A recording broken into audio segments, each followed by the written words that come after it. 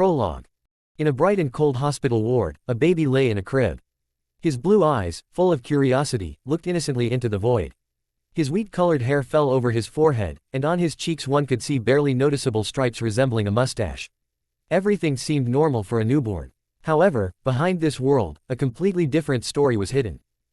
It doesn't matter what my name was, an inner voice rang out. What's important is that I died and ended up in this world. And fate seemed to have given me a surprise by stuffing me into the body of the main character of this story. Instantly his consciousness became clouded and memories of his past life began to flow into the new reality. Darkness. Loud raindrops fell on the asphalt as a boy with brown hair ran down a narrow alley. Each step he took was heavy, as if his body no longer yielded to his will. Suddenly, everything went dark before his eyes, and he felt something cold and hard touch his skin.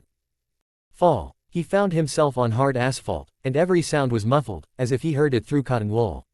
Pain engulfed his body, he felt the blows, but he could not resist. He opened his eyes with difficulty, the blurry figures above him became more and more clear. 4 people, mercilessly beating him. He could not distinguish their faces, everything merged into a single unclear spot. And before plunging into darkness again, his consciousness managed to register only one feeling, despair. Start. My life as a baby was. Well, to put it mildly, it sucked. I had enough time to cry about my past life, but I had no idea that this wasn't the worst thing that awaited me. As soon as word got out that I was the vessel for the Kyuubi, the real shit started. What changed? Everything. They started changing my diapers so rarely that sometimes it seemed like it was on purpose. You just can't imagine how disgusting it is to realize that you're lying in your own shit and can't do anything about it. They also started feeding me less often. Sometimes a nurse would come and, accidentally, forget to feed me. Well, never mind. I'll remember this. I'm vindictive. As soon as I have a chance, I'll take such revenge that I'll forget I ever took revenge. And I began to take revenge as best I could. At night I perfected my sinister laugh, and when one of the guards looked in to check what was going on, I would suddenly freeze and remain silent. A week passed without sleep for the hospital workers. Every night I honed my skills in a sinister laugh, giving them no peace. Apparently, my little show attracted attention to us, because soon Anbu appeared in the department. How did I know it was them? I'm not blind, I can see the suits, the masks. Definitely Anbu. In order not to give myself away, I tried to act like a normal baby. But even so, I managed to do mischief, I made strange sounds, giggled. And then I realized, my laughter was already starting to resemble Orochimaru's laughter. Apparently, that's why the guards were so alarmed. One of the regular, feeding days, a nurse came up to me. This time she picked me up more roughly than usual and started feeding me from a bottle. Yes, they had bottles here too. Fucking demon, why the hell should I even look after this brat? She said, as if into the void. Her words, spoken with anger, made me look straight into her eyes. My gaze was icy, and, narrowing my eyes slightly, I smiled. Then came my new laugh, dark and chilling, which I had studied so hard. She flinched, jumped back to the wall and dropped me, damn it. The door swung open and someone rushed in. I was picked up and gently placed back in my crib. I glanced out of the corner of my eye and realized who it was. Anbu. She's dead, someone's voice said quietly. I felt their gazes on me and immediately screamed to hide everything that had just happened. Through my tears, I saw the nurse being carried away. On behalf of Konoha Anbu. This week was a real test. My partner and I heard a strange laugh at night, somehow reminiscent of Orochimaru's laugh. The noise was disturbing the entire staff, everyone was on edge. And then, in broad daylight, the laughter rang out again, forcing us to rush to the department. When we entered, we saw a dead nurse on the floor. Apparently, she was an enemy shinobi and tried to attack the Jinchuriki. We took her body for examination. Ending from the perspective of Konoha Anbu. From Naruto's perspective. After that incident, they really did start treating me a little better, now I was being looked after by a different nurse. 2 years have passed, and I was transferred to a shelter. Do you think it got any easier? No way. The teachers at the orphanage never missed a chance to yell at me, to humiliate me for the slightest offense, or even for no reason at all. Their irritation was felt in every glance. I was like a thorn in their side. I felt so sick that I often ran to the library. Yes, they had a tiny library there, my personal oasis of silence. I learned to read pretty quickly, but to be honest, there were almost no books there. The room was big, and there were maybe 20 books at most, and they were all so ancient, as if the first Hokage had written them with his own hands. But the worst thing was that the children began to adopt the attitude of the teachers. These little scoundrels, as if on command, mocked me, copying the adults. The teachers did not try to stop them, on the contrary, they encouraged them. Even if someone else was to blame, I was still blamed. I was often punished for this, locked alone in a cold room. But I wasn't going to give up. Every time I found myself locked up, I used that time to train. I remembered all the exercises from my past life and started doing push-ups, squats, and crunches. They tried to break me, but I only became stronger, and I promised myself that someday, for all this, I would definitely repay them.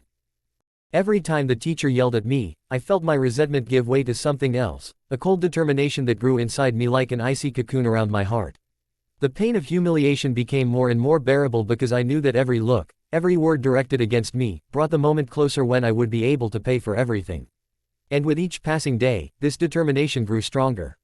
I stopped being angry, anger only gave them strength. Now I concentrated, kept all my grievances inside, as if accumulating a charge for something more important. Inhale, exhale. Every moment, every humiliation turned into fuel for my revenge. I did not give them the satisfaction of seeing how much pain I was in. I simply remained silent, leaving them disappointed and gloating, but in my soul I laid brick after brick in my inner bastion. The loneliness they forced upon me did not break me, it only strengthened me. When I found myself in a dark, cold room, locked and abandoned, I did not lose heart but only became stronger. I remembered what someone had told me in my past life, he who endures pain alone becomes stronger. These words kept me going in those moments when I thought I would just give up. Remembering them, I continued to train, push-ups, squats, crunches, everything I could to turn my pain into strength. Every time my muscles began to burn, when my body asked me to stop, I forced it to go on. Because I knew that one day all this would bear fruit, and that moment was already close. Awakening. My days at the orphanage were, well, not so bad. In this world, the strongest survive, and I plan to be one of them. In my free time, I read and trained. Sure, there were times when the kids tried to beat me up. But do you think I let them? No, I was just running away. What did you expect? There were a shitload of them, and I was alone. True, once they did catch me, and I had to fight. They kicked me hard then, but I resisted, and hit back. You know what really pisses me off? The teachers. Those bastards just stood there and watched while I was getting beaten, didn't interfere. And as soon as I started winning, they immediately stopped everything, cursed me and raised their hands to me. Thank God, Uzumaki blood is strong. The next day, all the wounds were already healing. Or was it the Kyuubi chakra helping me? Anyway, the kids started to be afraid of me, because my bruises disappeared quickly, but theirs did not. And then I started training them. I started getting more food, they took all the blame on themselves and tried to cover for me. Well, what else, otherwise they would have gotten double the punishment. On my birthday, I was kicked out, for a walk. The day of victory over the fox. Everyone celebrated, and I wandered around Konoha. Or rather, ran. Everyone who saw my stripes tried to throw something at me, fruits, stones, anything that came to hand. So that's how I celebrated my first birthday. That night, when I returned, I was reluctantly allowed into the shelter. Lying on the bed, yes, I took the bed for myself, I suddenly heard a ringing metallic voice. Welcome, player. The destruction system welcomes you. What the? Escaped my lips, and a system appeared before my eyes, like in a video game. I grinned. What did I see? Name: Naruto Uzumaki. Age: 4. Rank: Shinobi Larva. Loading. Time remaining to download: 3 years, 20 hours, 10 minutes, 3 seconds. That's it. I saw only this in the system. And nothing else. Having removed the window, I closed my eyes and fell asleep. 3 years have passed since the system was created. And finally, I was kicked out of the orphanage. An Anbu came for me, simply told me that I needed to report to the Hokage Tower, and silently left. I actually didn't understand what kind of tower this was. As I wandered around Konoha, I noticed something strange. No one was trying to throw stones at me, as was usually the case before. You know, it's a strange feeling when no one is throwing stones at you, but you can't figure out how to react to it. I noticed the buildings. They looked, well, kind of strange. Some small, 1- and 2-story houses, scattered chaotically throughout the city. I thought about many things. About revenge, about what happened to me, and how I would solve problems in the future. It seemed like I was thinking about everything, but in the end I still came to the Forester's building. I remembered it from the anime, but here it looked much more impressive. As soon as I entered, I immediately noticed the same Anbu who had brought me here. He grabbed my hand and started leading me somewhere. I wonder why they didn't do this earlier. What was all this running around and misunderstanding for? An hour earlier, from the perspective of Anbu. Where is he going anyway? Sliding off the roof, I grabbed his hand and simply led him. Apparently, the kid was so absorbed in his thoughts that he didn't even notice me. The end from Anbu's point of view. Having brought me to the Hokage's office, he knocked on the door. Hearing an old man's voice from inside, he opened the door and, letting me in, entered the room. Then the door closed and the Anbu simply disappeared. "Hello, Naruto-kun, sit down," said the old man in the Hokage's robes. "Hello, Hokage-sama," I replied, sitting down on the chair that stood next to his desk. Apparently, he had prepared it specially. I don't like this old man. Everything about him is false, both his politeness and his smile, everything is feigned. This is the first impression of our third Hokage. You know, this old man raped my brain with the will of fire for an hour. Then we went to Ichiraku Ramen, and since he was paying, I decided to empty his wallet a little. I ate about 5 big bowls of ramen. After that, he took me to the place where Naruto lived in Kanon, an abandoned dorm. Honestly, I thought he would rape me, but no, he just showed me my apartment, gave me the keys and started raping my brain with his will of fire again. And when he finally finished, "Here, take this, Naruto-kun," Hiruzen said, reaching for the envelope from his coat pocket and handing it to me. I took the envelope and bowed awkwardly. Yes, I don't know etiquette, I'm a simple guy, Russian. When the old man left, I opened the envelope and found a couple of notebooks. I didn't count them, I just put them in my pocket, noticing the dust and dirt in the apartment. I glanced around my home, a 2-room apartment. A bedroom, a living room combined with a kitchen, and a bathroom with a toilet. I took a rag and started cleaning. I don't know how much time passed, but suddenly a metallic voice in my head scared me. Purum pum pum, the destruction system has completely unzipped. I jumped like a cat and fell on my back, muttering something in a mixture of Russian and the local language. Status, I said barely audibly, and then the system showed my status. Name, Naruto Uzumaki. Age, 7. Rank, Shinobi Larva. Cash, 5,000 ryo. Expand specifications, not really. I mentally chose, yes. Health, 250 its full chakra, blocked, level 1. Strength, 5. Wow. You're stronger than a baby. Dexterity, 5. The cat lands on its feet and you land on your face. Stamina, 15. Wow. You can run 5 laps. Intelligence, 5. 2 + 2 = 22. Wisdom, 10. Charisma, 1. I don't even want to comment. Luck, -10. Oh. Did you meet a black cat? Chakra control, -1000. Terrible control. Experience points, 0 of 150. Attribute points, 0. Skill points, 0. Skills. 1. Evil laughter. Max level 2. Keat level 2. 3. Butler level 1. Why the hell is everything so bad? First quest, the price of mistake. Okay. Other time travelers somehow survived in worse conditions, right? But this is, damn it, fan fiction, and I'm alive. I need to get stronger. Getting up from the floor and stretching, I heard the familiar voice of the system. In GT, a new task is available for you. Task, kick the trash can on the street. Reward, 100 experience points, plus possible increase in characteristics. Penalty for refusal, decrease in intelligence by 10 points. Accept the task, not really. I smell a catch. In GT, system, intelligence +1. What a bastard. Cursing out loud, I mentally accepted the task. Walking down the street, I finally found my target, a trash can filled to the brim with trash. Coming closer and looking around, making sure that there was no one nearby, I kicked it with all my might, scattering trash around. And then I heard a rough voice behind me. Hey. I turn around and see a huge man with a cleaver in his hands. Without waiting for him to come up, I jump up and run. This big guy is fast. Too fast. I always thought that such big guys were clumsy, but maybe it will work. At the turn, I swerved sharply to the side, hoping to throw him off, but how wrong I was. This guy is not a bear, and it looks like he has chakra too. Seriously, am I going to die? Suddenly I felt a dull blow to my back. I was thrown up and thrown into the wall. I hit my head and felt my vision darken. The system spoke again. In GT, attention. Your health is at a critical level. But I could hardly hear her anymore. My consciousness was sinking into darkness. Opening my eyes, I saw an unfamiliar ceiling and smelled medicine. It seemed like I was in a hospital. And then the system's voice again. In GT, congratulations. You've completed your first task and almost died.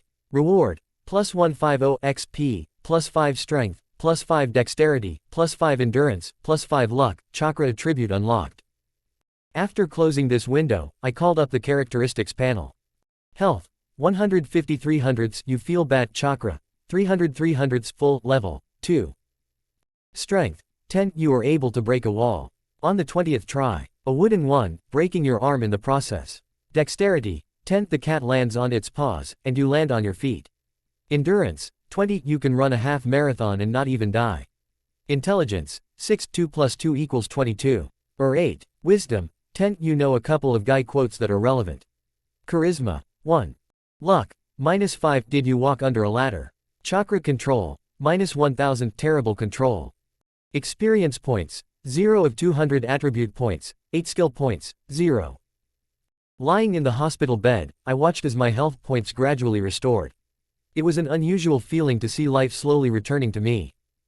And then it hit me, what if there are logs in the system? Mentally issuing the command, I saw before my eyes a huge list of events, covering every moment of my life in this body, even from infancy. Honestly, it seemed crazy. I started scrolling until I noticed a filter. Well, of course, how could I not have noticed it before? Although, not surprising, now I can barely think straight. After filtering the events, I found the right moment, the beginning of my first mission. In GT, the mission, kick the trash can, has been issued. In GT, mission, kick the trash can, completed. In GT, warning, spinal injury. In GT, warning, rib damage. In GT, warning, skull damage. In GT, warning, critical health. In GT, the system is forced to take action. In GT, forced chakra unlock request. In GT, forced chakra unlocked successful. In GT, finding chakra source. Successful. In GT, connecting to the Kyuubi no Yoko chakra, successful. I shut off the logs and exhaled heavily. My heart was pounding, as if it was trying to escape from my chest. So that's what happened. I was on the edge of no return. If it weren't for the system, if it weren't for the Kyuubi, I would have died. I slowly ran my hand over my face, trying to collect my thoughts.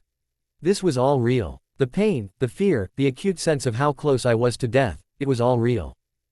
A shudder ran through me. The thought that I might not wake up sent an icy chill down my spine. The system had intervened to save me. It meant that, in a way, I was not alone. It was watching over me, giving me a chance to survive, a chance to become stronger. So, I just have to use this chance, I whispered, feeling something new, almost unfamiliar, slowly growing in my chest. In GT, do you wish to go to the dungeon? Dungeon level, easy. Not really. System, are you kidding? Dungeon, I just woke up, I'm not even sure if I can even get out of this bed. Then the system unexpectedly responded. In GT, oh, are you really a coward, player? I froze, hardly believing my ears. The system was talking to me. I wasn't scared, I lied, even though everything inside me was protesting. It's just, I don't have any equipment or weapons. The offer icon disappeared, as if the system had decided to leave me alone, at least for a moment. At that moment, the third Hokage entered the room with a medical ninja. The medic approached me, and his hands glowed with green chakra as he moved them over my body. I felt the pain gradually recede, and after finishing his work, he quickly left the room. The Hokage was in no hurry to follow his example. He calmly sat down on the chair next to my bed, holding a pipe from which smoke poured out, filling the entire room. Damn old man, are you serious? What are you even thinking? The irritation from the smoke cloud intertwined with my state. Hiruzen spoke, and my irritation seemed to disappear. Naruto-kun, how are you feeling? I'll be fine, Hokage-sama, I replied, trying to keep my voice even. Hiruzen smiled his signature, grandfather, smile, but inside I felt a cringe of disgust. In the past, I had learned to hide my emotions, and now this skill was indispensable. Naruto-kun, what happened then? The Hokage continued. I don't know, I lied. This guy just went crazy and started beating me. Hiruzen didn't answer right away, he just took a drag on his pipe and exhaled a cloud of smoke, looking somewhere at the ceiling. From Sarutobi Hiruzen's perspective, I was sitting at my desk in my office, buried in endless stacks of paperwork, when suddenly one of my Anbu burst into the room and dropped to one knee. Hokage-sama, the Jinchuriki, he's gone berserk. What? My voice was full of anxiety, but I quickly pulled myself together and ordered the Anbu to lead me to the scene. When we arrived, the sight before me was horrifying. the butcher, lying on the ground, bleeding. There was a deep wound in his chest, like claw marks. Naruto stood next to me, his body enveloped in crimson chakra. He swayed like a leaf in the wind, barely keeping his balance. My subordinates prepared to attack the boy, but I stopped them. Just as Naruto was about to fall to the ground, I used Shunshin and caught him. The Kyuubi's chakra. But why isn't it burning? On the contrary, it seems to be healing him. Does the Nine Tails care about Naruto? As the scarlet chakra gradually dissolved, I handed Naruto over to the Anbu and ordered them to take him to the hospital. The end from the perspective of Sarutobi Hiruzen. From Naruto's perspective. The old man stared at the ceiling in silence, and then finally turned to me and began to burden me again with his speeches about the will of fire. He's so fucking annoying. Flashed through my head. The damn brain fucker, and every time the same thing. He kept nagging me for an hour, and honestly, if I hadn't been tired, I would have told him to shut up a long time ago. Finally, when I couldn't take it anymore, I said that I was really tired and wanted to sleep. Then he kind of bribed me, he handed me an envelope with money.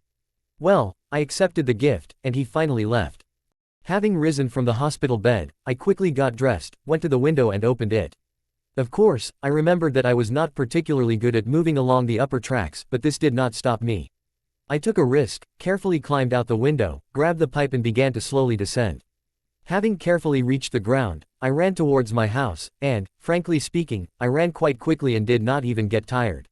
Having closed the door behind me, I finally found myself in my shelter.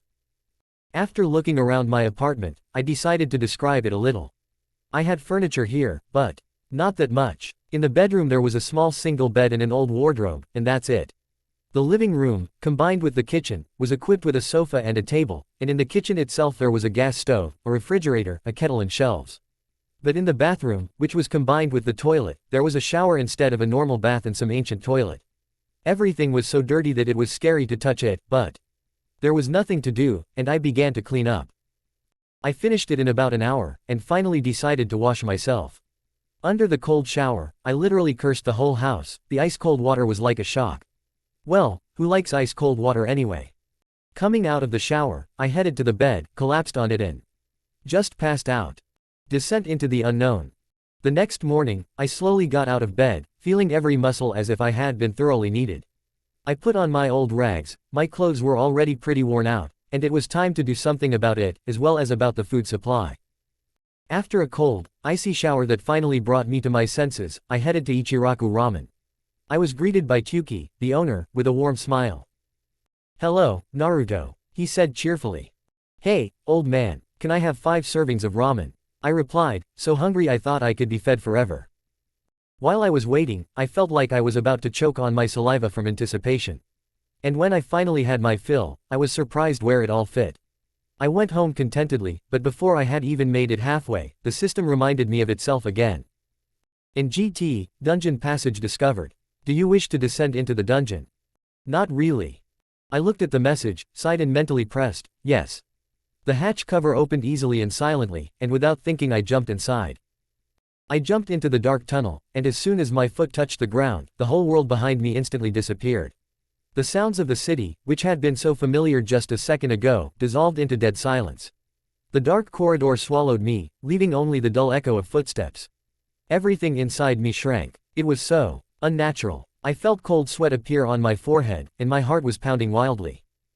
It's too dark. I can't see anything, I can't go anywhere. My eyes try to adapt to this darkness, but everything remains black, like in a basement.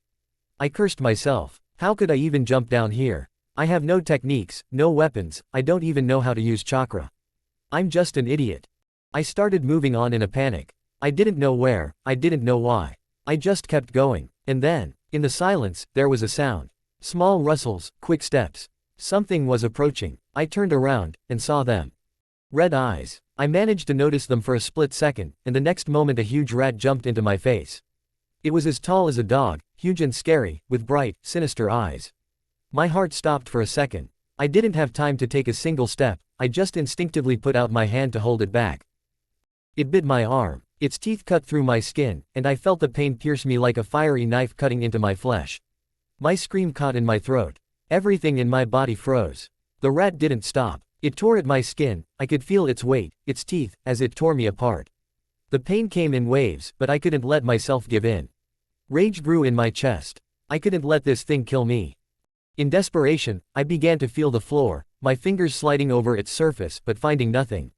And suddenly, a stone, an ordinary, heavy stone. I grabbed it without thinking, and with fury, with a mad desire to avenge my pain, I hit the rat right in the eye. She jumped back, but she didn't let go. The thing kept fighting. I swung again and again. Strike. Strike again. I didn't care, I kept hitting her. I saw her blood splattering, her body losing strength with each new blow. Every movement was filled with rage.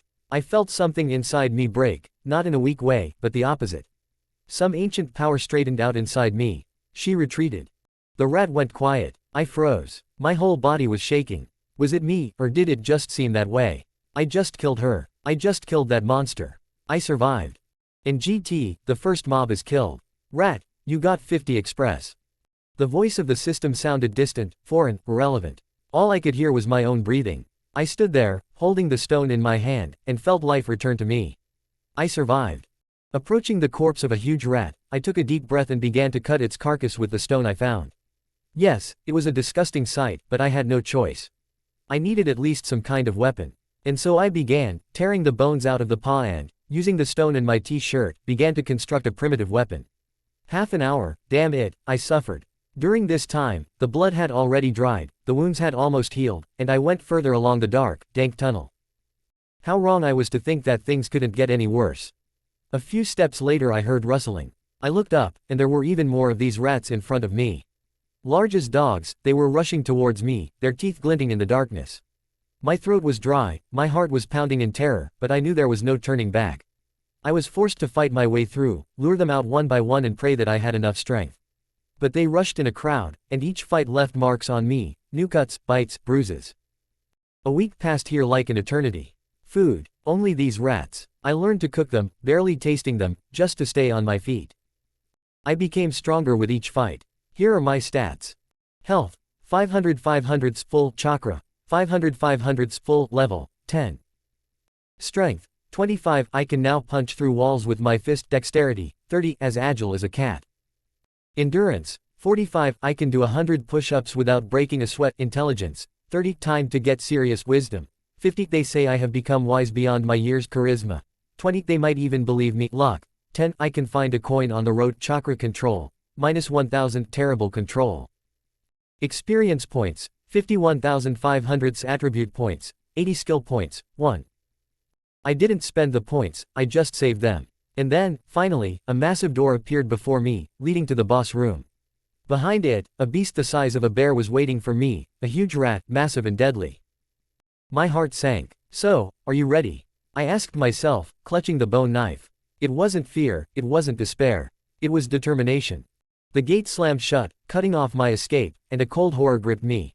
For a moment I froze, staring at this giant rat the size of a bear, radiating a predatory, inhuman malice.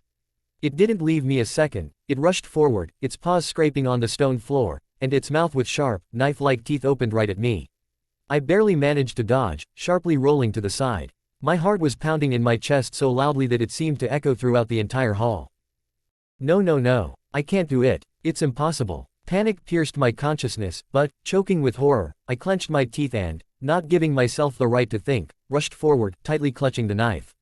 My hands were shaking, but I jumped, plunging it into the rat's paw. It howled, its roar rupturing eardrums, but this did not stop it. I barely had time to jump back, as its tail with a sharp whistle shot up into the air and fell on the floor nearby. Another moment, and I would have been crushed like an ant. Choking on my own fear, I looked for loopholes, dodging her blows and attacks. I felt sharp claws grazing my shoulder, leaving a fiery streak of pain. For a second, everything went dark before my eyes, but I clenched my teeth. "Just don't die now," flashed through my head, and I grabbed the knife harder. Through the sweat and pain, I saw her eyes, two red flames of hatred. Suddenly, the rat rushed forward again, and I retreated desperately, barely able to stand on my feet. Seeing a small stone on the floor, I grabbed it and threw it to the side, and it seemed to distract her attention for one brief moment. That was enough. I rushed to her paw and plunged the knife in again, trying to maintain my grip, although it was slipping from my bloody hands. She howled in pain, began to twitch, and I rolled over, plunging the knife into her stomach. Her scream was so deafening that I wanted to cover my ears, but I could not loosen my grip. I twisted the knife, as if hoping to break her so that she would stop this torture. Suddenly, her huge paw flew straight at me, and I jumped back, feeling the pain pierce my body from the fall. And then something wild flared up inside me, some primitive instinct. All I felt was rage and a mad desire to survive, even if I had to tear this creature apart with my own hands. I threw myself on its back and drove the knife into the back of its head with wild force. The creature twitched and wheezed, but I drove the knife in again and again, not letting go, until its movements slowed. I was covered in blood, my hands ached, but I did not stop. The last blow, and its body went limp. She didn't move anymore. I was breathing heavily, kneeling next to her corpse, covered in her blood and barely believing that I had done it. In GT, boss defeated. You received 3000 express. The system echoed in my head, but I barely heard it. I felt weak and empty. But deep down, beneath the layer of fatigue, something new stirred. There was still a spark burning inside me. I had survived. Every movement was hard, as if from the last of my strength. But I knew, this was my first real fight, and I had won it. Almost exhausted, I crawled into a corner and sat down, leaning against the cold wall. My hands were covered in blood, and the echo of that fight still sounded in my head. I couldn't believe that I had just fought this monster and survived. The pain from my wounds and the fatigue were taking their toll, but I knew that I had become stronger. Suddenly everything started to swim before my eyes, the knife was torn from my hands, and I felt a pleasant warm air that seemed to envelop me. When my vision finally cleared, I realized I was in Konoha. It seemed like only a short time had passed. I was standing on the street near that very hatch. I was shirtless, covered in blood and with a wound on my shoulder, attracting the attention of passers-by. I looked like a real exhausted fighter thrown out on the street, battered, dirty, covered in blood, with an open wound on my shoulder, no shoes and wearing very frayed shorts. My hair, of course, was sticking out in all directions, as always, but my face was a little more serious than usual. I felt hostile glances settling on me, and I could even guess fear in them. I myself did not know what I had done to myself during this time. Gathering my strength, I stood up. My body felt heavy and light at the same time, as if it wasn't quite mine. But I couldn't stop. And then the system's voice rang out, making me freeze. Princess in danger. Urgent task available. Save the princess in the park and maybe you will get her love. Penalty for refusal, death of the princess. Accept the task. System, are you kidding me? I muttered, feeling every muscle protesting the new challenge. Fatigue was spreading through my body, but I had no choice. As soon as I agreed, I felt a map flash in my head, showing the way, and an invisible force pulled me in the right direction. It was as if I instinctively knew where to run and felt how with each second there was less and less time. I rushed along the familiar streets, trying not to think about the nightmares I left behind in the dungeon, and soon reached the park. In front of me stood two shinobi in black masks, hiding their equipment under cloaks. One of them held a large bag on his shoulder, and something was barely moving inside. There was someone alive there. It seemed they were ready to leave and had not yet noticed me. Inventory, I whispered. The stone knife immediately materialized in my hand, cold and, despite the fatigue, inspiring confidence. Hey, assholes, I shouted, getting their attention. The shinobi turned around and, seeing me, dirty, wounded, exchanged contemptuous glances. One of them chuckled and, without wasting any words, threw a kunai. I barely managed to dodge, feeling how the blade flew a millimeter from my face. There was no more time for doubts. I rushed forward, clutching the knife. They acted in a coordinated, professional manner. One of them easily dodged my attack and hit me sharply in the chest, which almost made me fall to the ground. The air rushed out of my lungs with a noise, and everything went dark before my eyes, but I managed to stay on my feet. There was nowhere to retreat. To give in would mean to lose. Gathering the last of my strength, I rushed at them again, dodging their attacks and trying to keep my knife ready. They were faster and stronger than me. Their movements were honed to the point of automatism, like those of true predators. One of them tried to get behind me, but at the last moment I turned around and, seizing the moment, clenched my teeth and plunged the knife into the leg of one of the shinobi. He roared in pain, but this only made him even more angry. Now they both surrounded me, and I knew that my strength was running out. Suddenly, an Anbu appeared from the shadows. His masked and cloaked figure emerged silently from the darkness, and he attacked the shinobi with lightning speed, with incredible speed. In an instant, one of the enemies fell, then the second. It all happened so quickly that I barely realized they were defeated. The Anbu wasted no time in approaching the bag, carefully cutting the ropes. A girl with dark blue hair emerged from the bag. Her face looked scared and confused, but when our eyes met, I felt something strange and muttered quietly. This is hinata. The shinobi fell to the ground, their lifeless bodies disappearing into the shadows of the park. The Anbu stood motionless, silently watching me, as if judging my every move. His mask hid his face, but I felt like he knew too much about me, and it was scary. I staggered, barely able to stand. My heart was pounding and my hands were shaking from exhaustion. I turned to leave, but felt the Anbu's cold gaze on me. He didn't move, didn't say a word, but something in his posture betrayed anticipation. Can I go? I exhaled, trying to catch my breath. The Anbu didn't answer, but his gaze slid to the bag the shinobi had left behind. I froze, realizing that there was probably someone else inside who couldn't get out on their own. Taking a few hesitant steps, I approached the bag and pulled on the ties. However, before I could do anything, the Anbu raised his hand, signaling that I should stop. It's none of your business. His voice sounded dull but commanding, like the ringing of a bell. But they tried. I began, but the words got stuck in my throat. Fatigue and stress began to take over. The Anbu looked at me and I knew he wasn't going to explain anything. I was on edge and he could see it. There was something in his eyes that made me realize I'd better leave while I still had the chance. Reluctantly stepping back, I took a step back and wandered away, still feeling his gaze on me. I ran without looking back, as if my whole life depended on getting home. The only thing I wanted was to return to a familiar place, a safe haven where I could at least take a little break from what had happened. And then, right in my path, I met Tyuki, or rather, I literally crashed into him. I landed painfully on my butt and stood up, feeling the ground spinning beneath my feet. And then, as if from the fog, I heard his voice. Naruto, what happened to you? I couldn't answer. My head was full of thoughts, my emotions were mixed into something foggy and unclear. A heavy pain was squeezing my chest, and tears were rolling from my eyes as if by themselves. Tyuki didn't say a word, he just walked up to me and hugged me without warning. I was confused at first, but then I felt his strong arms protecting me. It was what I needed, simple and unconditional warmth. I don't remember how I ended up in his house, but it seemed to be somewhere near his establishment. Tyuki carefully supported me, calmed me down, and I just walked, not even noticing how time flew by. When I came to, Tyuki led me to the bathroom and left me a clean towel. His voice was soft but firm. Rest a little, I'll bring you some clothes. After taking off my worn, dirty clothes, I sank into the warm water. It enveloped me like an embrace, and gradually my thoughts became calmer. During this time, I managed to realize that what had happened over the past week had shaken me more than I expected. It wasn't just physical fatigue, my consciousness could barely withstand such stress. My thoughts were confused, my feelings were overwhelming, but in the bath I seemed to be able to relax a little. As I walked out, wrapped in a towel, there was a knock. Naruto, have you washed yourself yet? I bought you some clothes.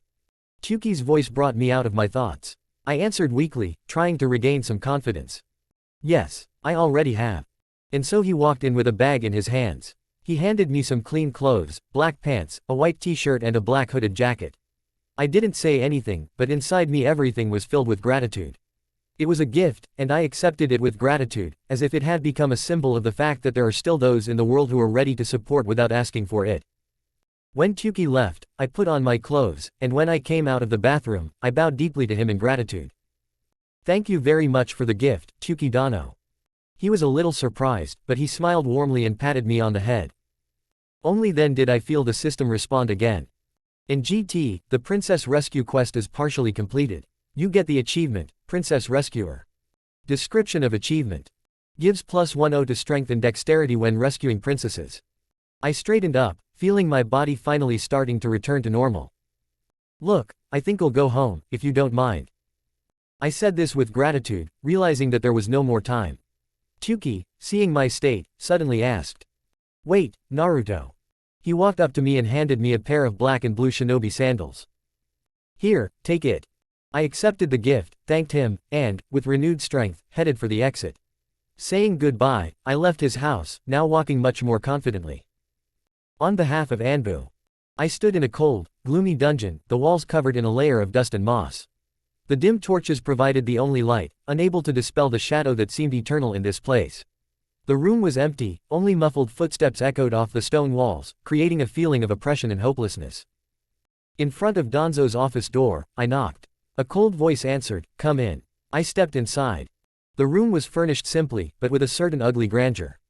The only source of light was a dim lamp placed above the table, casting long shadows that melted into the darkness. The walls were paneled with wood, and on the table lay a few files and old scrolls, covered in a dusty shroud. There were no windows, no decorations, only cold and silence.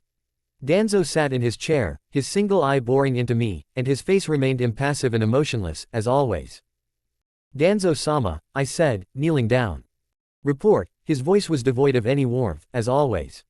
There was no question or interest in his intonation, only an order. Yes, the Jinchuriki has been acting strange all day. First, he went to the hatch, and we lost him for a couple of hours. Later, I found him in the park. He was trying to stop the shinobi who were kidnapping the princess of the Hugo clan. I had to intervene so they wouldn't kill the Konohi weapon. Report complete. Silence. I kept many things quiet, not feeling the need to mention details. It didn't matter. The end from the Anbu's point of view. Threshold of change. Having finally reached home, I slammed the door behind me, as if trying to shut out the whole world. I kicked off my shoes on the threshold and headed straight to the bedroom.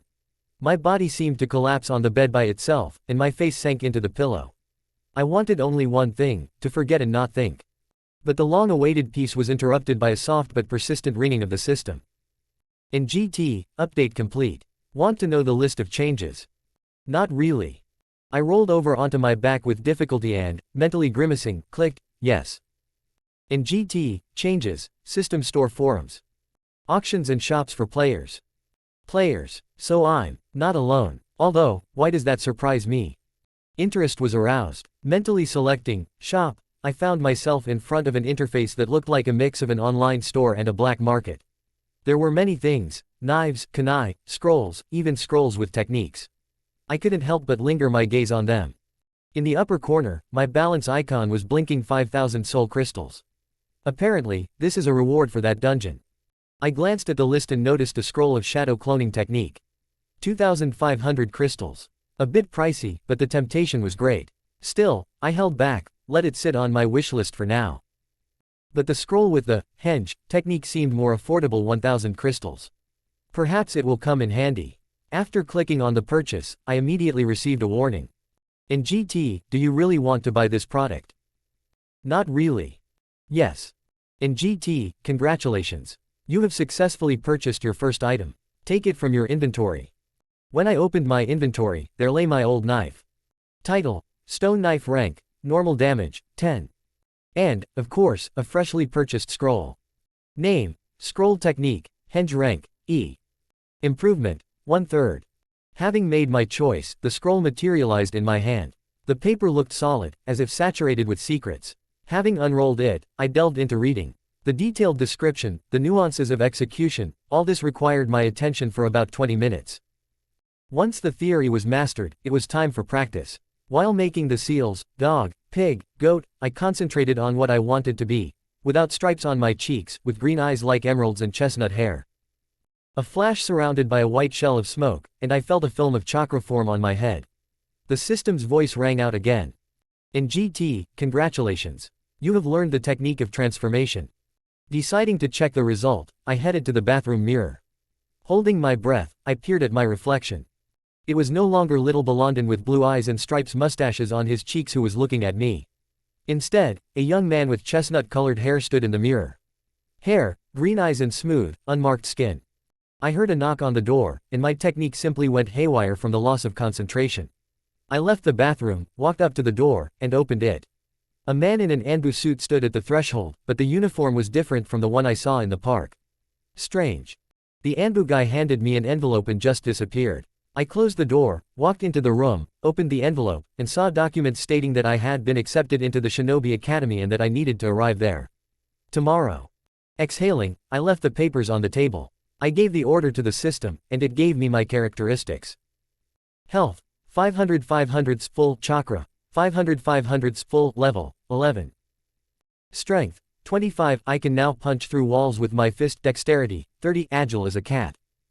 Endurance: 45. I can do 100 push-ups without breaking a sweat. Intelligence: 30. Time to get serious. Wisdom: 50. They say I have become wise beyond my years. Charisma: 20. They might even believe me. Luck: 10. I can find a coin on the road. Chakra control: -1000. Terrible control. Experience points: 1,550. 1,650. Its attribute points: 88. Skill points: 1. Thought I'd distribute the stat points: 5 for strength, 5 for endurance, and 28 for intelligence. But then I noticed that if I put 1 point into chakra control, then instead of -1000 I got -990. That is, if I put it into control, then I get 10 points. I decided to put the remaining points into chakra control, and here is the result.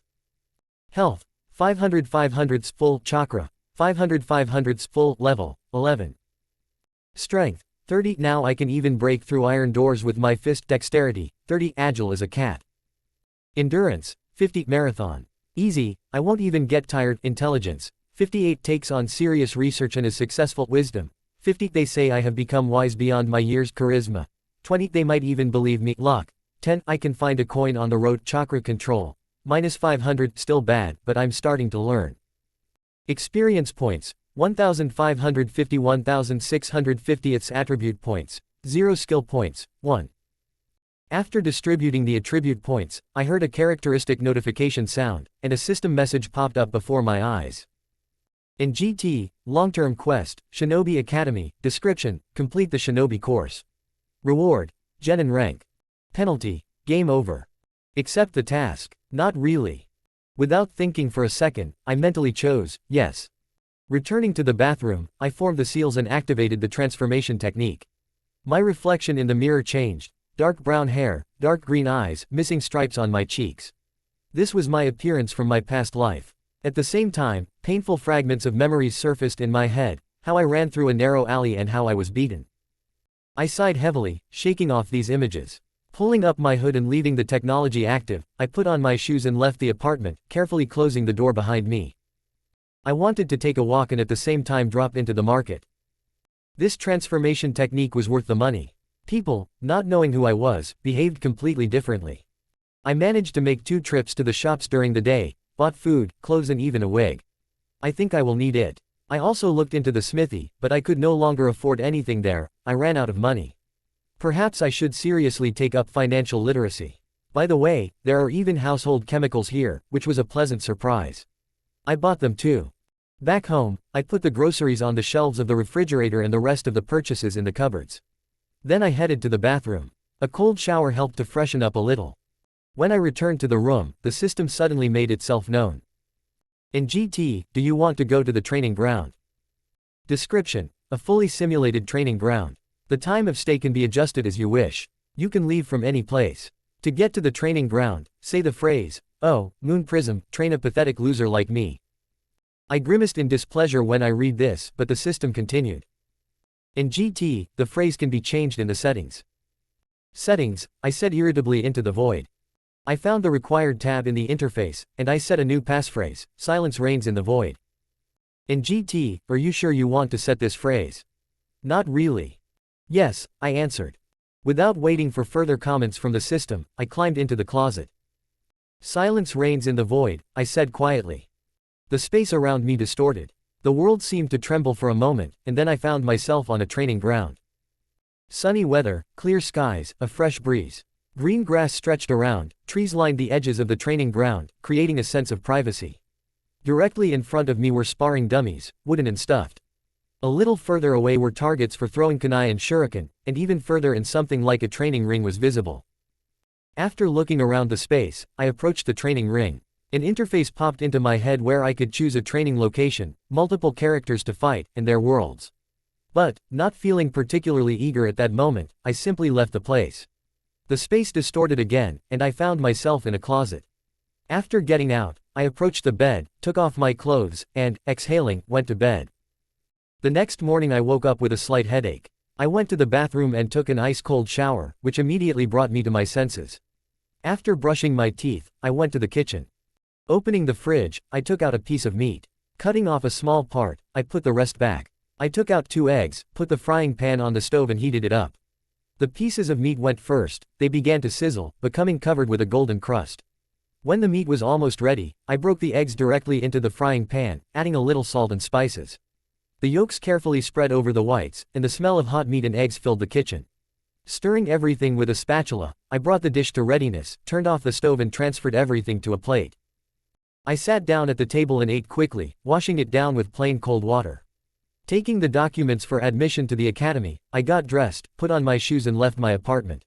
Throwing on the henge technique to hide the stripes on my face, I headed towards the academy. First day at the academy. I walked through the streets through the overly busy Konoha. But I didn't really care, I used the system map, a convenient thing for me. I got to the academy, removing the henge technique, and immediately fell into the sight of one shinobi, apparently a teacher. Last name, first name. He asked me.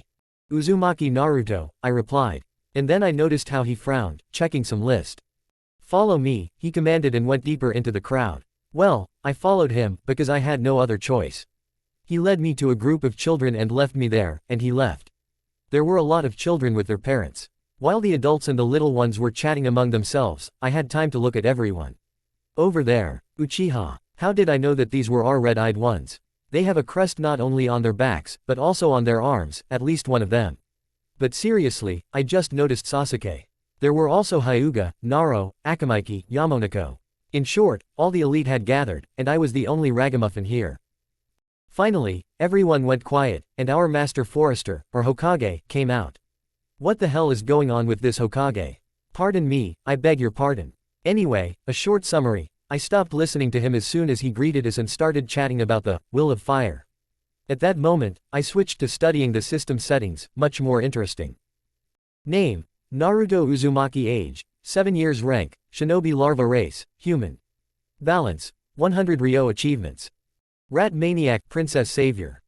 Health, 500 500s full. Chakra, 500 500s full. Level, 11. Strength, 30. Now I can even break through iron doors with my fist. Dexterity, 30. Agile as a cat.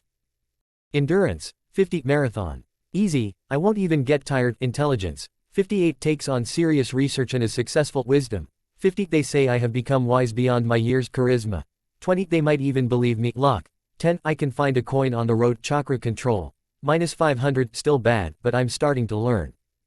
Experience points, 1550. 1650. Its attribute points, 0. Skill points, 1. Skills. Evil Laugh level max. Ki level 2.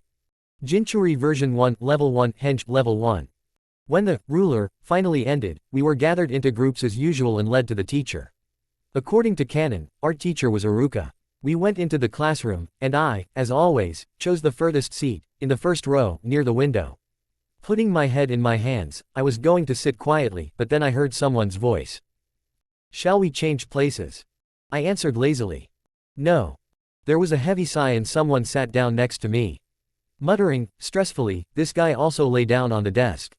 I opened my eyes and looked at him. Well, I immediately dubbed him, Pineapple.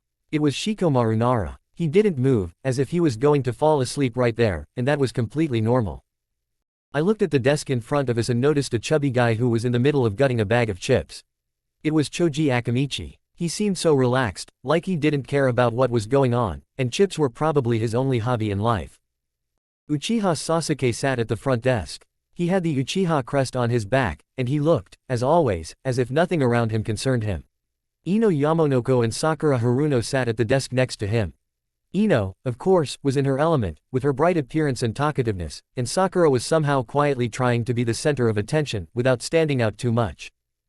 I noticed that there was another girl sitting behind me. As soon as our eyes met, she immediately blushed and looked away.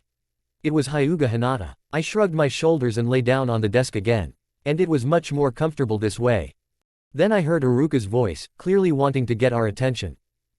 Good morning, class. Let's get acquainted, he said, smiling politely. I'm Yumino Iruka, you can address me as Iruka-sensei. Now, let's begin.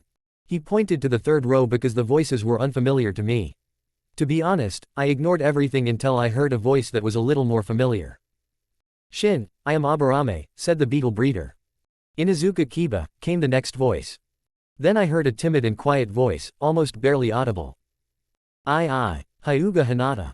I barely heard the name because I could already feel my eyes closing. And as soon as Iruka continued, I simply collapsed into a slumber. And in the dream, complete madness began. A meteorite flew into the classroom, yes, right through the window. Everyone screamed, and then Sasuke pounced on Ino and Sakura, and began undressing them. I couldn't understand what was going on. But at some point, Kagaya crawled out of the meteorite, well, the one with her giant boob. Eyes. She came up to me, flew right up to my face and whispered. Did you eat my choco pie? I jerked and realized that this was probably the end. And at that moment I heard a sharp cry. Wake up. I opened my eyes and immediately felt myself shaking from the fact that I even jumped a little. I look at Iruka, and he, I swear to Shinigami, clenched his teeth so hard that I almost heard them creaking. I rubbed my eyes and didn't quite understand what happened. What? I didn't squeeze out anything smart, as usual. Iruka, with that same forced smile that clearly said, "Please don't make me scream again," simply headed towards his desk and said nothing. Oh, I'm Uzumaki Naruto, I said, still not having recovered from my state of half-sleep. Iruka froze again for a second, smiled somehow through force and went to his desk, leaving me in complete confusion. After I introduced myself, the class went silent. Everyone just stared at me as if I had just grown a second head. Deciding that I needed to somehow clear the air, I released some of my ki and said, "What are you shooting at?" And then, everyone except Sasuke turned pale. I even noticed how teacher Iruka looked like a ghost. And Sasuke, as always, looked like he just came out of the refrigerator. But Iruka, apparently, came to his senses first and took the floor. Well, we've met, and that's it for the water lesson. Classes will start tomorrow at 9 a.m, come on time. That's all, everyone's free to go. Iruka, like a true teacher, immediately took off. Seriously, I didn't even notice him disappear. Just bang, and he was gone.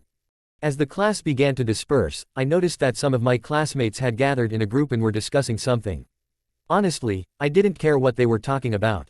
What was important was that almost all the girls in the class had gathered around Sasuke like flies on shit. And no, I'm not jealous. Technically, I'm already 27, if you count my past life, so. I headed towards the exit of the classroom, taking my time. He put on his hood and walked out of the academy at the same leisurely pace. In between.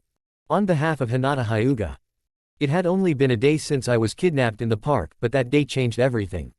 I realized that I had been saved by Uzumaki Naruto. And also that weird guy in the mask who had left so suddenly, chasing Naruto-kun away.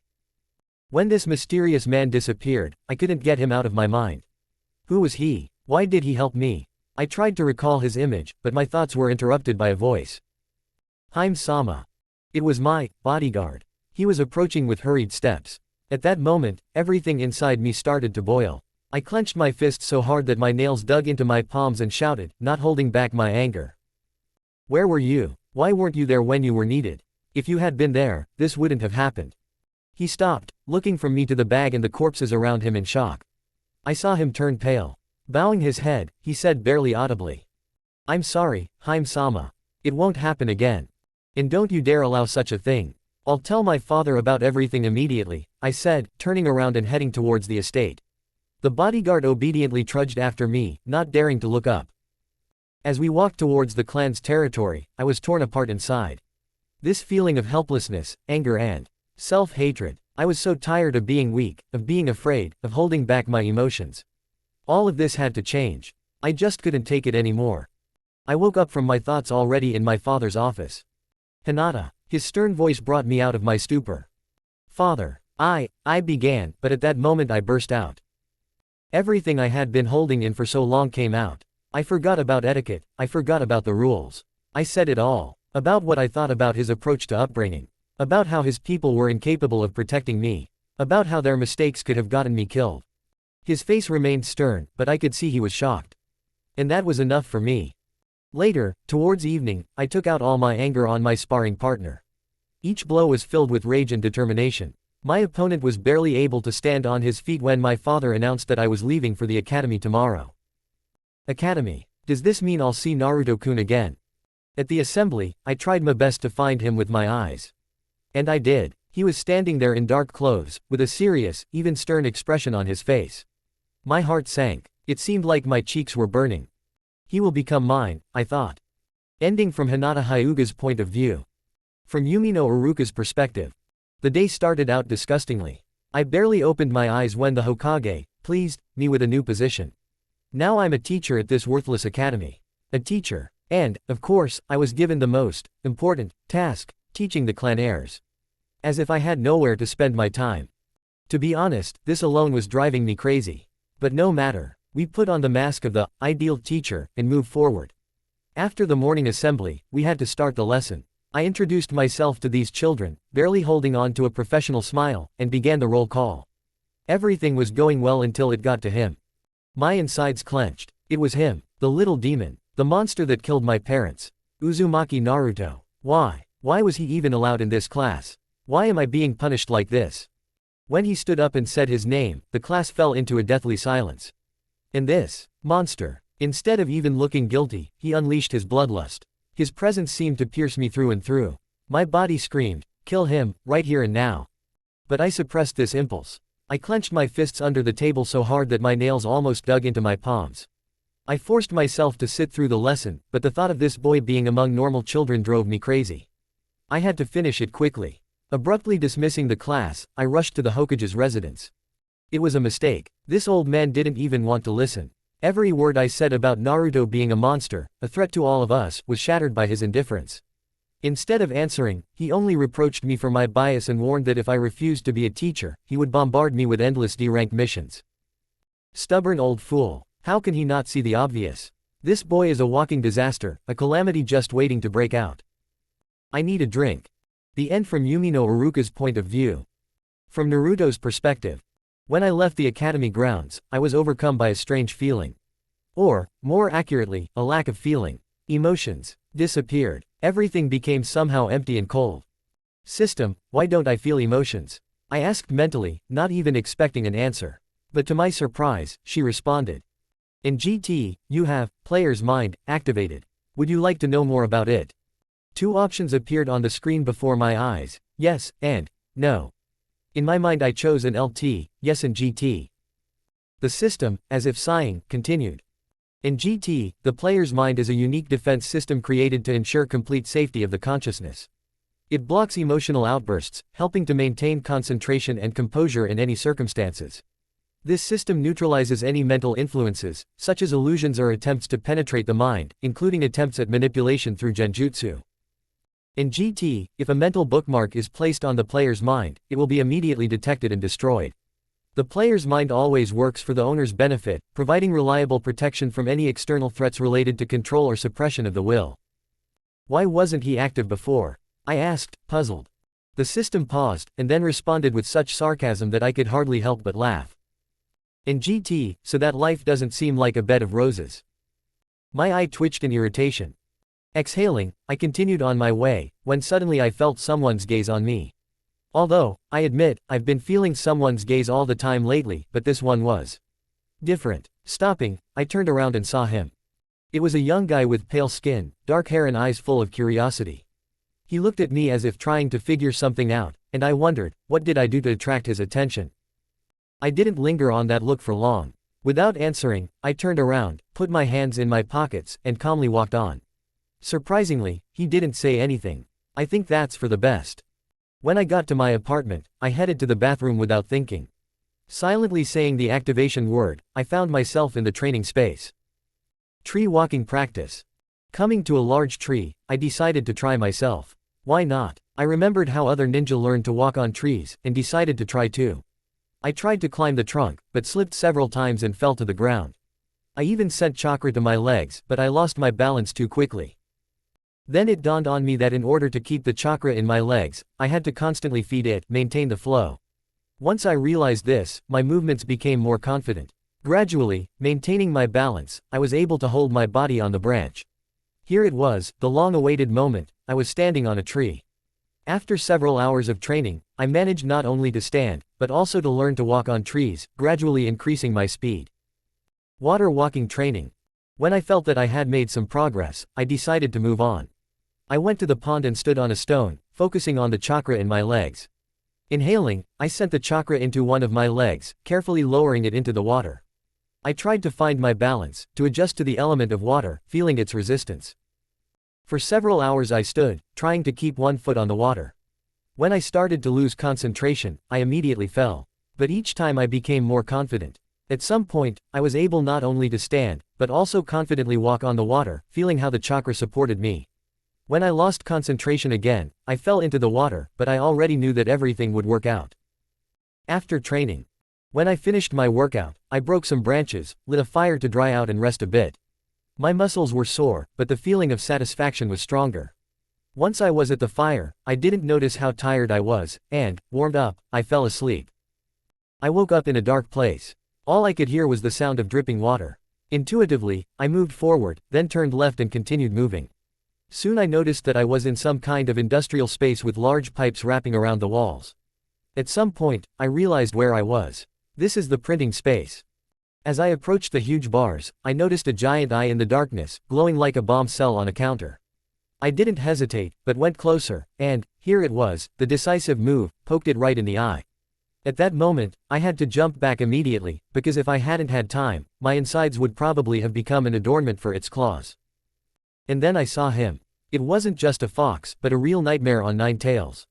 A huge, sinister beast, whose eyes sparkled with rage. He was holding his eye with his paw, and instead of the usual hissing, I suddenly heard such a stream of 3-story swear words that in those couple of minutes I learned so much new about myself that I didn't know.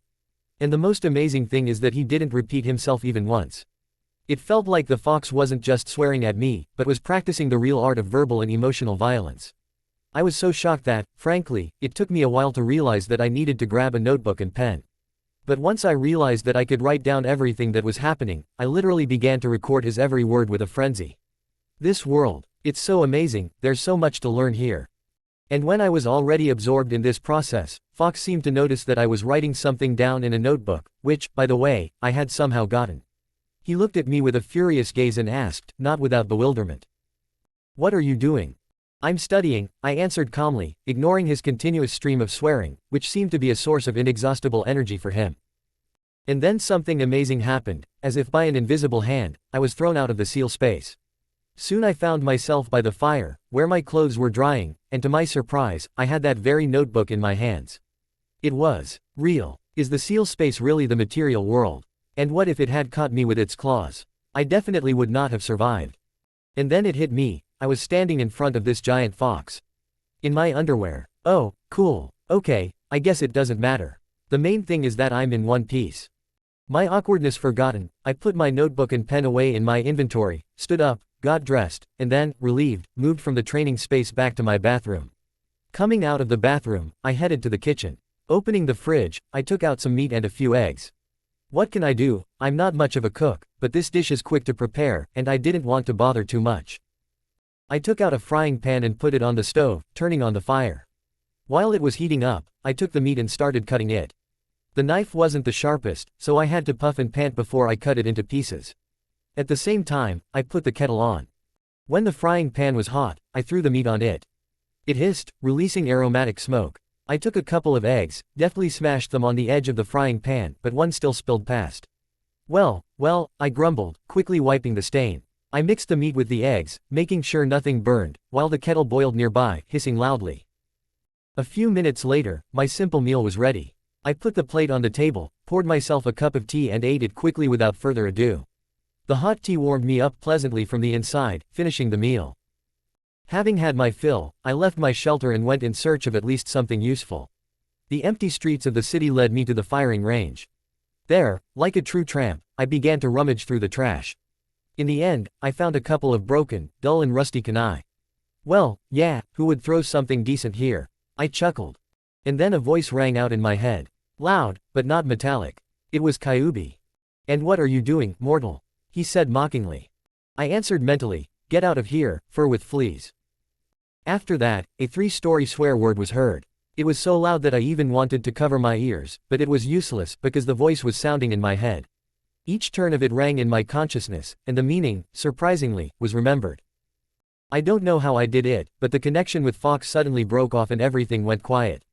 Left in silence, I took a couple of deep breaths, trying to calm my nervous system, and then moved towards my apartment. Somewhere. Newbie forum cool dude Boruto Uzumaki. Hey, people. Evil cookie Kagaya Otsutsuki. Hello, Mr. Glasses Harry Potter. Who's there? Is that a muggle thing? Cool dude Boruto Uzumaki. Ah, this is a forum. Are you even allowed in here? Evil cookie Kagaya Otsutsuki. I hope there are no stupid mortals here. Emo sensei Sasuke Uchiha. Size Kagaya. You're always up to your. Red furry Kyubi bursts out laughing.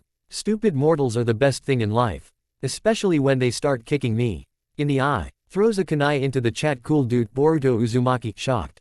What kind of animal is that? Red furry Kyubi. Respect your elders, kid. Your dad didn't talk to me like that. Emo sensei Sasuke Uchiha smirks. Yeah, you'd braid his tails for that, Mr. Glasses Harry Potter. What's going on? Are those some kind of monsters? Is Voldemort back? Cool dude Boruto Uzumaki. Harry, you're in the wrong book. Calm down. Mr. Glasses. Harry Potter. I can be in any book. I have an invisibility cloak. Gothic. Rei Ayanami. Quiet, this place is weird. Cool dude Boruto Uzumaki. Who even invited you? Witmaster Jiraiya bursts into Boruto's chat. I'll teach you how to use more than just chats. Want some tips on? Suddenly goes silent. Evil cookie Kagaya Otsutsuki. That old man again. Maybe hit him in the liver with something spicy. Just junkie. Naruto Uzumaki enters the chat. Jiraiya sensei, what are you doing here? Master of jokes Jiraiya. Yeah, I'm teaching the youth. Red furry Kyubi smirks, more like stirring them up. Gothic. Rei Ayanami looks at Jiraiya. Something about that man's gaze makes me uneasy. Master of jokes Jiraiya. Funny, why are you all so tense? Emo sensei. Sasuke Uchiha. Okay, by everyone. Kagaya, don't do anything stupid. Evil cookie Kagaya Otsutsuki sarcastically. Well, of course, stupid. Bookworm Eren Yeager. Has anyone seen a giant loaf of bread? I'm out of supplies and Armin won't share. Mr. Glasses. Harry Potter. Loaf of bread. Is that a code word? Cool dude Boruto Uzumaki. Eren, this isn't loaf attack. You're in the wrong chat. Bookworm Eren Yeager. Haha, very funny. Borutic. Just a junkie. Naruto Uzumaki. In my heart, who's weird here? Cool dude Boruto Uzumaki. Well, you, for example. Just a junkie. Naruto Uzumaki. Seriously, okay, son, let's sort this out after the chat. Genius strategist Light Yagami calmly. It's amazing how such mere mortals manage to communicate. Mr. Glasses. Harry Potter. What do you mean, mere mortals? Genius strategist Light Yagami dryly. Nothing, just thinking out loud. Master of wits Jiraiya intervenes. Hey, people, don't fight. After all, I'm here for peace and learning.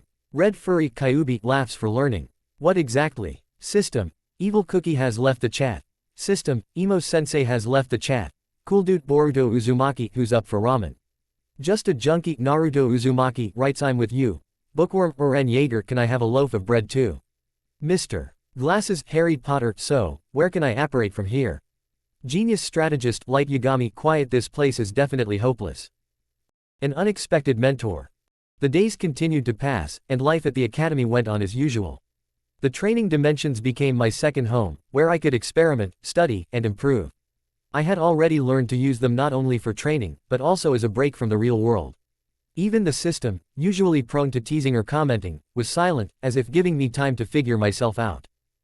Every time the topic of sparring came up, the situation was the same. I didn't fight girls on principle, why put on a show?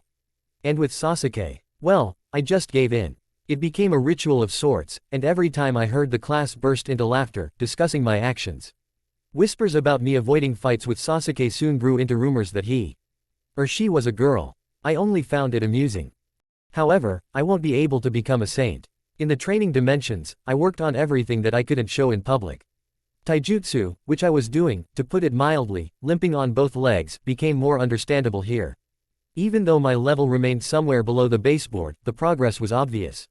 Sometimes I even simulated fights with my classmates.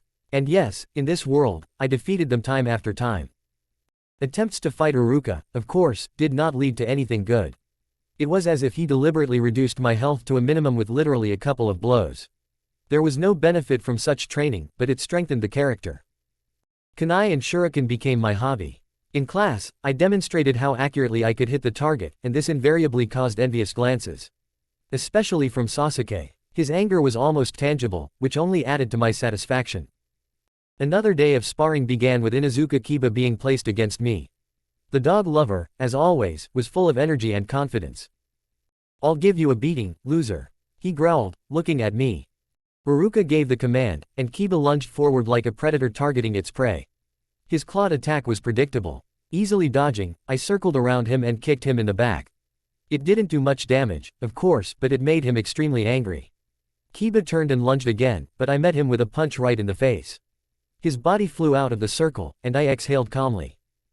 Naruto Uzumaki won, Iruka muttered through his teeth, as if it was causing him some painful inconvenience. The class froze for a moment, and then burst into comments.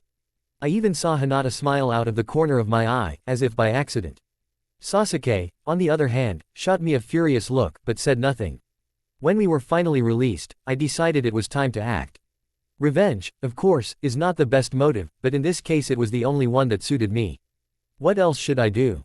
Go and cry. No, I chose the path of decisive action. I went to the Hokage's residence without thinking about the consequences. Having penetrated Hiruzen's office, I immediately began my attack. Literally, I ate his brain with a teaspoon. No, of course, not literally, but that's how I perceived our endless arguments. Well, Hokage-sama, well, give me this technique, I began, trying my best to convince the old man. Naruto-kun, this technique is too dangerous for you, Hiruzen answered, as always, with slight concern. What technique were you talking about? The shadow clone technique, of course. I hadn't been to the dungeon for a long time and didn't want to waste soul shards on a technique when I could get it for free. After all, if I got this technique, my life would become much easier. But the Hokage was adamant, despite all my persuasion. The argument lasted for about an hour, and eventually Hiruzen simply threw me out of the office, angrily slamming the door. I hesitated for a moment, but then bumped into someone. My heart almost stopped, and a feeling of horror pierced my entire body. It was Danzo Shimura, the darkness of the shinobi, and, well, you get the idea. But to my surprise, he didn't look threatening. On the contrary, he smiled at me. Did something happen between you and the Hokage? He asked, as if we were old acquaintances. I immediately pulled myself together and bowed politely. I'm sorry I bumped into you, I said, trying to hide my fear. Shimura Danzo, he introduced himself politely, without a hint of irritation. Shimura Dano, I apologize for the clash. I asked the Hokage for the cloning technique, but he won't give it to me, I told him, deciding to trust him. After all, we hadn't crossed paths yet, so it was safe. Danzo rubbed his chin thoughtfully, his smile wasn't particularly friendly, and it made me feel a little uneasy. I see, he said with interest. Well, never mind, I'll talk to him. See you soon, Naruto-kun. Goodbye, Shimura Dano, I answered reservedly, not knowing what to expect from all this. As soon as Danzo disappeared into the Hokage's office, I realized that I had to leave immediately. I quickly ran towards the exit of the residence. The situation was too tense, and I did not want to stay here. In the Hokage's office. Hello, old friend, Danzo said, seeing Hiruzen nervously smoking his pipe. Hello, Danzo, what brings you to me? Hiruzen answered with slight tension. Well, I just met the future Konoha weapon, Danzo answered dryly. Ah, you mean Naruto, Hiruzen said, continuing to nervously smoke his pipe. I see he gave you a hard time, Danzo chuckled.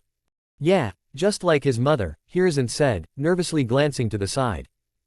So you're going to give him this technique? Danzo asked. You're welcome, Hiruzen replied nervously, his voice clearly betraying his displeasure. Deciding to grab a bite to eat, I headed to a cozy place that always warmed me up, Ichiraku Ramen. When Tyuki spotted me at the entrance, his face lit up with a kind, sincere smile. Hello, Naruto, he greeted warmly, as if he was meeting a family member. Hello, old man, I replied happily, sitting down at my favorite table. I always felt at home here. As usual, he asked with a slight squint, as if he already knew my answer. Yes, just one portion, I said a little embarrassedly, scratching the back of my head and taking the last 100 ryo out of my pocket. Tyuki looked at me with a slight reproach, but took the money anyway. His movement was gentle, as if he wanted to say, don't worry, boy, everything will be fine. A few minutes later, he returned, placing not one, but 2 steaming servings of my favorite ramen in front of me. The aroma instantly enveloped the entire area, filling the place with even more warmth.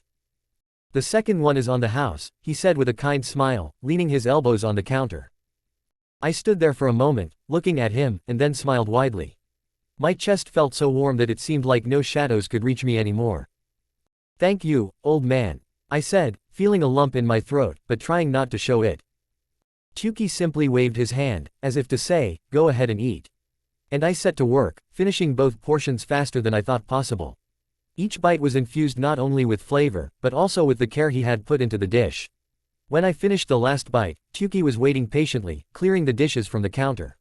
He looked at me with warmth, leaned against the table and spoke. So, how are things at the academy? He asked, studying my face with interest. I shrugged and, frowning slightly, replied. It's boring there. It's all the same, sparring, lectures. I said, a little irritated, but unable to hold back a slight smile. After all, someone was really interested in it. Tyuki chuckled as if remembering something from his youth. I see, he said thoughtfully, putting away the cups and glancing sideways at me. You know, Naruto, sometimes even boring days are important. They prepare us for something greater. His words made me think a little. Chuki always had a way of speaking that made you suddenly see the world a little differently. The family atmosphere disappeared suddenly, as if a warm fire had been extinguished by an icy wind. Fear, completely out of place in this cozy place, perceptibly filled the air.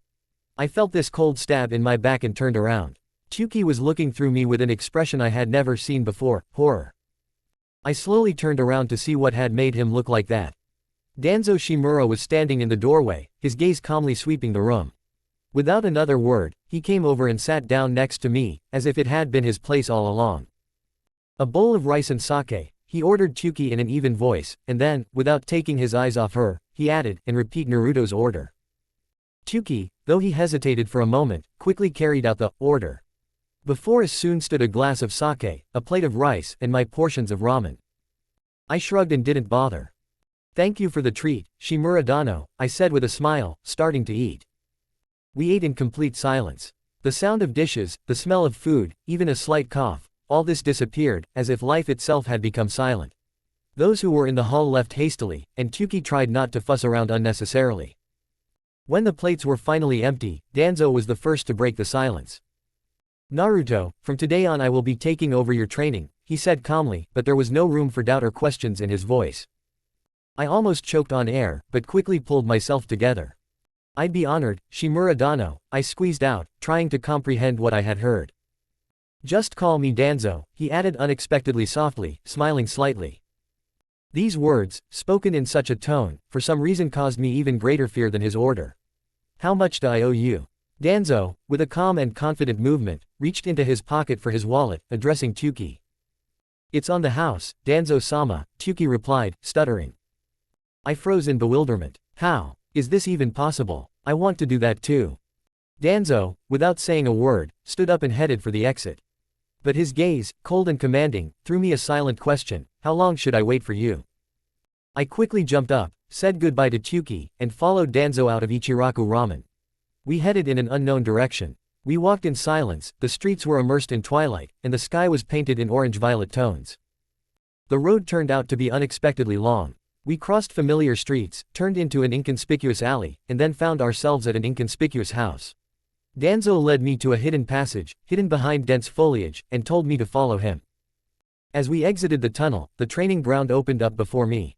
In the dim light of the sunset, I could barely make out its details: a pond, a few trees, training dummies, and targets. I hope you remembered the way. This training ground is ours now. Come here tomorrow after the academy, Danzo said calmly but insistently. I nodded, glanced around the training grounds once more, and then said goodbye. Danzo nodded silently in response, and I hurried back through the secret passage.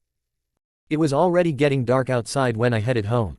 My head was full of thoughts. What was that? Did I just? No, I definitely broke the canon of this world.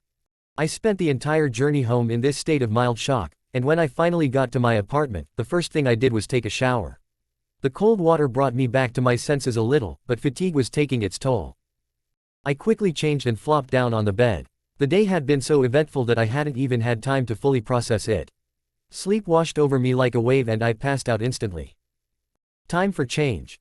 The next day I woke up, mechanically went to the shower and washed my face. Breakfast was modest, from what was left. Sitting with a cup of tea, I finally came to my senses and went to the academy.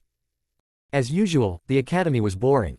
I was literally nodding off. Shikamaru, who was sitting next to me, wasn't embarrassed at all. He had been asleep for a long time, his head on the desk. I looked at him, shrugged and decided to follow his example. The dream was strange. A huge tree towered up to the sky, its size was like two statues in the valley of the end, standing one on top of the other. I saw a passage in it.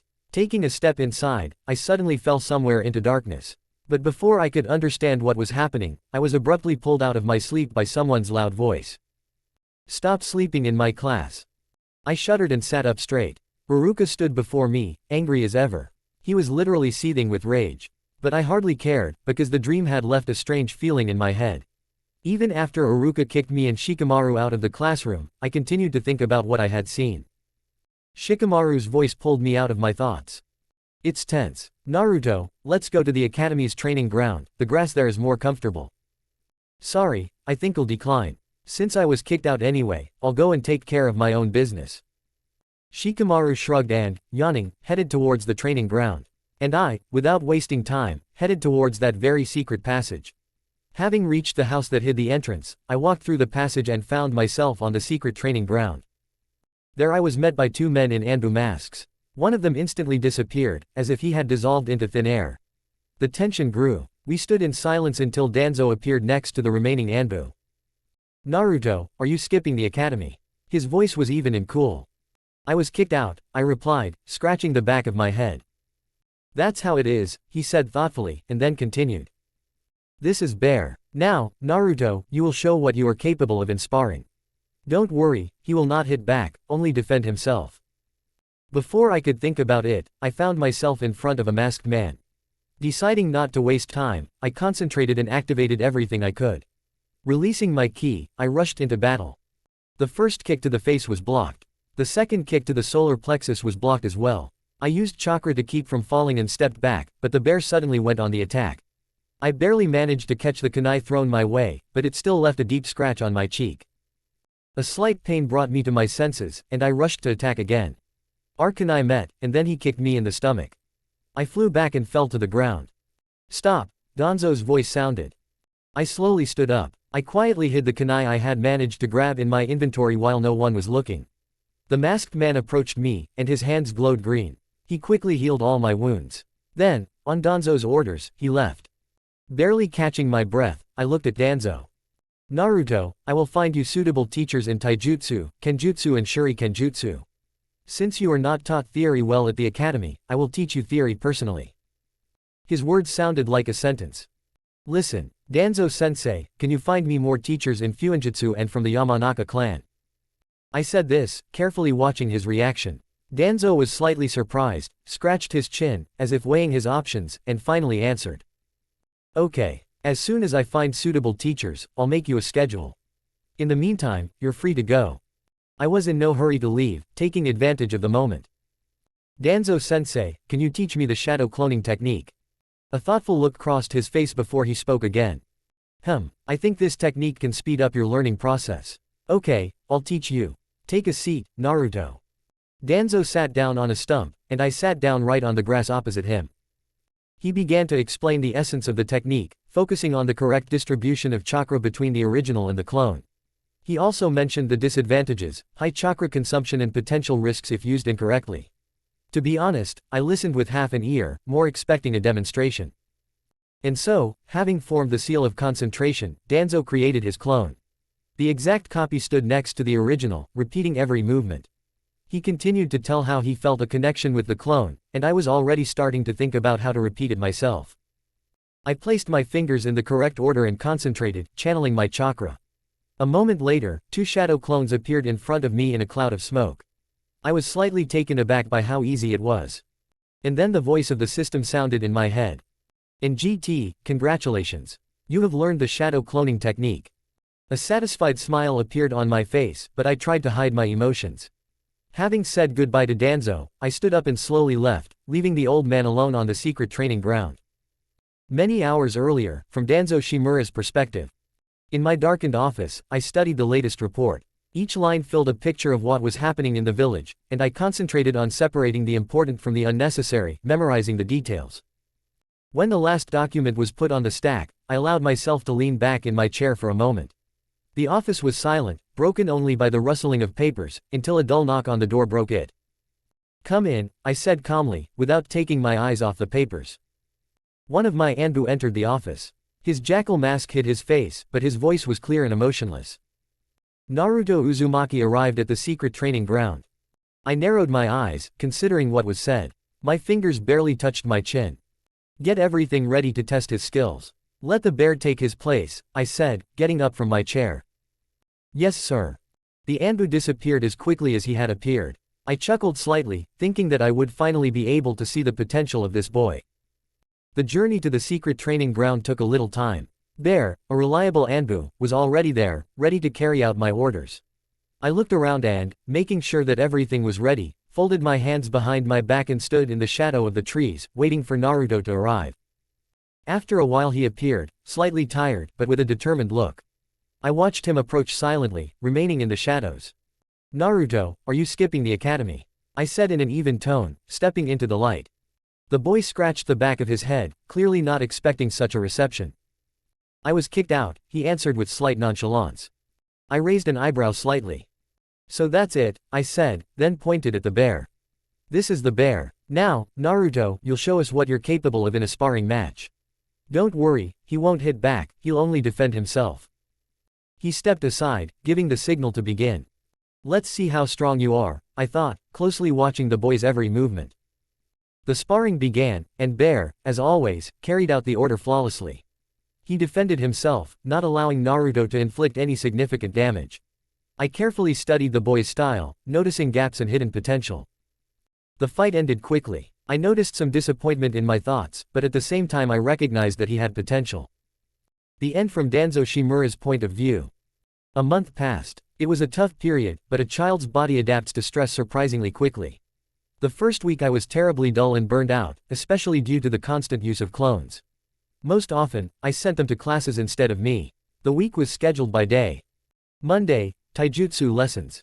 Tuesday, kinjutsu and shurikenjutsu. Wednesday, fuinjutsu. Thursday, classes with some guy from the Yamanaka clan. Thanks to him, I learned to withstand stress and even read my own memories. Now I remembered everything. Friday, theory with Danzo. Do you think Saturday and Sunday were days off? No way. Danzo arranged for me to have extra lessons with 2 teachers. Saturday, literacy lessons from Yui. Sunday, financial literacy lessons from Rin. Both girls settled near me and often visited my house. There were days when they stayed overnight. During this month I mastered Shunshin, the substitution technique, and greatly improved my chakra control. The guy from the Yamanaka clan, by the way, at some point declared that he taught me everything he knew and disappeared, leaving me with a long-awaited day off. And so another day began. After sending the clone to class, I went to the kitchen. Rin was waiting for me there, having prepared breakfast. Shrugging my shoulders, I first went to the bathroom, and then returned to the table. Good morning, Naruto, Rin greeted me. Good, I replied, sitting down at the table. Rin sat down next to me, putting a portion in front of her. You know, something has been bothering me this whole month. Rin seemed to be trying to replace my mother. She took care of me, cooked, cleaned, asked how I was doing. And although her care reduced my worries, sometimes it irritated me. Since birth in this body, I was used to being alone. Such handouts, as I called them, caused me mixed feelings. On the one hand, it was convenient. On the other, I did not understand why I needed all this. I recently discovered a passage to a new dungeon. I think it's worth a visit. Today is Thursday, which is my day off, except for the academy. My plans were interrupted unexpectedly when Rin pulled me out of my thoughts. Naruto, shall we go shopping today? I looked at her, trying not to show irritation, and calmly asked, for what? It's time for you to buy some new clothes, she replied, as if it were obvious. Next time, I waved it off, getting up from the table. Thanks for the food, I said and headed for the exit. Rin peeked out from the kitchen as I was already putting on my shoes. Where are you going? I'll take a little walk, I answered, quickly tying my shoelaces and leaving the apartment. Using Shunshin, I quickly left the area. By the way, during this month I mastered the upper paths. Moving on the roofs became easier than walking on the street.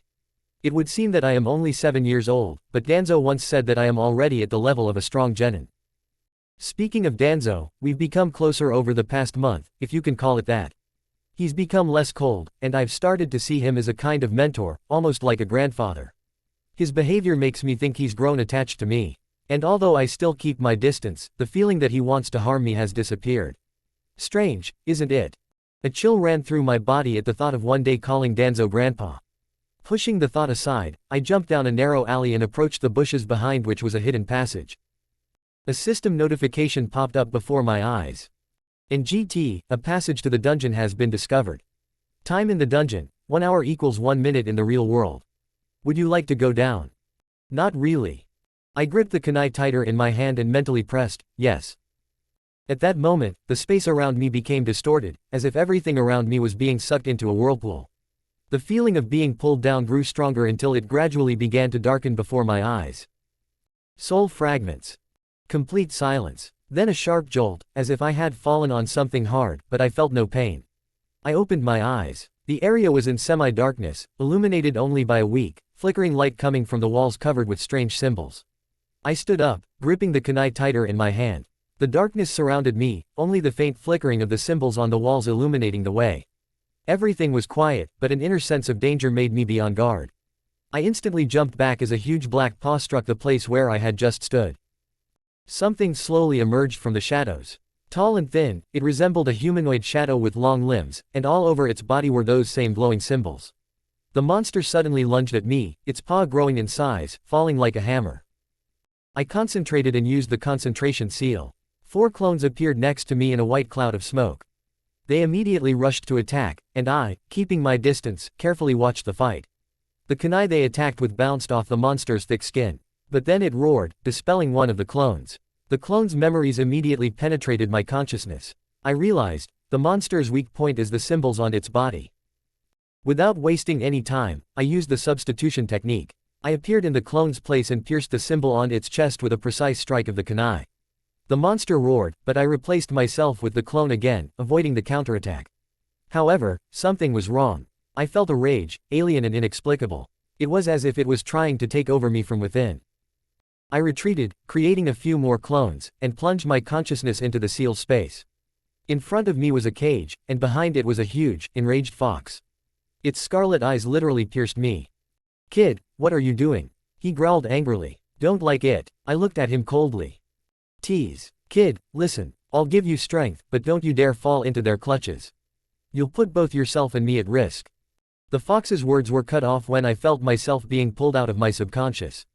Coming to, I looked at my hands. Scarlet chakra was already covering my entire body. My nails had lengthened, turning into claws. From the memories of the clones, I saw myself from the outside. I was already in the first shroud of the Kyuubi chakra, with one tail. The rage tried to take over the mind, but the player's mind did not allow it to happen. Putting the kunai in the inventory, I rushed towards the monster. With a chakra paw I cut its body, and at that moment the voice of the system sounded.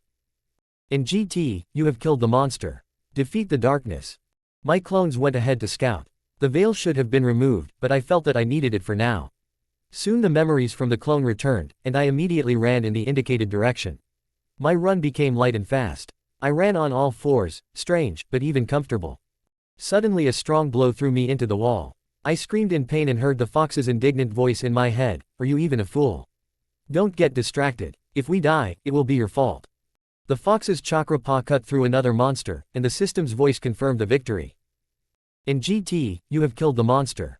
Defeat the darkness."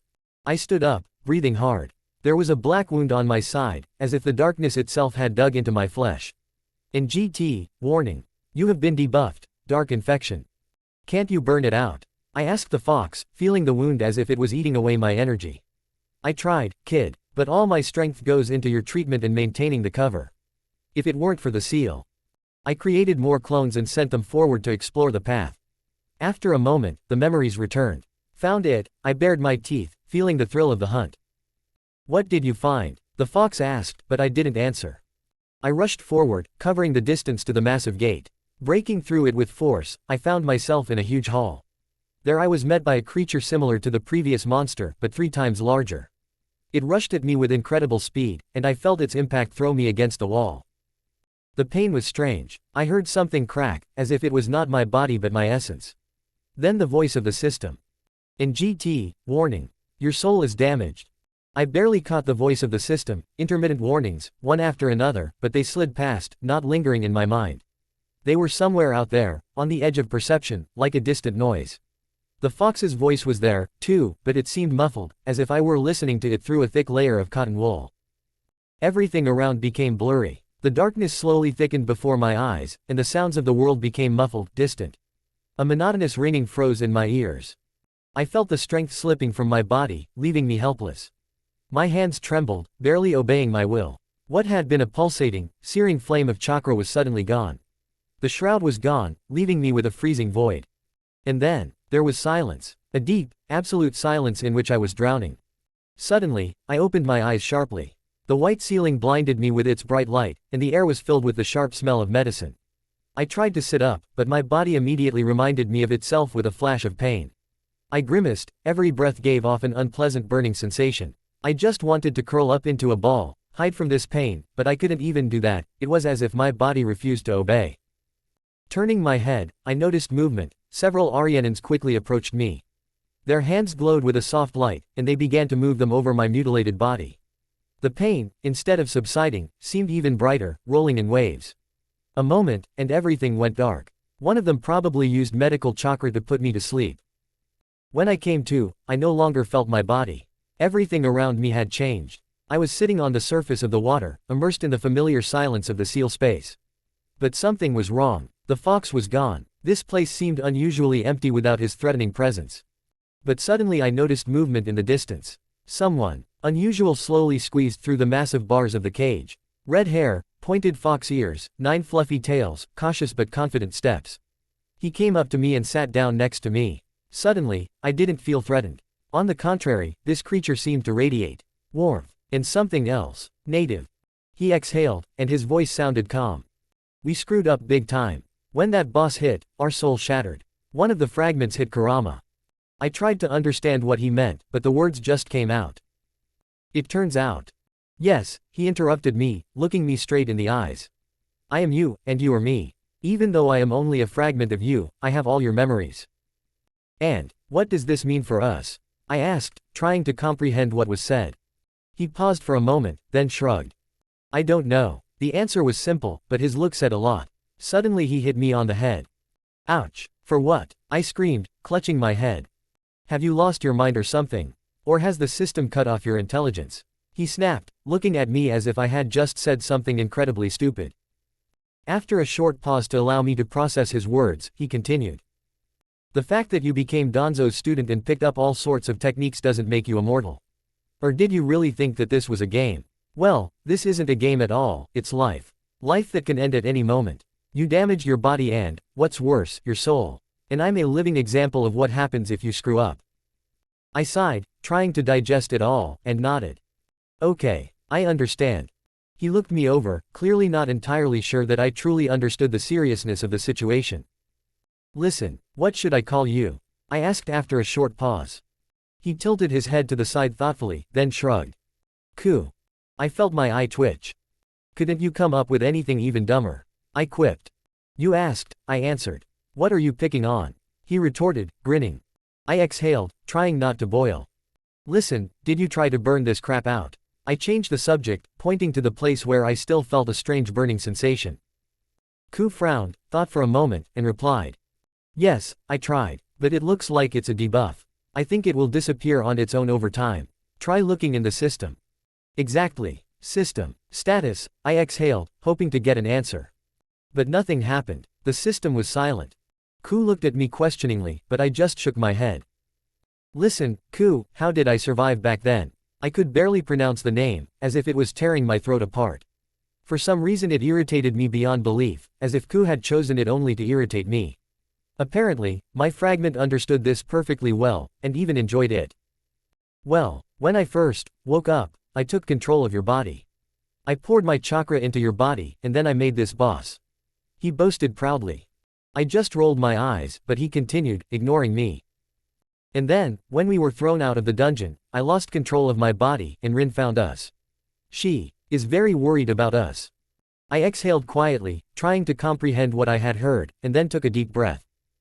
Well, it's time for me to wake up. Ku nodded, but of course he couldn't resist giving instructions. Yeah, it's about time. Listen, I'll feed you with my chakra. That way your body will adapt faster. I stood up silently, nodded to him in agreement, and concentrated. The world of print began to dissolve into white light until I opened my eyes. White ceiling. The smell of medicine. Everything was the same as the first time, but now the pain was not so all-consuming. Yes, my body still ached, but I could endure it. I felt someone holding my hand. I turned my head and saw her. Rin. She was sitting next to me, squeezing my hand with her fingers, as if she was afraid that I would disappear. When she noticed that I was awake, her face changed. Her eyes widened in relief, and before I could say anything, she threw herself at me, hugging me so tightly that I felt a pain shoot through my chest. The wound reminded me of itself, but I did not dare push her away. I gently placed my hand on her back. She was shaking. At first I thought it was from tension, but then I heard her sobs. She was crying. Rin, I began, but my voice betrayed me. I felt something constrict my throat. She pressed herself closer to me, as if to make sure that I was really here, that I was alive. Her tears ran down my neck, burning my skin. I just hugged her tighter, ignoring the pain. I'm sorry, I whispered. Sealed conscience. Unknown location. The majestic hall, shrouded in semi-darkness, seemed endless. Behind a massive table, which stretched out as if it were an extension of space, sat a man, or something that had merely taken the form of a man. His presence was overwhelming, the air seemed thickened by the ineffable power that emanated from the figure sitting in the center of this majestic chaos. In front of him, hundreds of monitors flickered in perfect order, each broadcasting fragments of someone's life, events, worlds. His eyes, piercing and all-seeing, were glued to one of them. The face of the god, or whatever they dared to call him, twisted in anger. The fingers that could create and destroy entire realities with a single movement clenched into fists. What the hell is he doing? His voice sounded like a whisper, but this whisper resonated like thunder, penetrating every part of the space. The sounds of the keyboard broke the tense silence. Each keystroke was precise, almost menacing, like a hammer striking an anvil. He was fixing something, changing the very fabric of existence. His eyes glittered with a cold light that suggested both boundless power and irritation that someone had dared to challenge his order. This is not a game, mortal, he muttered under his breath, and his words echoed like a warning to anyone who dared cross the line. A month passed. A whole month, damned and endless, until this damn debuff let me go. Every day seemed like an eternity. But in that time I managed to experience a lot. For example, my teachers from Grandpa Danzo, yes, I call him that now, and it still sends shivers down my spine. But it seems that Danzo himself loves being called that, judging by the way he laughed when I accidentally gave in and said, Grandpa. His smile was strange, thoughtful. Something was wrong with it, and I realized, this is creepy. This guy is definitely not someone you want to mess with. My classmates didn't visit me, probably because I was so serious about sending fresh clones to classes, who studied for me. Even Hiruzen decided to visit me. The old man tried to understand what was wrong with me, and for an hour he was driving me crazy, saying, the will of fire and all that nonsense. But I didn't waste my time in the hospital. Due to Grandpa Danzo's influence, I continued to study, mostly Fujitsu, but that's not the point. The important thing that didn't let me go was Rin. She came to me almost every day, brought me food, although the doctors objected at first, but after polite conversations with Rin, they shut up. And not just shut up, they even hid. Rin, damn it, is very lively. And finally, that long-awaited day came. I was discharged. Only, before I had time to leave the hospital door, I heard a familiar voice in my head. Ku. Run to the printing space. He shouted, as always, decisively. Taking up his command, I immediately jumped into the seal space. And here I am. And what did I see? Ku was in shock. He stood there, his eyes wide open, staring at one point. I followed his gaze in. I was shocked. The cage where Kurama used to sit was destroyed. And one of the bars of the cage was being pulled by a hamster. Yes, you heard right, a huge hamster, like a small bear. Funny. You would be shocked if you saw it. Looking in the direction where the hamster was dragging the rods, I noticed a new passage. Leaving Ku, I followed the hamster and, after a couple of steps, a medieval castle appeared in front of me. My eye twitched. The hamster put the rods down and, getting ready to move on, passed by, but I grabbed him by the ear. What the hell are you doing? I asked, unable to contain my irritation. The hamster tried to break free from my grip and responded. Honestly, I wasn't surprised. Why waste it? Let go already, he said, as if nothing had happened. I let go of him and my gaze fell on the hole, which was buried and pressed down by a boulder. What is this? I asked. Your conscience, he shrugged and went on to disassemble the cage. Rubbing my temples, not yet fully aware of what was happening, I left the seal space and returned to the real world. Getting up from the bench, I decided to get home faster and use the upper paths. On behalf of Ku. So you're another splinter? I asked the hamster, not hiding my displeasure. Yeah, he answered with an unperturbed look. We were standing in the castle itself, or rather, in the main hall. This hamster managed to melt down the bars and make a golden chandelier. And not only the chandelier, there were many other attributes in the hall that he clearly did not just make. Did you hit the hamster, or were you like that? I asked again, trying to figure out what the hell was going on.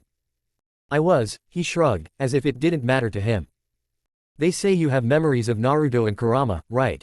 The hamster suddenly asked. Ah, who's speaking? I answered, not quite understanding what he was talking about. It doesn't matter, so, the hamster continued, and then I realized that there was another, interesting, task ahead. This fucking hamster made me write.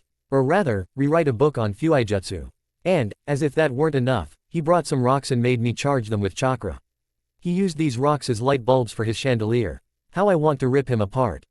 But it's impossible. Firstly, he's a part of us. Secondly, he hit me with the seal that was on the rods. Because I absorbed Kurama, this thing affects me. Oh well, I'll come up with a plan for revenge. But for now, alright. The end from Ku's point of view. From Naruto's perspective. When I got to the apartment, I realized that I was alone here. Unusual. The silence seemed to be oppressive. I went to the kitchen and noticed a note on the table. I picked it up and started reading. Naruto, I'm going on a mission, I'll be gone for 3 days. The food is in the fridge, and lunch is in the storage scroll, it's on the fridge.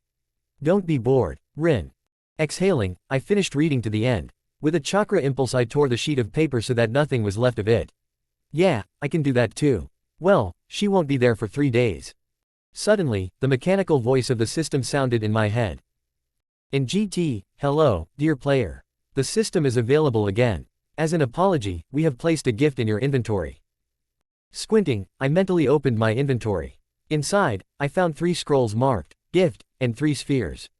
Intrigued, I clicked on the description of one of the spheres. In GT, skill copying sphere how to use. The creature must voluntarily give up the named skill. Not bad, I said out loud. A smile involuntarily crossed my face. Then I switched to the first scroll marked, gift. In GT, scuba summoning seal no description. Well, should it go to waste? Everything will come in handy around the house. He shrugged slightly, putting the scroll away in his inventory. So, taking the scroll from the fridge, I unsealed the food and quickly finished it. When I was done, I decided to check my seal space. Or maybe dimension. What do you even call it? Spatial pocket. Okay, I'll think of one later. Once there, I found myself in front of the castle. Entering inside, I headed towards the main hall. There I was met by a picture. Ku was sitting with a cage seal on his neck, and Komayak was studying some papers. And what do you mean by that? I asked, frowning. He attacked, and I defended myself, Komayak answered calmly, without looking up from studying the notes. Coming closer, I looked at what he was studying. It turned out to be notes on Fuinjutsu. By the way, wasn't Minato supposed to show up when you remove the seal? I asked Hamster. The hamster looked up from his papers, glanced at me, and then pointed to the side. Turning my head, I saw Minato tied up. How come I hadn't noticed him before? Approaching him, I sat down in front of this familiar figure. Naruto, he said, trying to say something. I didn't let him finish, my fist had already met his face.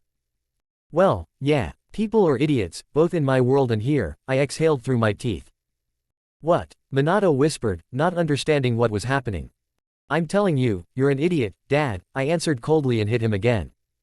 You left your own son to be torn apart by this cruel world. The blow met his face again. Yes, Kushina was exhausted and might not have survived. But you, idiot, could have simply sealed the fox into me and stayed alive. Another blow. No, you absolutely had to summon Shinigami and Daya, hero, from the fox's claw. I felt tears start to roll down my cheeks. The anger was boiling and I couldn't stop. Each new blow was accompanied by words that had been piling up for years. You have no idea what I went through because you weren't there. And suddenly his quiet words interrupted my flow of rage. I'm sorry, Naruto. I was an unworthy father, he said with sadness in his eyes. And the next moment he disappeared. Just disappeared. Yeah, he just took off, I said through my teeth, wiping away my tears. Feel better? Asked Komayak, looking up from his notes. No, I answered briefly. You do know that you could have simply asked him to rewrite all his techniques. I slowly turned towards Hamster, realizing that he was right. Fuck. Ku and Komayak made a hand-face gesture in sync. After a couple of hours, I listened to a lot of ideas from Hamster. The result was his blackmail. I had to give him one summoning scroll and a copy sphere. As it turned out, with the help of the inventory, I can transfer things from the real world to this pocket dimension. Well, I shouldn't have found that out. The hamster immediately demanded a couple of textbooks. By the way, I freed Ku, but now he's helping the hamster, I don't know whether voluntarily or not. Hamster and I even came up with a theory. True, before that we had to show him our memories, and for that he somehow created a seal. It showed the memories on some kind of image display. How he mastered Fuinjutsu so quickly still remains a mystery. So, about the theory. After much debate, we came to the conclusion that the system seems to send us to other worlds. This means that in theory we can create a teleporter. If we know the coordinates of a world, we can travel there. The hamster, of course, immediately began to implement his idea, chaining Ku to work. I'm sure he makes him do it in some cunning way. I, on the contrary, decided not to interfere and went to look for a passage to the dungeon. A few hours of wandering around Konoha. And bingo. In GT, a passage to the dungeon has been discovered. The message from the system made me smile. Having memorized the place, I closed my eyes and plunged my consciousness into the space of the seal. Komike. Huh, he responded, making something strange. I found a passage to the dungeon. Great, let it stay there. When I finish, we'll go. After his words, I returned to the real world. And then I was knocked down. Having kept my balance, I pushed off with my hand, jumped onto the wall and, sticking to it, looked around. On the road I noticed two men in green suits carrying trees on their shoulders. They rushed past me so fast that for a second I thought I was blinded. And then before my eyes appeared the blue screen of death. It seems that this scene surprised not only me, but also the system. Fuck, I heard a loud voice, as if it came from nowhere. What was that? Mess 613. From the voice source. What's wrong with his world? I muttered, hitting my head on the table. At that moment, the room was illuminated by light. No, not from the endless number of monitors that occupied every wall. The light was coming from the door that had opened, through which another figure entered, radiating divine majesty. What happened to you again? He asked. Ah, Korn, it's you, I exhaled tiredly. Korn leaned his back against the wall and narrowed his eyes. So what this time? Unlike 613. Yeah, him again. What this time? Did you break the system en masse? No, the system broke because of Guy and Lee from his world. Korn laughed so hard that the monitors shook, and then, grinning, he said. Well, good luck, he said, waving his hand and leaving the room with a slight grin. I watched him go, sighed heavily, and looked at the monitors again. The end from God. From Naruto's perspective. Just imagine. You're standing there, not bothering anyone, enjoying the sunny day, when suddenly two people rush past you, almost knocking you off your feet. People in tight green overalls, with bowl cuts and huge eyebrows. On their shoulders are two massive trees. No, not even that. The smaller one has trees, and the larger one has two oaks. This sight made my thoughts start to get confused and the system gave me a blue screen again. Tried calling inventory. Luckily, it responded. Looks like only inventory survived. Well, at least something is good. After such impressions I decided it was time to return to my cozy. Safe. Well, relatively cozy and safe place. At least I won't see those two there. Using Shunshin, I rushed to the apartment. Having reached it in record time, I quickly closed the door behind me, feeling relieved. Before I could breathe out calmly, I felt that I had died. A strange sensation. At that very second, memories came from the clone. Taking a couple of deep breaths, I listened to my internal clock. So, it happened after the academy. I wonder who dared. Walking into the apartment, I headed to the kitchen, sat down on a chair and closed my eyes to fully concentrate on the clone's memories. The day at the academy began normally. I answered questions in class, participated in sparring. And then, Hinata was put against me. Wow, she's definitely changed. The challenging glances in my direction, the brazen behavior. The clone, instead of engaging in combat, refused to spar. But that wasn't the end of it. After class, Hinata intercepted the clone. At first, she tried to provoke him with words, and he answered her, "You are not worth my time." Apparently, this was the last straw. She attacked him. The clone did not resist, and after the first blow, it dissipated. I muttered, rubbing my temples. What's wrong with this Hinata? In the original, she was a really cute girl. And this one looks more like Hinata from Tsukuyomi. Although, whatever, I thought until my thoughts were interrupted by the hamster's voice. Come here, I'm finished. I closed my eyes, concentrated, and opened them in my pocket dimension. In front of me stood a hamster with a brush in its paws, and next to it was a stand. There was a pentagram drawn on the floor, all covered in some complex FUNN symbols. Should I draw this at home? I asked, puzzled. No, he replied, handing me the paper. I took it and the hamster explained, throw her on the floor and use chakra. She should. Dearcharize. Okay. Putting the paper in my inventory, I opened my eyes in the real world. Getting up, I went to my room, opened the closet and took out the same piece of paper from my inventory. Throwing it on the floor and channeling chakra, I saw how FUNN symbols enveloped the closet, and a familiar pentagram appeared on the floor. Without thinking twice, I climbed into the closet, closed my eyes and put my hand on the seal on the wall. Suddenly my body seemed to shrink and I felt myself being transported somewhere. Opening my eyes, I found myself back in the pocket dimension. The hamster looked at me like I was a complete idiot and, after hitting his face with his paw a few times, said, "Did you want to die?"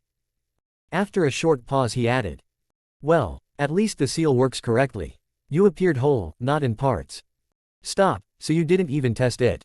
"No. Fuck. Idiot. Okay, I'm going back."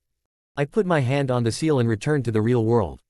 I sighed heavily as I climbed out of the closet. I spent the rest of the day in the training dimension, immersed in my own exercises and perfecting my techniques. When I returned to the real world, an Anbu approached me, and, as I understood, it was the man from my grandfather. He handed me a letter and immediately disappeared. When I opened the letter, I read that my grandfather exempted me from further training, since the teachers taught me everything they knew. But he himself would teach me new techniques. The next morning, I went to the academy. Hinata greeted me as soon as I entered, but not in the way I expected. She attacked me fiercely, trying to hit me. I dodged, but it soon became tiring. Then I simply grabbed her arms and pinned her against the wall. At that moment, I noticed that her face was red, and it didn't look like she was angry. It seemed like she was just embarrassed. Suddenly she began to slowly move her face closer to me. Is she nuts? A thought flashed through my mind. My eye twitched in irritation. I let go of her hands and stepped back, taking a couple of steps back. Hinata opened her eyes, looking at me in bewilderment.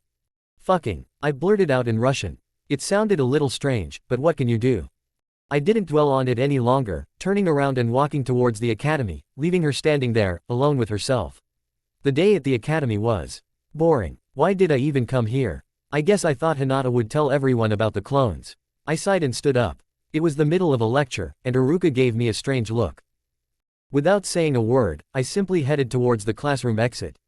Haruka probably wanted to say something, but I left. Yeah, I just brazenly walked away. And where did I go? To the Hokage. Leaving the academy, I walked slowly towards the residence. Having arrived, I passed several shinobi and knocked on the door of his office. From inside I heard the usual, "Come in." I walked in and, without wasting any time, said, "Hello, Hokage-sama. I want to graduate from the academy early." The forester choked on the smoke. He cleared his throat, looking at me with distrust, and apparently tried to think of how to answer me. Finally, he said, "Naruto-kun, are you absolutely sure about your decision?" "Yes." He shrugged his shoulders lightly. Damn, this gesture was boring. The Hokage seemed to find no reason to refuse. He waved his hand and said, "Okay, Naruto-kun, I'll inform your teachers about this. Tomorrow you will take the final exam. If you pass, you will become a genin. If not, you will return to the academy." "I understand. Can I go?" "Yes, go ahead." I nodded and left his office. A few minutes later, after leaving the Hokage's residence, I found myself back on the streets of Konoha. When I came to my apartment, I heard Ku's voice. I would suck her in. "Who?" I asked, frowning slightly. "Hinata," he answered calmly. "Fool, she's 7, I objected, bewildered. "You too," Ku retorted. "I can't argue with that, but go to hell," I waved it off, taking off my shoes. Ku just chuckled. "Oh, Naruto, you're boring. Where's your childish carelessness?" "She's somewhere between trying to survive and not going crazy," I muttered, walking into the room and sitting down on the bed. There was silence for a while, and I thought that Ku had left me alone. However, his voice came again. "By the way, about this pentagram in the closet. Have you checked how it works?" I sighed tiredly, burying my face in my hands. "Ku, I'm trying to get at least a little rest now." Well, rest, hero," he drawled mockingly. Just as I was about to lie down, I felt a slight vibration of chakra. The noise from the pocket dimension began again. Well, I muttered, standing up. And now what? Moving there, I saw a hamster who seemed to be conducting another experiment with FUNN. "Don't get distracted, this is important," he muttered immediately, without even looking in my direction. "What's important about setting off another explosion? This time everything is under control," the hamster assured, but for some reason his words did not inspire confidence. "And what are you doing?" I asked, watching the hamster fiddling with some symbols. "I noticed that when Ku gives you chakra, half of it goes to waste," he replied, not even looking up from his work. "I decided to make a FUNN that will absorb excess chakra. In other words, I'm making generators. You wanted to rest, didn't you?" "Yeah," I said, slightly irritated. "What about the portal?" "Well, it works fine," said the hamster, still intently painting the symbols. "While you were at the academy, I managed to test it a little. It works even better than it looks. He paused for a second, thinking about something, and then added. It will be necessary to test how it will work in conjunction with other portals. For example, to connect this space, your world and some other one. I see. And what did you do with the succubus? I asked, deciding to change the subject. Well, I let her go when I got everything I needed to know out of her. And also, open the closet, there's a present there. The hamster smiled with some slyness. I opened my eyes in reality, got up from the bed and went to the closet. Inside was a strange ball. I took it in my hands, and then the system's voice rang out. In GT, do you want to take the polyglot skill? Description. The polyglot skill will allow you to understand all existing languages, even if you don't know them, as well as read and write. In GT, accept skill. Not really. Without thinking twice, I clicked, yes. The ball began to crack, and a beam of energy gushed into my body, disappearing along with the remains of the ball. In GT, congratulations. You have mastered the skill, polyglot. You stole this from a succubus? I asked, raising an eyebrow. She gave it up voluntarily, the hamster objected with an innocent look. Tired of all this, I returned to the bed, lay down and, closing my eyes, finally fell asleep. Fragments of dreams. In my dream, I was sitting in a tree, watching a scene that haunted me. A wounded girl with blonde hair was running away from a crowd of armed men on horseback. They had bows, spears, and swords. I wanted to intervene, to drive them all away like annoying gnats, but something inside me stopped me. I hesitated, as if I was afraid of disrupting the course of events. The girl ran up to a huge tree with a big hollow, more like a passage. She was clearly going to hide inside, but before she did, I jumped down from the branch and stopped her, grabbing her by the shoulders. She flinched, and then slowly turned to face me. And I woke up. Opening my eyes, I sat up abruptly in bed. It was strange. The images from the dream did not disappear, but only became more firmly etched in my memory. Getting up, I yawned and headed to the bathroom. What did I dream about? I thought, turning on the warm water. I remembered the girl, her skinny body, her wounded shoulder, and the arrow sticking out of her shoulder blade. The image gave me a strange feeling of déjà vu. I had seen it somewhere before, but I couldn't remember where. I shook off my thoughts and took a shower. The warm water that Rin had fought so hard for washed over me with pleasant warmth. 2 days without her, it'll be hard, flashed through my mind. After getting out of the shower, I changed my clothes and went to the kitchen. Opening the fridge, I took out 2 eggs, quickly fried them, and simultaneously boiled the kettle. I poured myself some tea, put the food on a plate, and then on the table. After a quick snack and washing it all down with hot tea, I created a clone to leave it to wash the dishes. The clone, oddly enough, looked displeased. It was the first time I had seen them show emotion, but he still got to work. When I approached the front door, I suddenly noticed how my apartment had changed. New furniture, appliances, even the floor stopped creaking. Rin, as always, did a great job. Having put on my shoes, I left the apartment and, using the shunshin technique, which I had already brought to automaticity, I reached the academy in a minute. Exam. When I entered the academy, I was greeted by Uruka and Mizuki. Uruka waved his hand, inviting me to follow him. We went to a separate classroom. Entering there, I looked around. The room seemed empty, no textbooks on the tables, but at the teacher's table sat 2 more teachers unfamiliar to me. Uruka and Mizuki took their seats and then Uruka announced, Uzumaki Naruto, today you will pass the exam for the title of Genin. The Hokage personally made a test plan for you. After a short pause, he continued. The exam consists of 2 parts. The first is a written test. The second is a demonstration of techniques. With his, let's get started already, look, I knew there was no point in delaying. I walked up to their desk and picked up 2 sheets of paper, one with questions, one blank, and a pencil. I sat down at my desk and looked at the test. What idiocy. The questions were as stupid as possible. For example, how fast does a shuriken fly? Or, what will you do if your comrades are in danger? I wanted to hit my head on the desk, but I suppressed the desire and started writing. I answered everything in 10 minutes, went to Uruka's desk and handed in the papers. They checked my answers for half an hour. Half an hour. My eyes started twitching nervously until Uruka finally said, good. The second part is a demonstration of techniques. Finally. Let's start with the transformation technique. Transform into any of us, he said. As I formed the seals, I felt a surge of chakra that seemed to be trying to stop me, but I suppressed it and transformed into Uruka. Excellent. Now the illusionary clone technique. After dispelling the transformation, I thought about it, but Ku suggested the necessary seals. I created 5 illusionary clones. The replacement technique, Haruka continued. Without thinking, I replaced myself with a log. I didn't even use seals. Sitting on the desk, I was perplexed. Where did this log come from? Did you create it with chakra? I don't have Mokudan. Haruka looked surprised, but finally said, okay, Naruto, you passed. He took out a headlamp and handed it to me. I came up to it, took it and asked, if that's all, can I go? Haruka, to my surprise, smiled, yes, you are free, Naruto. I put the forehead protector in my pocket and left the classroom. My classmates were waiting for me in the hallway. They clearly wanted to say something, especially Sasuke, who looked sullen. Without giving them a chance, I used Shunshin and found myself on the roof of a building not far from the academy.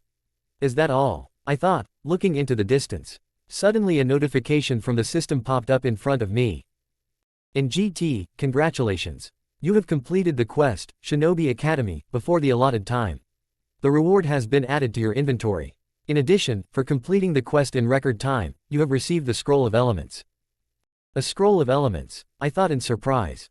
When I called up my inventory, I immediately noticed 2 new items. The first was a forehead protector, but its headband was black, unlike the blue one Haruka had just given me. Clicking on the description, I read. In GT, protector of the Hidden Leaf Village made from reinforced chakra conducting metal. Enchantments. Defense, +4. Protection from magical effects, +10 protection from mental influences, +10. Wow, my eyes widened at the unexpected generosity of the system. Pulling the forehead protector out of my inventory, I immediately put it on. It fit perfectly, and the feeling of chakra enhancement was immediate. My gaze fell on the scroll. Clicking on its description, I saw. In GT, Scroll of Elements you can choose one of the 4 main elements. Chance to awaken Kekigenkai. 4% elements to choose from, fire, water, earth, air. I thought for a second, but decided not to rush. It's better to make such a choice thoughtfully, I thought, putting the scroll back into my inventory. Feeling a smile spreading across my face, I looked up at the sky and just chuckled. If the system keeps making me happy, I'll soon be the strongest. You shouldn't rely only on the system, the hamster's voice sounded in my head. Are you reading my mind? Well, yes, he answered mockingly. Then why am I talking to you out loud? No idea. Using the Shunshin technique, I quickly reached my apartment. Entering, I took off my shoes, walked to the closet and opened it. Looking deeply inside, I closed the door, activated the seal and moved to my personal space. Coming out of the portal, I headed deeper into the castle. On the way I came across a laboratory. Looking inside, I found Hamster and Ku dressed in white coats. How? I couldn't help but blurt out. What? How? Ku answered, as if nothing strange had happened. I pointed at their robes and the equipment standing nearby. The hamster, with the same imperturbable expression on his face, replied, now we can get out of the seal. And, since we know the canon that you're breaking, we walked around a bit and found a couple of Orochimaru's labs. Yeah, and what did you find? I asked after waiting. The hamster lazily looked away and, after a second, said, working with genes, Kigenkai, some notes on cloning. Yeah, by the way, I had the same dream twice. A dream? Ku interrupted. They looked at each other. We left the lab and headed to the living room. And then I noticed a TV. What the hell? I couldn't help but say. I placed my hand on the seal on the wall and concentrated. The screen flashed with the image of my dream, first a tree, then me entering and seeing something threatening. Then came the dream I had today. Moving away from the screen, I turned to Komayak and Ku, what do you say? Ku was the first to respond. It reminds me of Attack on Titan. Well, that moment with the backstory of the progenitor Amir. The hamster thought for a moment and added. There are 2 options, either this is just a figment of your imagination, or you see the future. It turns out, I began, but Ku interrupted. Perhaps we will get to this world before the start of the main plot and take this power for ourselves. Hamster's eyes lit up, but Ku immediately cut him off. If Naruto gets this power, the plot will die. And there will be no goodies either. The hamster did not agree. But if we can move, we can get into the plot itself, take their technology and or. I exhaled heavily and opened my inventory. I took out the scroll of elements and handed it to Hamster, can you study it? The hamster accepted the scroll with an excited grin, no problem. What is this? The system considers this a scroll of elements. It can give one of 4 elements. Do you want to clone him? Hamster quickly understood what I meant. Exactly, I smiled. The hamster grinned excitedly and immediately rushed from the spot, taking the scroll and grabbing Ku by the scruff of the neck, dragging him along with him. Following them, I found myself back in the lab. However, a strange thought suddenly came over me: why can't I remember some moments of my life? And as for Attack on Titan, I hadn't even heard of it. Listen, Ku, why can't I remember some things? I asked, turning to him. But instead of Ku, Komayak answered. When your soul was divided in some way unknown to me, your memories were partially copied into Ku. And it seems that due to the carelessness of this process, you simply transferred part of your memories to him. Did you just make this up? I asked incredulously. Well, something like that. Although it looks more like the truth, Hamster shrugged. Now go, I have a lot to do. Exhaling, I left the laboratory. Approaching the portal, I only now noticed that Hamster had transferred it to another place. I pressed the seal and found myself in my closet again. As I walked out of the closet, I took a deep breath and exhaled. What should I do with myself? I thought, looking around the room. Meanwhile, in the Hokage's office, Hiruzen took a drag on his pipe and looked at me with a slight smile. I see you've become very attached to the Jinchuriki, Danzo. I kept a calm expression on my face as I stared at him. Naruto is my adopted grandson, I answered with an unperturbed tone. Unexpectedly for myself, I felt something warm inside. This feeling was new, almost forgotten, but surprisingly pleasant. Hiruzen, hearing my words, choked on the smoke, trying to cope with a sudden cough. Are you serious? I paused to make my words sound even firmer. I will make Naruto my heir, I stated coldly. And Kami forbid you try to put a spoke in my wheel, my dear friend. Hiruzen fell silent, looking at me carefully, but did not dare to object. The end from Danzo's point of view. The Cold of Masks. On behalf of Hinata Hyuga. Naruto had been acting really weird for the past month. Like he was a different person. He started answering in class, and one day he even got first place in the weekly grades. But what upset me most was that he refused to spar with me. It hurt me so much that I decided to talk to him in person. After class, I caught up with him and, overcoming my embarrassment, asked, "Why did you refuse to fight me?" His answer came as a real shock to me. "You're not worth my time," he said coldly. These words seemed to pierce me. Resentment and anger overwhelmed me, and for the first time I could not restrain myself. I hit him, but he simply disappeared in a cloud of white smoke. Shadow clone flashed through my mind. I knew about this technique from my father, but I didn't expect Naruto to be able to use it. The next day, when I saw him again, my emotions got the better of me and I attacked him. However, he easily dodged and pinned me against the wall, holding my arms tightly. And suddenly, I felt warmth just below my stomach and a strange, pleasant excitement. It was something new and frightening. For a moment it seemed to me that he was going to kiss me. I closed my eyes, reached out to him, but he suddenly let me go. Before leaving, he called me some strange word that I still can't pronounce or even comprehend. I began to feel like I had made an irreparable mistake. Naruto left class and passed the exam the next day. I wanted to congratulate him, as did the rest of the class, but he simply ignored us. It seemed like he had vanished into thin air. Was that a new technique? Now I can't find a place for myself. And, what should I do now? This thought haunts me. I sit in my room, clutching my pillow, feeling myself overwhelmed with shame, anger and despair. Ending from Hinata Hyuga's point of view. From Naruto's point of view. Returning to the closet and activating the seal, I was transported to a pocket dimension. Streams of chakra swirled around me, gently settling on the ground. Quickly creating 20 shadow clones, I gave them instructions. 10 began training in Fuinjutsu, the rest. I don't even know why I created them. Let them train however they want, it doesn't matter that they are my clones, they know better.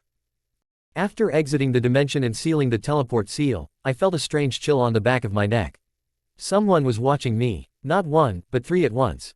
The sensation was sharp and unpleasant, and Anbu immediately came to mind. But no, their gazes are usually indifferent, even empty. And here, outright hostility. Grandpa is less concerned about my supervision. But these are not his people. Something is going on, I thought, continuing to feel those gazes. Not wanting to waste time, I quickly activated the backup teleport seal on a piece of paper and hid it in my inventory. Now, if something goes wrong, I will have an escape route. Listening to my heightened senses, I became sure, this was not Anbu. Their movement, their aura, their malice, everything screamed danger. I divided my consciousness into 3 parts. Two analyzed the situation from different angles, and the third was completely focused on controlling the body. Quickly getting dressed, I left the apartment, carefully closing the door. Jumping onto the roof, I moved along the upper tracks. They followed me closely, not hiding. Is it worth the risk? Flashed through my mind. Deciding that if something went wrong, I would use Ku's chakra, I headed towards the 44th training ground, the Forest of Death. They caught up with me as soon as I crossed the fence. 3 of them. Their cloaks hid their weapons, and their faces were covered with masks. Without further ado, the attack began. One threw shurikens, another kunai, and the third quickly formed seals. Metal blades whistled through the air, but I deftly dodged. Earth element, flying boulders. One of them shouted, completing the series of signs. His hands touched the ground and massive boulders of stone, the size of me, crashed towards me with a roar. Ku, chakra, I shouted mentally. A scarlet shroud enveloped me a second before the impact. A low growl was heard, and the stones flew harmlessly to the sides. One tail flared around me. This chakra was different. It did not burn my skin as before, but on the contrary, it became a part of me, smooth and obedient. With a furious roar, I rushed forward. One of the enemies tried to stop me with a stream of fire, but my defense easily repelled the attack. The mistake cost him his life. With one blow of my paw, I tore his chest apart, feeling the claws cut through the flesh. The tail finished him off, instantly piercing his head. The second raised his katana in defense. Fool. My scarlet incarnation formed additional paws that pierced his chest like paper. The third shinobi retreated, his hands shaking and his movements becoming jerky. He tried to use another technique, but fear made it difficult to concentrate. Sensing his weakness, I rushed after him. He ran, but I was faster. My chakra claws dug into the ground, and in an instant they pierced his body from a distance. The last scream died down, and I exhaled. It was too easy, I thought, standing among the fallen enemies. The air around us was heavy from the fight. An Anbu wearing a bear mask appeared next to the corpses. His figure was menacing, but the look he cast first at me and then at the bodies was more scrutinizing than judgmental. What? They attacked first, I said, trying to sound calm, although the remnants of rage from the battle were still raging inside. The chakra shroud dissolved, leaving behind only a faint scent of burning air. I want the bodies identified. I want to know everything about them, I said, deciding to try to take advantage of the moment. To my surprise, Bear dropped to one knee in front of me without hesitation. The gesture left me with a strange mixture of shock and triumph, which I, of course, did not show. Yes, he answered briefly. I was about to leave when his voice cut through the silence again. Danzo-sama wants to see you. Viper will show you around. At that moment, a woman in an Anbu suit and a mask resembling a snake's face appeared next to him. She looked tense but confident, and her movements were precise, like those of a hunting cobra. She reached out her hand to me, but, as if remembering something, pulled it back and asked. What's going on here? First the bear obeys my command, now this woman is so cautiously asking for permission. I feel like a big shot, flashed through my head, but I just nodded briefly. The Viper put her hand on my shoulder, and I immediately felt her pick me up as if I were weightless and use shunshin. The world around us began to flash, and in a moment we found ourselves at some house. She gently set me on my feet, her movements surprisingly gentle for a warrior. Without a word, she walked inside, and of course I followed her. There was more to the house than met the eye. The Viper opened a hidden passage leading down and motioned for me to go first. We started to go down the stairs. They went so deep that it seemed to me that we would soon find ourselves in the very heart of the earth. About 5 minutes later we came out into a spacious hall. This way, she said briefly and walked forward. Leading me to a massive door, she knocked. The voice behind the door was even and confident. Come in. Viper opened the door and gestured for me to go ahead. I entered Danzo's office. You may go, he said without turning around. The Viper immediately disappeared, leaving us alone. Danzo turned to me, and I was surprised. There was neither severity nor coldness on his face, as usual. On the contrary, his lips curved into a light, warm smile, which looked unexpectedly almost human. I sat across from Danzo on the hard couch, trying not to show how uncomfortable it was. His calm voice brought me out of my thoughts. Naruto, I heard you became a genin, he began. Congratulations on that. His words sounded warm, although Danzo's face still wore the same mask of restraint. However, a slight smile still broke through it. Thank you, I replied, trying to remain neutral, although questions about the reasons for this invitation were already starting to flash through my head. Danzo chuckled slightly, noticing how I was looking at him, as if trying to read his intentions. So, Naruto, I need to have a serious talk with you, he began, his tone immediately becoming firmer. First, I want to make you my successor. But to do that, you need to know how my organization works from the inside. My heart skipped a beat. Successor. Too many thoughts and emotions rushed into my head, but I remained silent, letting Danzo continue. You will become a regular root Anbu private. You will have 3 years to gain experience. In parallel, you will be taught everything you will need to complete your mission. He handed me a piece of paper. Naruto, take this piece of paper and direct your chakra there. I walked up to his desk and picked up the paper. As soon as my chakra touched it, the sheet first cut in half and then burst into flames. Air and fire, then, Danzo muttered, rubbing his chin. 3 years in corn. It's not just difficult, it's something on the verge of absurdity. Corn always does the dirtiest tasks, flashed through my mind. After 3 years, you'll spend the remaining 2 years learning how to work with papers. In other words, I'll be training you for my job, he continued. And then I'll send you to the Genin team. He paused and then added. Remember, no one should know that you will be a root Anbu. This is for your own safety. I nodded, digesting his words. I understand you, Grandpa, I said, trying to keep a straight face. From now on, your call sign is Fox. And try to use the Nine Tails chakra less often. Only in case of extreme necessity. Okay, I understand. Danzo smiled slightly. Do you have any questions? Yes, I want to clarify, I replied. So, for 3 years I will be a private Anbu and will be able to rise to the rank of squad leader. That's right, he confirmed briefly. And after this they will still assign me to the Genins. Yes, this was one of Hirazen's conditions. I sighed involuntarily. I see, okay, then I'll go. I left Danzo's office with a heavy heart. Danzo's words had been clear, but their consequences had hit me hard. I had to not only process what had been said, but also mentally prepare myself for what I would have to go through. 5 long years have passed. As an Anbu, I've seen and done a lot, from spying to assassinating targets. It's been a tough few years, but I've tried to adapt and learn quickly.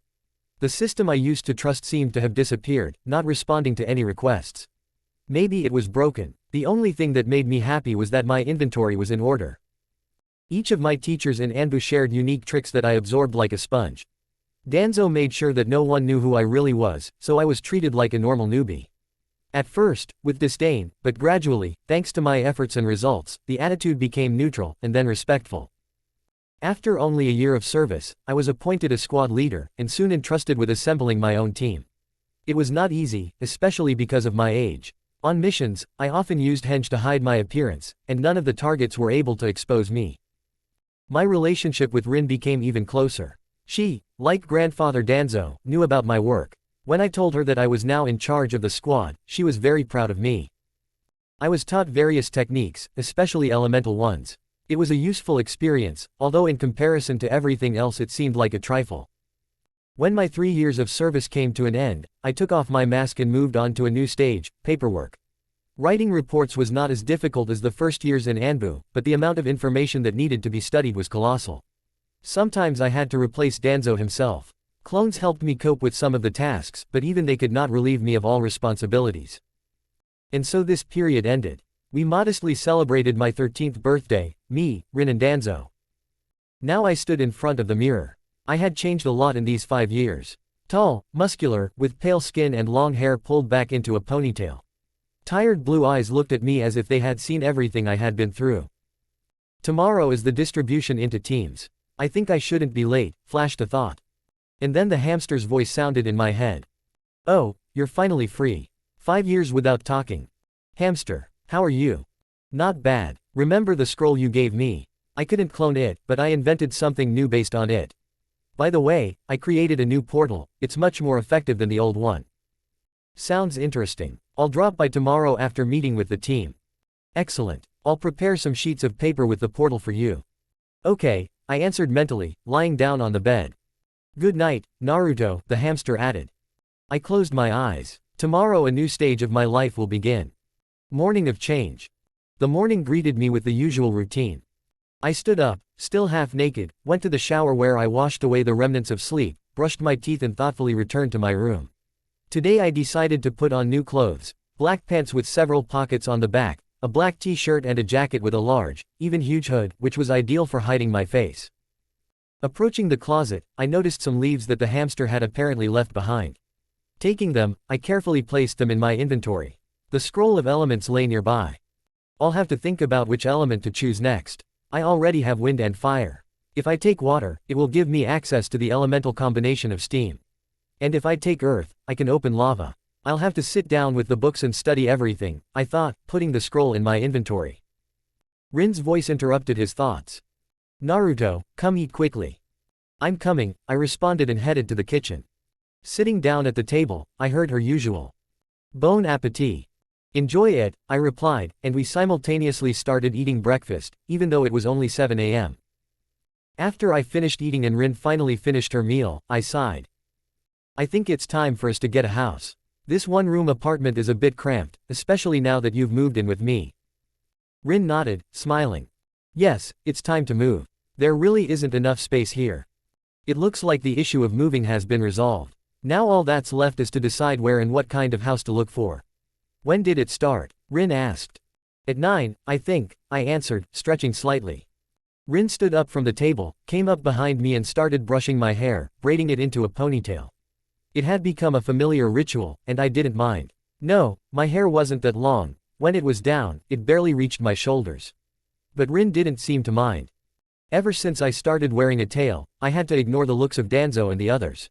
But I liked it, and the opinions of others. Let them crawl like worms. I stopped paying attention a long time ago. Yes, my ego has grown noticeably over the years. What are you thinking about? Rin asked. Nothing, I replied, closing my eyes as she finished braiding the tail.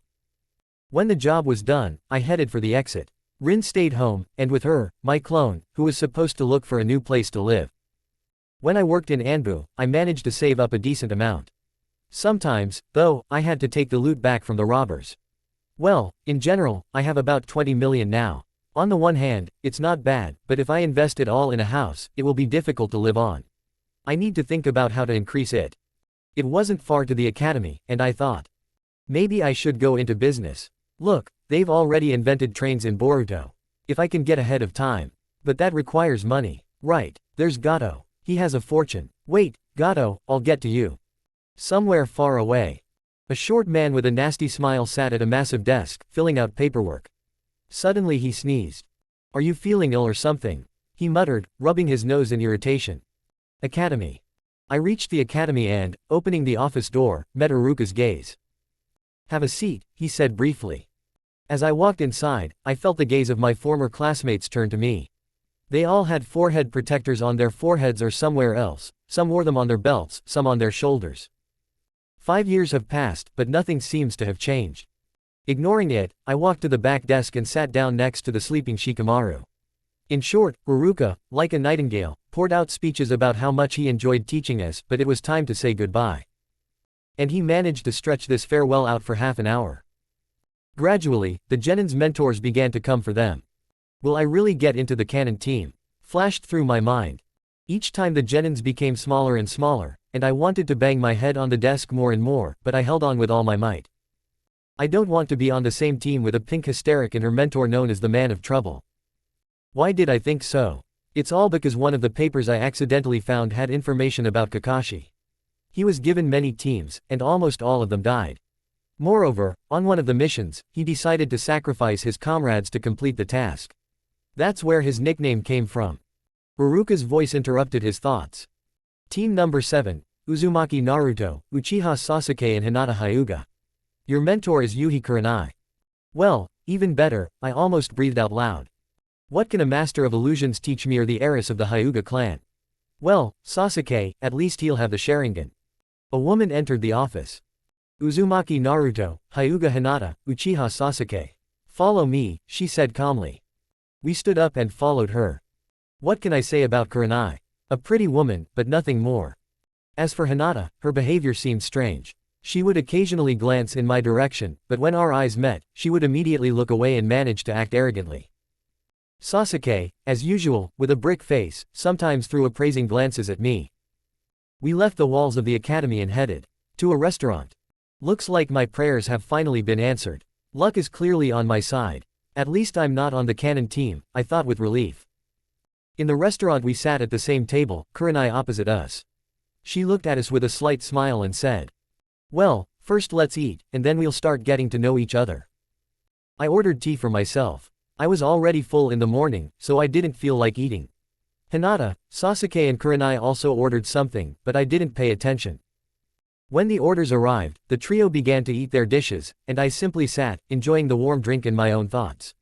So, a railroad company. So, let's start it. But there's a problem in the near future, pain. That means we either need to start a company after his attack, or eliminate him first. I continued to immerse myself in my thoughts, completely forgetting that I was at the same table with a newly formed team and a mentor. Taking another sip of tea, I thought further. Technically, Canon Naruto had fewer techniques than me, and he was still able to win. But he was helped by the hermit mode. To get it, I need to go to Mount Miyabuku. But are there really only 3 hermit modes in this world? And, frankly, I wouldn't want to limit myself to toads. I'm also interested in the snake mode, as well as the abilities of slugs with their regeneration. I took another sip of tea, distracting my thoughts. In various fanfics, heroes manage to get the hermit mode from dragons or other creatures. But here, it seems, there are no dragons. My chaotic thoughts were all about business, defeating pain, and hermit modes all at once. It all fell apart until someone interrupted my thoughts. "So, it's introduction time," Kurenai's voice rang out. "My name is Yuhi Kurenai. I am a master of Genjutsu, a Jonin. My goal is to become the greatest master of Genjutsu. And now you." She pointed at me. "I am Uzumaki Naruto. Genin. I have many goals, but I do not intend to share them. One of my goals is to revive my clan," I shrugged. "Uchiha Sasuke," he said in his cold tone, "I have 2 goals, to revive my clan and to kill 1 person. Next," Kurenai said, nodding towards Hinata. "Hyuga Hinata," she said with a slight grin. "My goal is to become the strongest kunoichi." And wipe the floor with a certain blonde. Her gaze fell on me for a moment, and I noticed the slightest hint of challenge in her eyes. Kurenai looked at us thoughtfully. "Okay," she drawled. "Well then, let's go, I'll show you our training ground." With these words she stood up, and we, naturally, followed her example. On the road we walked for quite a long time. Hinata and Kurenai quickly found a common language and chatted animatedly the whole way. I walked in silence next to Sasuke. It seemed like he wanted to ask or say something, but apparently he was embarrassed. It's strange to see him like this, I thought, silently walking on. Soon we came to the 3rd training ground. A beautiful place, with trees, grass and even a small river. At the training ground. "Tomorrow you will have an exam from me," Kurenai said with a smile. "I advise you to prepare." With these words, she simply disappeared using the body flickering technique. I noticed that Hinata and Sasuke were about to leave, but I decided to stop them. "Stop. What do you want?" Hinata asked sharply, turning to face me. Sasuke also stopped and, glancing over his shoulder, waited silently. Since the exam will be here tomorrow, it would be logical to study the training ground from top to bottom. "Do you know something?" Sasuke asked, narrowing his eyes slightly. "Isn't it obvious?" I replied, making a demonstrative, hand-to-face, gesture. They looked at each other and shrugged their shoulders, as if they didn't understand what I was getting at. "We'll have to fight her," I began to explain. "She brought us here specifically so that we would have time to study the situation and prepare." Preparation. We spent the next 3 hours exploring the range from top to bottom. Every tree, bush, and bend in the river was carefully examined. I decided to go further and set a couple hundred traps. Yeah, I didn't skimp. We spent another hour trying to work as a team. Arguments were inevitable. Sasuke and Hinata had different views on tactics, and I tried to reason with them. It will be difficult, but not impossible, I thought, watching as Hinata folded her arms across her chest in irritation, and Sasuke snorted, but still took a step forward. World without a face. So, we finally came up with a common plan of action. We checked everything again, repaired the traps and placed them around the area. Only after that did we decide to go our separate ways. As I headed towards the place where, according to the map, the dungeon should be, I considered possible scenarios. It had already become a habit for me to think several steps ahead. Maybe everything would work out without a fight. Although deep down I knew that hoping for this was pointless. Entering a narrow alley, I heard the system's voice. "In GT, a passage to the dungeon has been discovered." "Statistics," I commanded. The screen flickered, but instead of the usual data it showed an error. "Well, at least there's some kind of reaction," I muttered. Before, the system ignored requests altogether. "Naruto, are you at the dungeon?" Komike's voice sounded in my head. Already there, I answered mentally. Excellent. Create a temporary portal and send the clone there. I need to tell you something. The hamster paused and added, when you activate the portal, a large number 2 will appear on it. It's hard not to notice. Understood. Opening my inventory, I took out a scroll of FUNN symbols and placed it on the nearest wall. The ground beneath my feet became covered in patterns, forming a massive pentagram. Taking a step back, I created a shadow clone, which immediately headed towards the portal. When it stepped on the activated pattern, the number 2 on it changed to 1, and then to 0. The FUNN symbols faded and disappeared. A couple of seconds later, the clone appeared back, handed me the scroll and dissipated, leaving behind a light smoke. Clone memories. Give this to Naruto, the hamster said, proudly holding out the scroll. This is a new set of equipment. It looks like your normal clothes, but I've added a few dozen FUNN to it. The clone nodded, took the scroll and returned to me through the portal. Present time. I sighed and unrolled the scroll. From it I pulled out a set of clothes that at first glance looked like an exact copy of my standard outfit. After quickly changing, I noticed that the set now included fingerless gloves and a mask that covered half of my face. I felt the difference right away. The material of the clothes was thick, but did not restrict my movements at all. In the gloves, my hands seemed lighter and stronger, and I could breathe through the mask even better than without it. The air seemed clean, fresh, as if after rain. Komike, you've outdone yourself, I chuckled, pulling up my gloves. Now I was ready. Looking down the alley leading to the dungeon entrance, I froze for a second. Everything seemed too quiet. Well then, I thought, adjusting my mask. It's time to find out what awaits me inside. A system window suddenly flashed in front of me. In GT, do you want to enter the dungeon? Not really. Pulling up my hood, I pressed, yes, without thinking twice. Everything around me went dark. The next second I felt a strange sensation of falling, and then I found myself in the middle of the street. But this was not the usual street of my world. I was standing on a deserted road, covered in cracks and debris. Pieces of asphalt lay everywhere, as if something terrible had recently happened here. Nearby, half-ruined buildings towered, their windows gaping empty. For a moment, I even thought I was in some abandoned area of Kazakhstan. However, the details of the destruction, the cracks in the ground and the strange atmosphere made me quickly dismiss this thought. This place was alien, wrong. My thoughts were interrupted by the system. It spoke again, its voice sounding anxious. In GT, warning, you have been affected by a weak radiation effect. In GT, radiation resistance, 0.01%. I squinted, trying to figure out what that meant, but the system didn't give me time. In GT, attention, you have received a new task from the God of Chaos. Description. User of World 613, you need to find and return the Heart of Chaos. The location is marked on the map. Reward. The ability to move between worlds. Penalty for failure, eternal stay in this world. Penalty for refusal. Access to dungeons and other worlds will be blocked. Accept the task. Yes, yes. I couldn't help but feel my eye twitch. They didn't even leave me a normal choice. Having mentally accepted the task, I noticed a watch materialize on my hand. Its screen glowed with a dim light, displaying a map. It showed my location, as well as the point where I needed to go. Sooner or later, I will destroy the gods, I whispered. Unknown location. At a massive table carved from black stone sat 2 figures. One, majestic and terrifying, was Korn, the god of war. The other, female, was distinguished by a refined grace, although there was a hidden power in her movements and voice. They sipped tea leisurely. The woman spoke first, her voice soft but with a hint of reproach. Korn, have you given me your impossible task again? Korn took his time answering, the corners of his lips curling into a pleased smile as he sipped tea from an elegant cup. The silence irritated his companion, and she asked again. How many newbies have died already? 20. Korn finally decided to answer, his voice calm, as if he was giving a simple report, 23, to be precise. The woman sighed heavily, her fingers covering her face in irritation. You are unbearable, Korn. End of the scene from the gods' point of view. From Naruto's point of view. Naruto, what's going on? Komike's familiar voice sounded in my head. I was given a task, and I simply cannot fail to complete it, I answered with a bit of irritation, looking at the mark on the map, which was becoming increasingly burdensome with its inevitability. Footsteps echoed loudly on the cracked asphalt. The city was empty, but it did not give a sense of safety.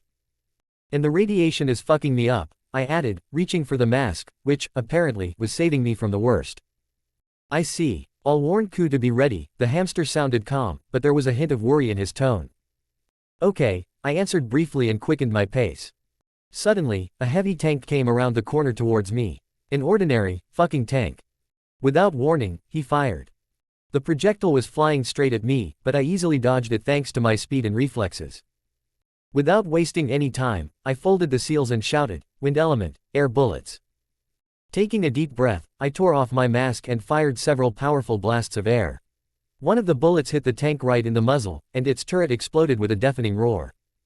Without wasting any time, I pulled the mask back on, used the body flickering technique, and found myself right on the remains of the tank. Having pulled the driver out of the cabin, I quickly examined him. There were grenades hanging on his belt. Another body flickering technique, and we were already standing on the roof of a destroyed building. Having pulled out the kunai, I cut off his belt with grenades and put it in the inventory. During the search I found a pistol on him, which I also took. The driver finally came to his senses and shouted, "What the hell are you?" I just looked at him coldly and then punched him in the stomach. He doubled over and sank to his knees. "I advise you to answer all my questions," I said in an icy tone. "Perhaps then I will let you live." What do you want?" he croaked, trying to catch his breath. "Where am I? What country is this?" "The United States of America." "What year is it now?" 2026. Where did you fall from?" "Did I give you permission to ask questions?" I said, squinting. The driver fell silent. "What happened here? Why is everything destroyed?" He began to tell the story, although his voice was tense. "It all started at the end of 2024. Then a meteorite fell. We discovered that it was emitting strange energy. We planned to use it as fuel. But it began to affect people. At first, everything seemed under control, but soon, everything got out of control. I noticed movement below. We were surrounded. A crowd of creatures had gathered in the streets. They were monsters that looked vaguely human. Their gray skin was covered with appendages that resembled extra limbs, and their yellow eyes glowed with an ominous gleam. "Is it because of the meteorite?" I asked, nodding downwards. The driver looked towards the mutants and turned pale with horror. "Why yes. I've never seen so many of them." And suddenly he turned sharply towards me, madness flashing in his eyes. "It's your fault. It's because of you that there are so many of them." He rushed at me, trying to throw me off the roof. Calmly taking a step to the side, I didn't even resist. The driver did not expect such a maneuver and, having lost his balance, fell down. Gravity did its job. He met his fate on the street, surrounded by mutants. Do you think I could have saved him? Maybe. But why? I am not a hero. I never was and never aspired to be one. After examining the pistol in my hand, I calmly put it back in my pocket. The kunai returned to the pouch. Without any unnecessary emotions, I looked at the mark on the map. It was time to move on. Using the mass shadow cloning technique, I created dozens of clones and sent them down to distract the mutants. While they were attracting attention, I moved towards the mark on the map. A few moments later, I noticed that rockets were flying in the direction I had left. Am I being watched? I muttered, looking back for a second. Without stopping, I jumped off the building, landed on the ground and ran forward. I ran for a long time, but the mark on the map still seemed as far away as if I hadn't even approached it. Suddenly, my path was blocked by a group of people in protective suits. They immediately raised their weapons at me. Raising my hands, I calmly said, "I am a human being." One of them said briefly, "Yeah, you're the 24th person to tell me that. Eliminate him." Having given this command, he opened fire. A hail of lasers fell upon me. Without thinking, I used the substitution technique, replacing myself with one of the fighters. Their weapons instantly riddled their ally with holes. Taking off my mask, I jumped high into the air. Making seals, I shouted, "Element of fire. Great fireball." A huge flaming ball crashed down on their positions, creating chaos. Taking advantage of the moment, I created a clone in the air, pushed off from it and dodged the next volley of lasers. Upon landing, I instantly used the body flicker technique and appeared right in front of one of the soldiers. I quickly found a weak spot in their suit and used a kunai to cut his throat. Grabbing his laser gun, I started firing back, constantly moving to avoid being hit. It was a shitty tactic, but it worked. I quickly got used to the new weapon, and the laser gun became my temporary salvation. One by one they fell. Soon only their commander remained. "I can't believe that our squad defeated the weakest of the aliens," he said with venom. Without a word, I raised the gun and shot him straight in the head. It was all over. Having hidden the weapon in my inventory, I quietly said to myself, "I'll give it to the hamster later. Maybe he'll find it useful." Having created several more clones, I ordered them to collect the remaining laser guns and search the bodies. The clones placed everything they had obtained in front of me, and I put it all in my inventory. When I dispersed the clones, one detail caught my attention. There was something huge approaching in the sky. It was a rocket, bigger than any I had ever seen before. And it was flying straight towards me. I realized there was no time to think. It was a nuclear bomb. Oh, fuck. The next moment, I felt Kurama's golden chakra envelop me. It was as if it was screaming at me, run. Without thinking, I ran as fast as I could. Usually you don't survive a nuclear explosion, but I wasn't going to die here and now. Using everything I had, the body flicker technique, Kurama's chakra, and my own top speed, I raced like never before. It seemed as if I had reached the speed of sound. In a matter of seconds I had left the ruins of the city.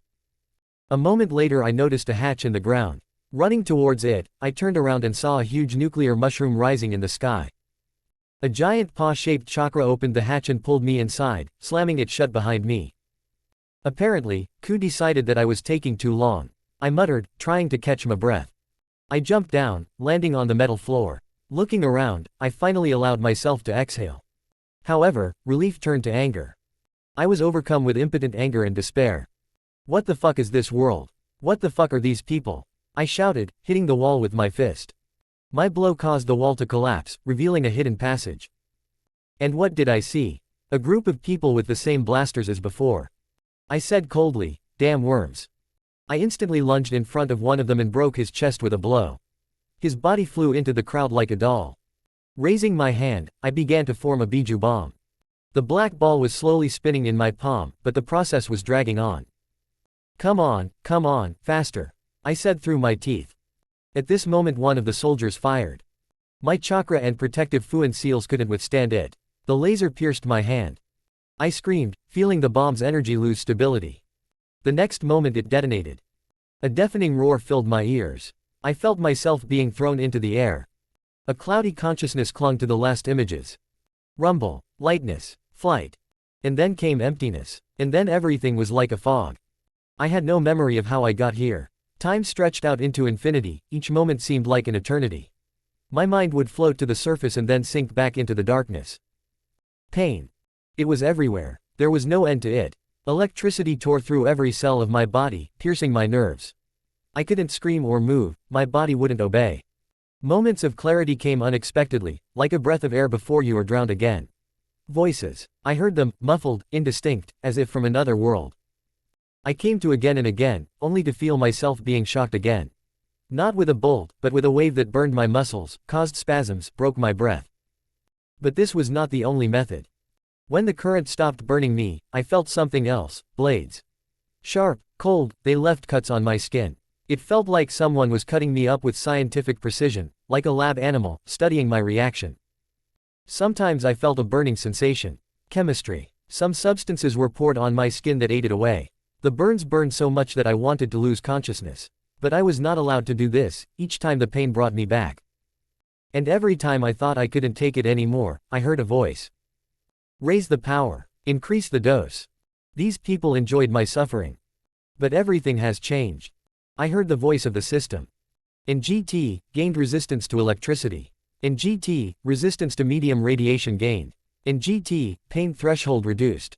The words seemed to flash before my eyes. The pain began to recede, losing its sharpness. I was able to open my eyes. I found myself suspended in the center of the room. My hands were handcuffed to the ceiling, my feet were fixed to the floor. I was hanging in the air like a lifeless puppet. The room was white, sterile, cold. I had nothing on me except the feeling of cold and a light breeze. The door slid open. Scientists entered. People in white cloaks, with their faces covered. They had strange devices in their hands, torture instruments, apparently. One of them came closer. I woke up, he said coldly, looking at me like a guinea pig. Before I could answer, he pointed the device in my direction again. Current discharge. I felt electricity running through my body, but now it was just a slight tremor. I was ready. I closed my eyes, pretending that the pain was still there. Let them think that their methods were working. But now I knew, they had lost. As one of them approached, I strained my entire body and tore my legs out of the shackles with all my might. The steel cable gave way with a cracking sound, and my free leg shot lightning fast into the scientist's face. The blow was so powerful that his body was thrown against the wall like a doll, leaving cracks from the impact. Trying to use chakra ended in nothing, the handcuffs absorbed it. So that's why Ku didn't interfere. Gritting my teeth, I dug my heels into the wall and jerked my hands. The metal cuffs creaked, the veins in my arms bulged, the muscles throbbed with tension. And although the cuffs didn't give in, I tore the chains out of the ceiling, falling to the floor. Without chakra, then. I lunged at the nearest scientist. He didn't even have time to raise his hand to press a button. My fingers sank into his throat. I squeezed so hard I could hear the cartilage cracking, his breathing turning into a wheeze. I lifted him into the air as if he weighed nothing, and squeezed even harder until I felt his throat break under my fingers. His body went limp. 1. With a sharp movement, I threw him aside and was already in front of the next one. An elbow to the face was accompanied by the crunch of bones.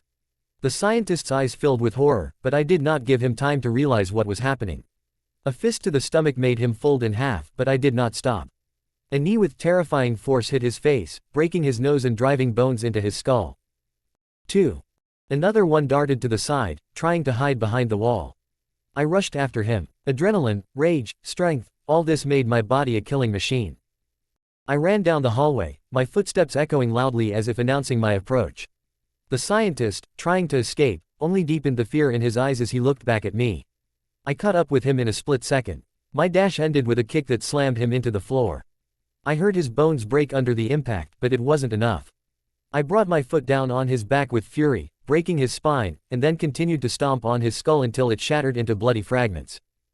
The sound of approaching footsteps made me turn around. Soldiers. Their boots clanked on metal, and their guns were pointed right at me. I heard a shot. A laser beam shot towards me, but I exposed the middle of my handcuffs. The metal flashed, and although the handcuffs stayed in place, the chains burned away, freeing my hands. A bloodthirsty smile appeared on my face. Now you are mine. I lunged at them. Lasers flashed, one after another, piercing my skin, but the pain no longer mattered. My lowered pain threshold made me virtually invulnerable. I grabbed them with my bare hands, breaking their necks, crushing their throats, tearing apart their limbs. My blows were swift and deadly, each one precise and merciless. Each new shot that hit me only fueled my rage. This was not a battle, it was a massacre. The last soldier was crawling along the floor, trying to hide behind the rubble. I slowly approached him, enjoying his fear. His eyes met mine, full of dark blue horror. I grabbed him by the throat, lifted him up, and then squeezed his hand, hearing the crunch of his neck vertebrae. I threw his body to the others, like a useless rag doll. The corridor ended with a door. I went inside and immediately noticed my things. There was a mirror next to them. I froze. The reflection made me look closely at myself. Long, disheveled hair, partly dyed scarlet with blood, covered my face. The wounds on my body, which had previously throbbed with pain, were rapidly healing, leaving only thin marks. I had grown taller. My hair had grown and among it I noticed a gray lock, which I had never seen before. But what struck me most was my eyes. The once blue eyes had darkened, becoming deep, almost black. I came closer, peering into the reflection. "What are you?" I whispered to myself. There was no answer. An explosion of rage engulfed me, and I punched the mirror. It shattered into pieces, reflecting my distorted face in dozens of tiny pieces. Having gathered my things, I quickly dressed, bringing my breathing back to normal. My attention was drawn to the watch that suddenly appeared on my hand. The mark on it pointed downwards. I looked at them, then at myself. And he laughed. Ha ha ha. My laughter echoed throughout the empty corridor. It seems like my roof is not just going. It's blown off. I need to get rid of these bracelets. I muttered to myself, examining the massive shackles on my wrists. I reached into my pouch and pulled out a kunai. It was still sharp and gave me a strange sense of security. Why do I still have kunai and shuriken in my pouch? I thought for a moment, trying to remember. Oh yeah, the storage seal. It reacts to my blood and chakra. And the hamster, as always, had been clever, adding some other defense mechanism. However, that's not important now. I tried to cut the bracelet with a kunai, but it only scratched the surface of the metal. The mechanism was too strong for brute force. Damn, okay, we'll use the head. After examining the lock, I found a small opening mechanism. Concentrating, I applied force and broke it with a crunch. The bracelet slipped off my hand and I immediately felt the chakra suppression weaken. Finally, Ku's voice sounded in my head. "Keep it down, will you?" I responded, feeling slightly irritated. "How are you?" I heard the familiar voice of the hamster. "It's fine, but after completing the mission, I want to sort all this out." I said, breaking the mechanism of the second bracelet. When the second bracelet fell to the floor, my chakra was completely released. It felt like a heavy chain that was dragging me down had finally been removed. Putting the kunai back into the pouch, I stretched and crunched my whole body. That's better, I muttered, feeling a surge of energy. The compressed air of the room seemed a little lighter to me, and my body was once again ready for battle. I left the room and began wandering aimlessly through the corridors, trying to find a way down. The lighting flickered dimly, creating an ominous atmosphere. Finally, at the end of one of the corridors, I noticed an elevator. Walking up to it, I pressed the call button. The elevator doors opened with a metallic screech, and I stepped inside. I pressed the button for the bottom floor and felt the elevator begin to descend. The movement was smooth, but my heart was pounding furiously, as if it had a premonition of something.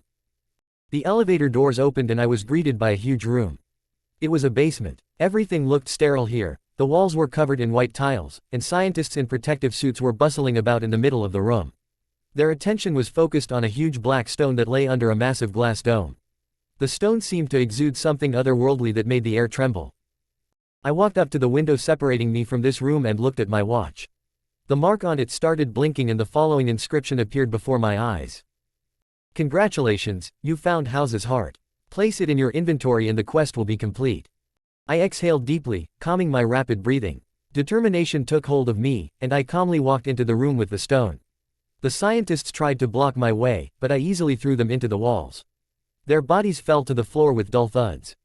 As I approached the stone, I felt a lump of blood rise in my throat. Lowering my mask, I spat the blood out onto the floor with effort.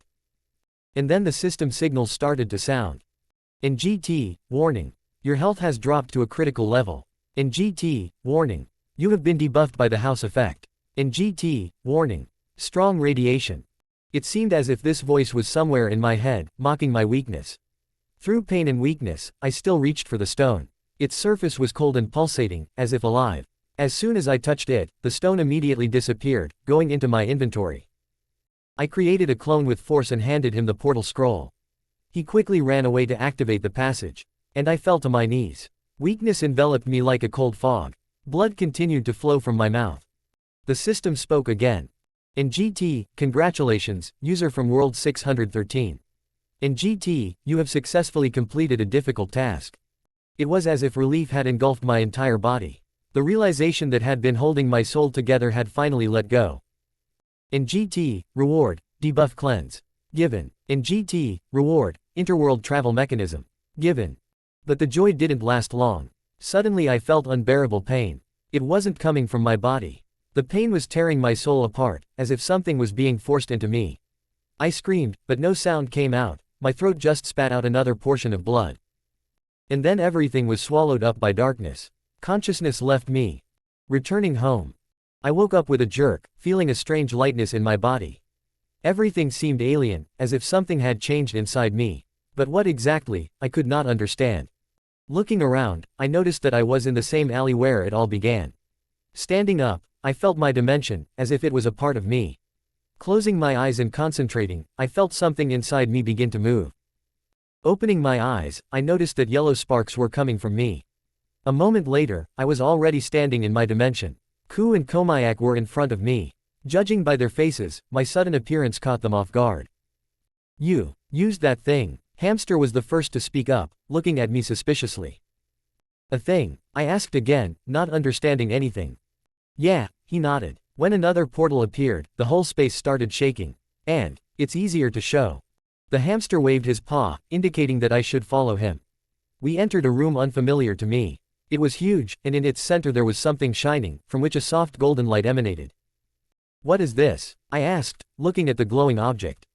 This is your soul, the hamster answered calmly. Why am I seeing this room for the first time? I asked, frowning. You didn't ask about her, he shrugged, as if it was obvious. I exhaled, realizing that the events of the last few hours had changed me greatly.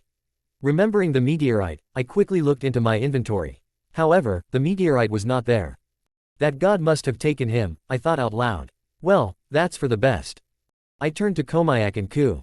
Their gazes were wary, as if they were waiting for some kind of explanation from me. But I myself still did not fully understand what exactly had happened to me. Why are you looking at me like that? I asked, looking at Hamster and Ku. I was given the task of returning the meteorite, and I did it. Now I have this golden thing, with which I can travel through the worlds. True, I still don't know how to get to the exact world I need. I began to think out loud, taking out the scroll of elements from my inventory. I think I know which element I want to choose. If there is a chance to awaken an improved genome, then it makes sense to choose Earth. Ku and Komayak exchanged glances, obviously discussing something without words, while I was deep in my thoughts. Suddenly Komayak grabbed my hand and, not letting me finish, dragged me somewhere, like a child. "Hey, what are you doing?" I said indignantly, trying to figure out where we were going. Before I knew it, we found ourselves at the hot springs. "Where did you steal this?" I blurted out when I saw a cozy place with floating pools. "I did it myself," the hamster replied offendedly, proudly puffing out his cheeks. "Okay, do you have a shower?" I asked, looking around. "Yes, there is. First go there, then you can relax here. And by the way, don't forget, you have an exam with Kurenai tomorrow." The reminder sounded casual, but there was a slight mockery in the air. "Oh yeah, right," I muttered, remembering that I still had to pass this exam. The hamster pointed out where the shower was. I quickly took off my clothes and went inside. The hot water pleasantly warmed my body, washing away the fatigue. Having finished the shower, I headed to the springs. Covering my private parts with a towel, I plunged into the hot water. The warmth enveloped my body, allowing all my muscles to relax. Not far from me, Ku was sitting in the water, his eyes closed in bliss. He seemed to be enjoying the moment completely. "Have you decided to take a rest too?" I asked, breaking the silence. "Of course," he answered briefly, without opening his eyes. We were both silent, enjoying the peace and warmth. It was a rare moment of silence. Taking the scroll of elements that I had forgotten about, I looked at it carefully. Touching the scroll, the system menu suddenly popped up in front of me. The screen displayed 4 elements to choose from: fire, water, wind, and earth. I didn't think long and clicked on the earth element. In that very second the scroll disappeared from my hands, and I felt a powerful stream of energy rushing into my chakra center. Warmth spread throughout my body, as if something familiar and eternal had awakened inside me. Exhaling, I closed my eyes, enjoying these sensations. This was a new, unknown experience for me. I looked around and couldn't help but smile. It was my first time in a hot spring. In my previous life, I had only seen them in anime and always thought they were something out of fantasy. Well, the bathhouse was a worthy substitute, of course, but the sensations here were completely different. The steam enveloped the body, relaxing every cell, and the water warmed me so much that I felt as if I were one with nature. I wonder what will happen next, I thought, looking at the bizarre play of steam rising above the water. "Listen, Ku, I need to restore moderate memories," I said, looking at him intently. Ku turned his head lazily, as if he was not at all interested. "It's for Komike," he answered briefly, after which he again looked off to the side. I exhaled deeply, trying not to show my irritation. I stood up and went to tidy myself up. I went into the shower and quickly washed away the last of my fatigue. The warm water helped me come to my senses a little after everything I had been through. Drying myself, I noticed a new set of clothes on the locker. It didn't matter who had left it. The main thing was that it was clean. I quickly changed and headed into the castle. There I immediately found Komayak. He was immersed in work, sitting concentrated at the table with some kind of plan in front of him. "What are you doing?" I asked, getting his attention. The hamster raised his head, his gaze was calm, but slightly tired. "Now my clones are capturing new lands." "New lands?" I asked again, frowning. "Yes, the world where you were tortured," he replied, a barely perceptible note of anger in his voice. I fell silent, remembering what I had been through. Apparently, Komayak was still angry about what had happened there. "I understand," I said quietly, and then added, "I have something for you." Opening my inventory, I began to lay out on the floor everything I found in that world: laser guns, pistols and other equipment. I took all of this from those who held me captive. The hamster glanced at the scattered laser guns and pistols, nodded briefly, then folded his hands in a familiar seal of concentration. 3 shadow clones immediately appeared around him, exactly repeating him. "Take all this to the warehouse," he ordered briefly. The clones nodded silently and, without wasting any time, began to assemble their weapons. Their movements were fast and coordinated, as if they were one with hamster. I watched this spectacle with slight surprise. "When did you learn this?" I asked, not hiding my interest. The hamster, without being distracted, continued to watch the process. "Ku showed me how to use the seals," he answered calmly. "Taught me the basics. I learned the rest myself." Not bad, I admitted, watching as the clones disappeared along with their weapons, as if they had dissolved into thin air. Komite, can you deliver the scrolls for me on the element of earth? I asked, looking at him. No problem, the hamster answered calmly, without even looking up from his work. Well then, I'll be going. I need to get a good night's sleep before the exam. I nodded and turned around, getting ready to leave. Yeah, good luck, said the hamster as he said goodbye. I headed towards the booth from which the familiar vibration of energy emanated. It was a teleport. As I entered, I immediately felt the pulsation of two worlds, mine and another, alien one. The second one did not interest me at all, and without thinking, I chose my world. Energy surrounded me, and in a moment I was in my room, as if I had never left. In the closet. Opening the door, I stepped into the room and carefully closed the closet behind me. But before I could take a step, I heard a familiar voice. Naruto, is that you? I froze. The voice was familiar to me, but I hadn't heard it for so long that I had almost forgotten what it sounded like. Rin walked into the room, her eyes wide in surprise. I'm home, Mom, I blurted out before I could think. It was accidental, but that made it seem even more sincere. Her face reflected shock and joy at the same time. I couldn't hold back. I rushed to her and hugged her tightly, as if I was afraid that she would disappear again. Rin was momentarily confused, but then she hugged me back. Hey, what happened? She asked softly. But I didn't answer. I just stood there, holding her close, silently, as if words couldn't express everything I was feeling right now. The next day, at exactly 7 a.m., I was standing at the training ground. Before heading here, I had to adjust my appearance a little. I used henge to change the color of my hair and eyes. Yes, I could have just dyed my hair, but I was too lazy to look for dye in my eyes. Well, magic would help. Sasuke and Hinata were already standing at the training ground. We greeted each other and that was it. We just stood there, silent. The atmosphere was awkward, to put it mildly. And then my thoughts returned to yesterday evening. So, what's up with Rin? I asked myself. We hugged for about 10 minutes. We just stood there, silently, until I, unexpectedly for myself, started crying. Huh, crybaby. Ku's voice sounded somewhere in his head. Oh, go away, let me tell you properly. I snapped, unable to restrain myself. Well, yeah, there's certainly something wrong with your head, he muttered, but I decided to ignore him. Rin calmed me down, we talked a bit, and then went to dinner. Yes, the evening turned out to be pretty good, although a little emotional. Listen, Ku, I mentally addressed my interlocutor, feeling how he wanted to butt in again. If you butt in on my monologue again, I'll rip your tails out. Okay, I'll keep quiet, he hastened to answer, clearly not wanting to take any risks. Returning to reality, I glanced at Sasuke and Hinata. They were still standing there silently, as if waiting for me to finish my internal dialogue. Or, internal monologue. So, stop. They can't hear Ku, can they? A thought suddenly flashed. I squinted, looking at them, but they didn't even bat an eyelid. Oh, thank the gods, otherwise they would have thought I was crazy. Although, who's to say they don't already think so? And finally, Kurenai came to the training ground. Oh, well, now that everyone is here, let's begin the exam. The gist is simple. You must defeat me, she said calmly, looking at us. Use everything you have, and don't be afraid to fight seriously, she added with a slight smile, but there was confidence in her voice.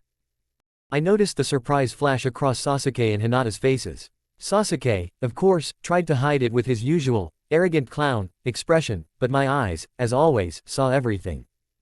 Begin, Kurenai commanded. It's dangerous to attack her seriously. I might accidentally kill her. This thought flashed through my mind faster than I could comprehend what I was doing. In the end, I grabbed Sasuke, who was about to charge forward, and Hinata, just for company, and used body flicker. In an instant, the three of us were on a tree, a safe distance away from Kurenai. Hey, they both said indignantly in unison. Remember, we have to work as a team. Does everyone remember the plan? I asked, pretending that everything was under control. Since when are you in charge? Hinata asked sarcastically, and Sasuke just chuckled. Since you two are gladioli, I answered, shrugging my shoulders. These two looked at me like I owed them something. So, do you remember the plan? I asked again. They both nodded, and oh shit, I forgot about him. Basically, I began, trying to get out of it, Hinata on the right, Sasuke on the left, you lure her into a trap, and I'll go head on. Excellent plan, strategist, Ku's voice sounded in my head. Thank you, I blurted out. Both of my teammates looked at me in surprise. To battle, I say. I quickly shouted to change the subject. Hinata and Sasuke nodded in unison and rushed to attack. I also rushed towards Kurenai, trying to attack carefully and not too hard, but suddenly I heard the system's cold voice. In GT, the genjutsu effect was prevented. My fist pierced the tree, and then I noticed that Hinata and Sasuke were fighting. With air. And Kurenai herself, completely calm, was sitting nearby and watching all this with interest. Pulling my hand out of the tree, I instantly appeared in front of her. She raised an eyebrow in surprise, apparently not expecting me to be able to get rid of her genjutsu. Well, we don't have any teamwork here, I shook my head in disappointment, looking at Sasuke and Hinata, who continued to beat the air. Your plan was too simple, Kurenai shrugged. Does it make sense to continue the fight? I asked, feeling that I had already failed this test. I don't think so. I understand what I have to work with, she smiled sweetly. So, I have a crush on the teacher. The thought made me feel uncomfortable. Roll up your lip, Ku's sarcastic voice sounded. I'll break your tails, I responded mentally, trying to save face. Exhaling, I sat down on the grass and simply watched as these two, with varying degrees of pathos and absurdity, tried to overcome the air. Kurenai sat down next to me, apparently also enjoying this spectacle, but still asked a question. How did you get out of my genjutsu? You didn't even use Kai. Well, I have resistance to genjutsu, I replied, scratching the back of my head. Her eyes sparkled with interest, but she said nothing, simply continuing to watch the fight. So, Kurenai and I chatted for a bit. Surprisingly, she was easy to talk to, as if we had known each other for a long time. What did we talk about? You ask. Well, a little bit of everything. We discussed genjutsu, how it works, how it can be used to defeat an enemy, or even kill a shinobi. Unexpectedly for me, Kurenai offered to teach me this art. I, to be honest, was shocked. Seriously. Hold back your emotions, otherwise you're behaving like a child, Ku remarked sarcastically in my head. I'll break your tails, I'll remind you again, I mentally snapped, trying to maintain my composure. But, frankly speaking, I hardly listened to what she said. My thoughts took up all my attention. Almost broke the canon of my world. Well, now there's only one thing left to do, take it over and make it truly my own. Build an empire, strengthen my place, and to do that, I have to become the strongest. Why are you so thoughtful? Kurenai suddenly asked, bringing me out of my thoughts. Oh, nothing special, I waved it off, but deep down I was already making plans on how to reach the top. Finally, Kurenai took pity on Hinata and Sasuke, dispelling their genjutsu. They, of course, looked a little battered, but, as they say, alive and well, and thank goodness for that. Meanwhile, I was sitting on the grass, slowly sipping tea from a thermos. Kurenai settled down next to me, and without thinking, I poured her some more. Where did you get this thermos? She asked, raising an eyebrow in surprise.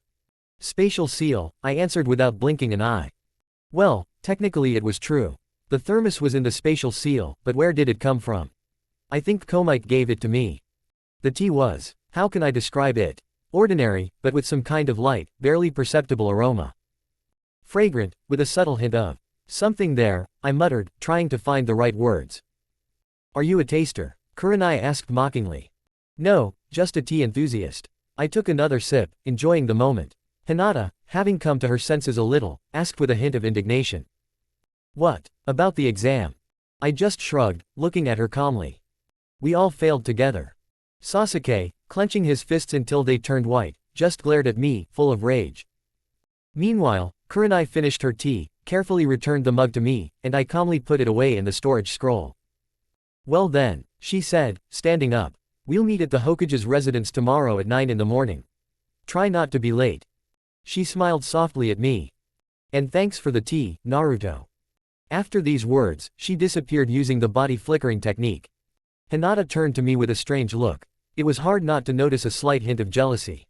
While we were under genjutsu, were you drinking tea? She was about to explode. The veins around her eyes bulged, but she paused for a moment, as if she had seen through my henge. Apparently, her Byakugan allowed her to see the true color of my eyes. Light blue, warm, like a child's, under the technique. Dark blue, tired, like a veteran's, without it. I stood up calmly, closed the thermos and put it away in the scroll on my glove. Yeah, while you were playing shadow boxing, I was drinking tea. Problems. Sasuke glared at me, his eyes looking like they were ready to flare up with Sharingan. If you had listened to me, the outcome of the battle would have been completely different, I said coldly. Although deep down I knew it was a lie. We were all caught in genjutsu right away. But why would they know that? From now on, I am the commander of our team. Don't agree. We can decide everything here and now. Hinata seemed to have finally lost her temper. She rushed towards me and began attacking with a soft fist. However, her blows only slid past. I easily dodged until, in the end, a light blow of wind chakra sent her flying into a nearby tree. Sasuke immediately activated. Having managed to form the seals, he shouted loudly. Fire element, fireball. A huge fiery projectile rushed towards me. I, without wasting time, deftly jumped away, getting out of its way. You call that a fireball? I said mockingly, pulling off my half mask. Having folded the seals, he said. Fire element, great fireball. A huge ball of flame rushed towards Sasuke. Was it too much? Flashed through my mind. Of course I was. Of course I wasn't going to kill him.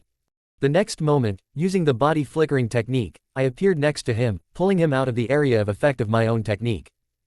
Sasuke, enraged, tried to strike, but I beat him to it, sending a short punch to his stomach. He flew into a tree, breathing heavily. Cracking my neck, I calmly said. We'll finish here. Don't be late tomorrow. With these words, I used the body flickering technique again as I headed towards the house. You're being harsh with them, Ku's voice sounded in my head. It's better to start training them now, so that they don't get cheeky later, I grinned, quickening my pace. 3 months passed. During this time, I did not do anything special.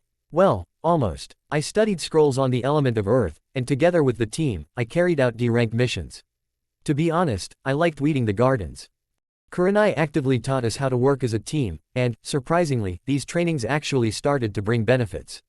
After each mission, I did, however, give Hinata and Sasuke educational beatings.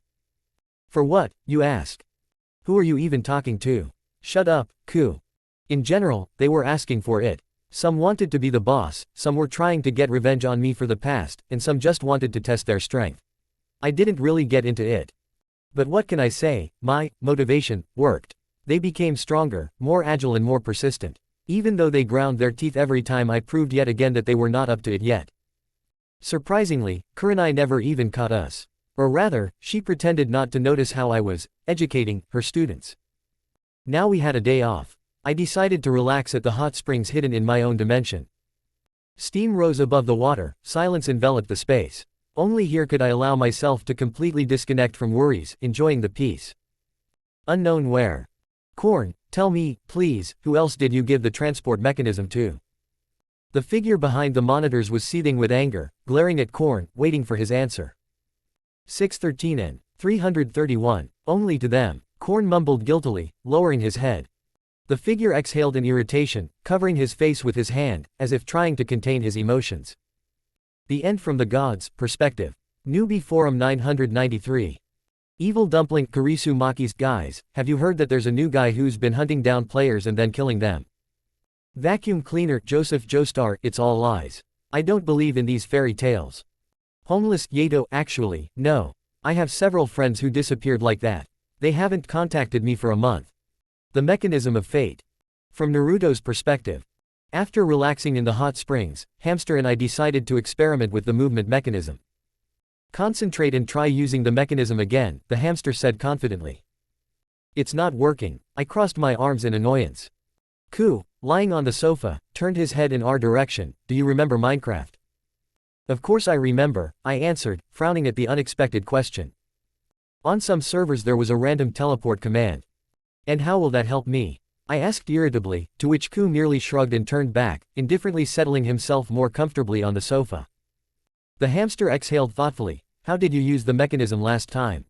What did you feel? I closed my eyes, remembering the sensations.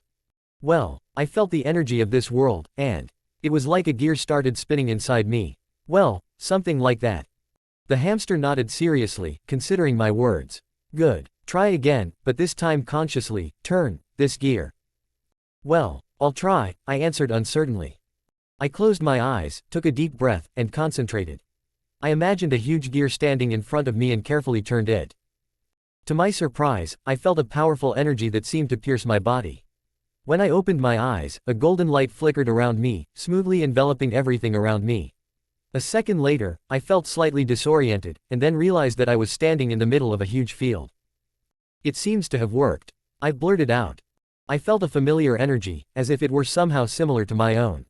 Turning around, I saw the figure of a man in black medieval armor, covering him from head to toe. His gaze was piercing, as if he was studying me before he said, "Are you even a vegetable? Why haven't you even come up with a nickname?" I was shocked, to say the least. Another owner of the system. "Do you have a system too?" I asked, hardly believing what was happening. "Well, yeah, you thought you were the only one," he replied, as if it was something self-evident. I shrugged. "How do I get a nickname?" He sighed with displeasure and began to explain. "Call the menu, open the shop section, there will be a choice between the system store and the player store.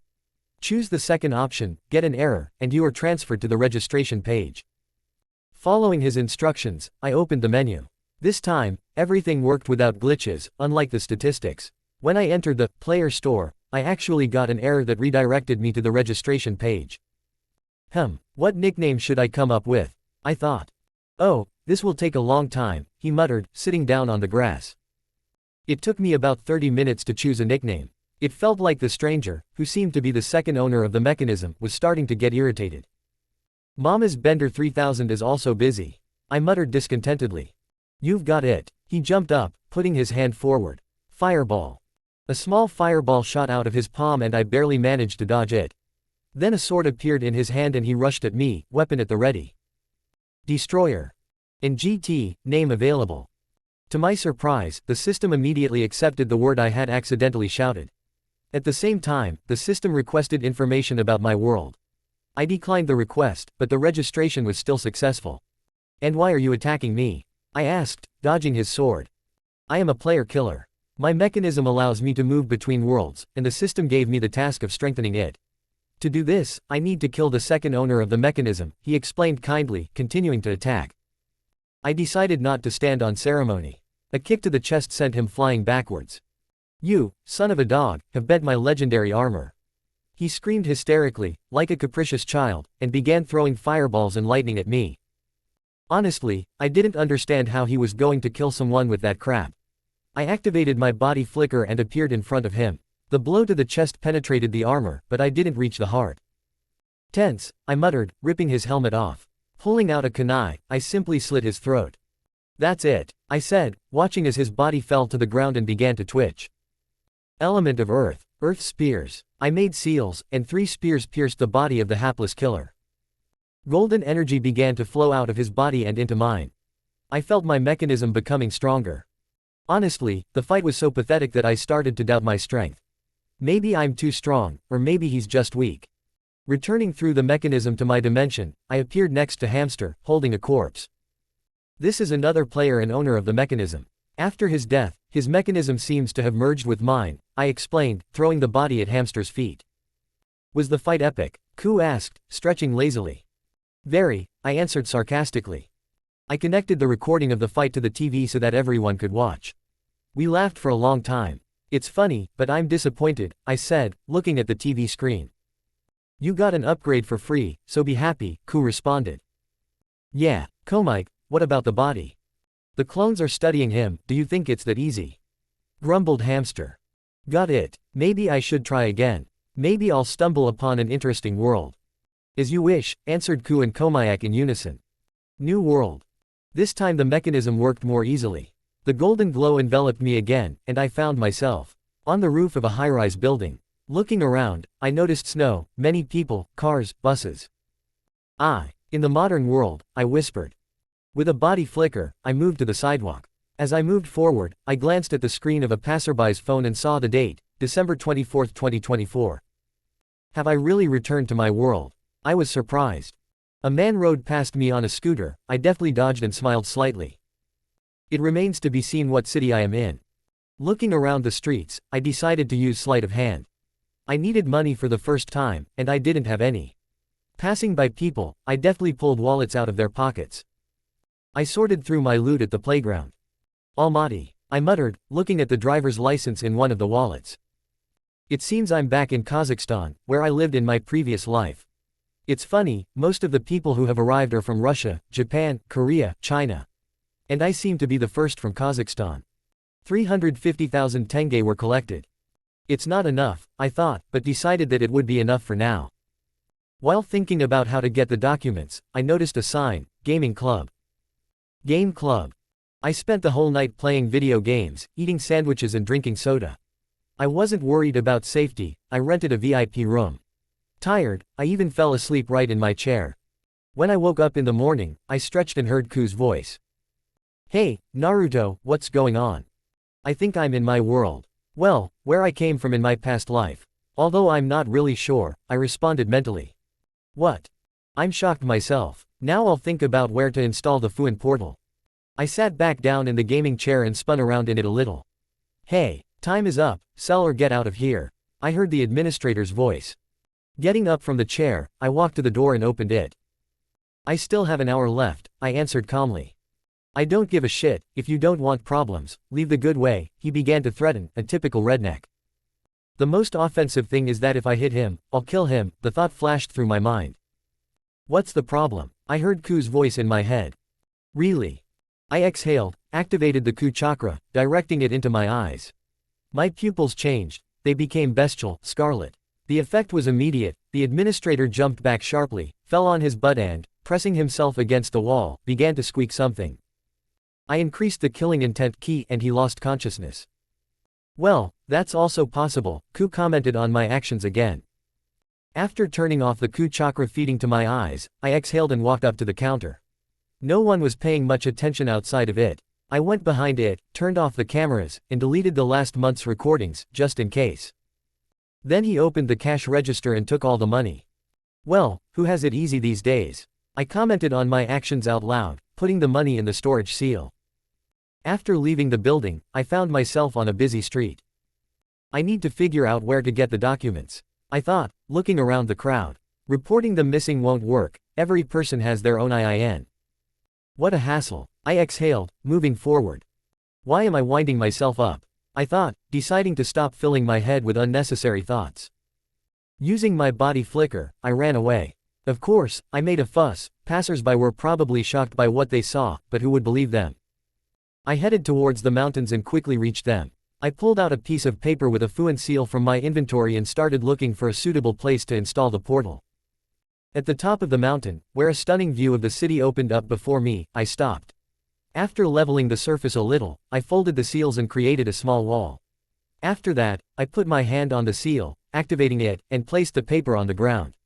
The FUNN symbols immediately enveloped it, and a portal began to form. When I finished, I knelt down, placed my hand on the symbol, and moved into the seal space. After leaving the portal, I entered the castle and found a hamster. Here you go, I said, taking the stolen money out of the storage seal and handing it to him. The hamster accepted my offering, with surprise, clearly not expecting this. In general, I placed the portal on the mountain, I reported. How was your rest? He asked me. Awesome, I exhaled. If only you knew how much I missed video games. I got into Cyberpunk and GTA 5. God, what a thrill. I literally overwhelmed the hamster with my delight, not holding back my emotions. I'll figure out what to do with that world, the hamster answered calmly, looking at me thoughtfully. Okay, Komike, I'll go to my world, it seems like I have a mission today. Naruto exhaled, activating the mechanism. The next moment he disappeared. On behalf of Komike. When Naruto disappeared, I was left in silence, looking at the money in my paws. At that moment, a plan formed in my head, clear, strategically verified. Money is just a tool, but with the right approach, it can turn into a powerful lever of influence. Ku, let's go. We have work, I said. Ku and I used the henge technique, took the form of ordinary people, and went to world number 3. What's the plan? Ku asked me, following me. First, you rob a bank, and I'll take care of the paperwork and find suitable housing. After that, I'll create a company that will become the basis for our operations. I answered calmly, without unnecessary emotions. Everything was thought out to the smallest detail. I see. Ku drawled, after which he disappeared into thin air, leaving me alone. An hour later. I was sitting in a small rented apartment, with a laptop on my lap. Turning on the TV, I noticed the latest news, the central bank had been robbed. As expected, I thought. I sighed with relief and put my paw to my muzzle, suppressing my irritation. Ku always acts too abruptly, and we don't have time for unnecessary fuss. What did I do? Using my knowledge of modern technology, I started making money online. It turned out to be easier than I expected, especially if you have shadow clones and a lot of laptops. Maximum efficiency, I muttered, looking at the rows of screens where data was being processed. The next step: buy a house. A place that will become our base in this world. There we will place another portal to ensure constant communication between the worlds. Looking at the monitor, I exhaled, satisfied with the result. Well then, let's continue. The end from Komik's perspective. On behalf of Ku. When Komayak started explaining his brilliant plan to me, I quickly lost interest. Why should I listen if all I need to do is just follow orders? We know who is the executor in this pair. When he said that I needed to rob a bank, I wasn't even surprised. It's so hamster-like to rob goods for the common good. As soon as I moved away from Hamster, I felt something strange, as if I could sense where he was. Apparently, this is because we are connected, although not by my will. Once I got to the bank, I cast another henge on myself. Not just a disguise, but a slightly modified one. My body was glitching, like static on an old TV. If anyone tried to figure me out, they would have a hard time. And before I started working, I remembered the storage scroll that Hamster had given me. He had definitely thought of everything, the little strategist. Break into a bank. It's that simple. I literally seeped through the cracks, because my body is made of pure chakra. Sometimes being walking energy is quite useful. Question: why do I need henge then? Honestly, I don't know.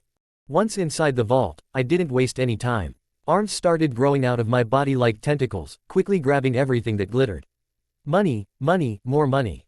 Everything flew into the storage scroll like into a bottomless pocket. I finished quickly, too quickly for the guards to understand what had happened. Of course, the alarms started howling, but I didn't care. I hid the scroll in the storage seal. Yes, that's possible, even though Hamster said you shouldn't, and went outside. When the work was finished, I rushed back. An hour later I reached the apartment. Squeezing through the door, I saw Hamster and his clones sitting at their laptops, typing something at an incredible speed. Okay, he's smart, no doubt about it. Taking the scroll out of the seal, I threw it right into Hamster's paws. Didn't get caught? He asked, without even looking at me. No, I answered briefly. I walked over to the couch and sat down between the Hamster clones, who, surprisingly, moved over and made room for me. I closed my eyes and decided to take a little rest. How boring, I muttered, barely audible. The end from Ku's point of view. From Naruto's point of view. When I was told that we would have a C rank mission, I was honestly happy. Finally, something interesting, not a banal routine. We were even given headphones for communication, so that we could coordinate actions from a distance. I raced along the fence, keeping my eyes on my target, a cunning cat who was not going to give up. Hinata, he'll come running to you soon, I said, keeping a safe distance. I understand, her calm voice was heard in the earpiece. Meet Taro. The cat we've been chasing is the daimyo's wife's pet. And yes, this little furry disaster is our mission. Sasuke tried to intercept Taro, but he not only deftly dodged, but also managed to hit the Uchiha in the face with his claws. Frankly, it was not a pleasant sight. Why don't I use body flicker? Because the point of this mission is teamwork. Well, as you can see, I'm screwing around following the rules. Finally, the cat was trapped. Hinata reacted perfectly, quickly grabbing it. I jumped off the fence and ended up next to her. Taro, naturally, began to kick, hiss and show his protest in every possible way. The mission was a success, I said, pleased that everything was over. A minute later, Sasuke reached us. He looked pathetic, all scratched, bruised and bruised. The cat clearly hadn't spared his pride. This is how our great C-rank mission goes. In the Hokage's office.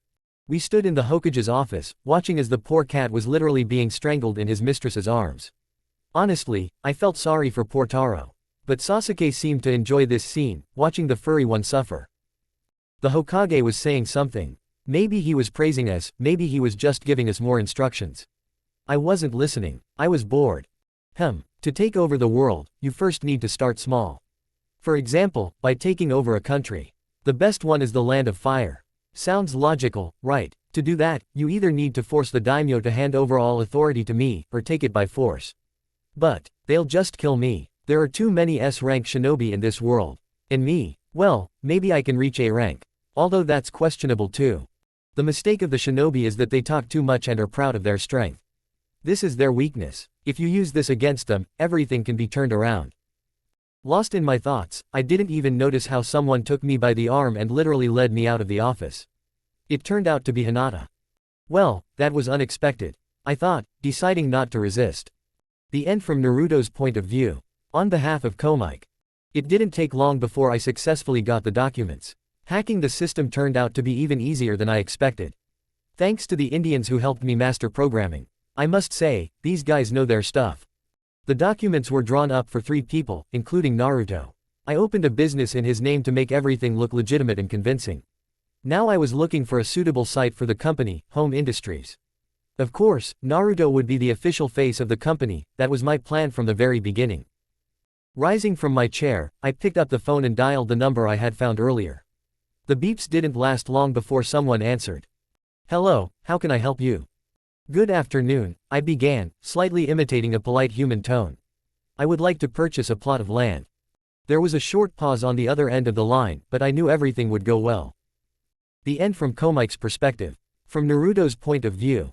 When we finally got the money for the completed order, I headed home. But as soon as I entered my apartment, Rin, without saying a word, dragged me along with her. A few minutes later we found ourselves at a large 2-story house. I found a suitable house, she said with a satisfied smile. The owner came out of the house. He invited us inside and gave us a tour, showing us the spacious rooms and cozy lounge areas. When we sat down in the living room, he announced the price. The house will cost you 20 million. I noticed Rin's eyes widen. She seemed about to argue, but I was faster. I took out a suitcase filled with money from the spatial seal. I placed it on the table, opened the lid, took out a couple of stacks of bills, and put them back into the seal. Then I pushed the suitcase towards its owner. It's level here, I said briefly. The man, a little taken aback by my reaction, extended his hand for a handshake. It's a pleasure doing business with you, he smiled.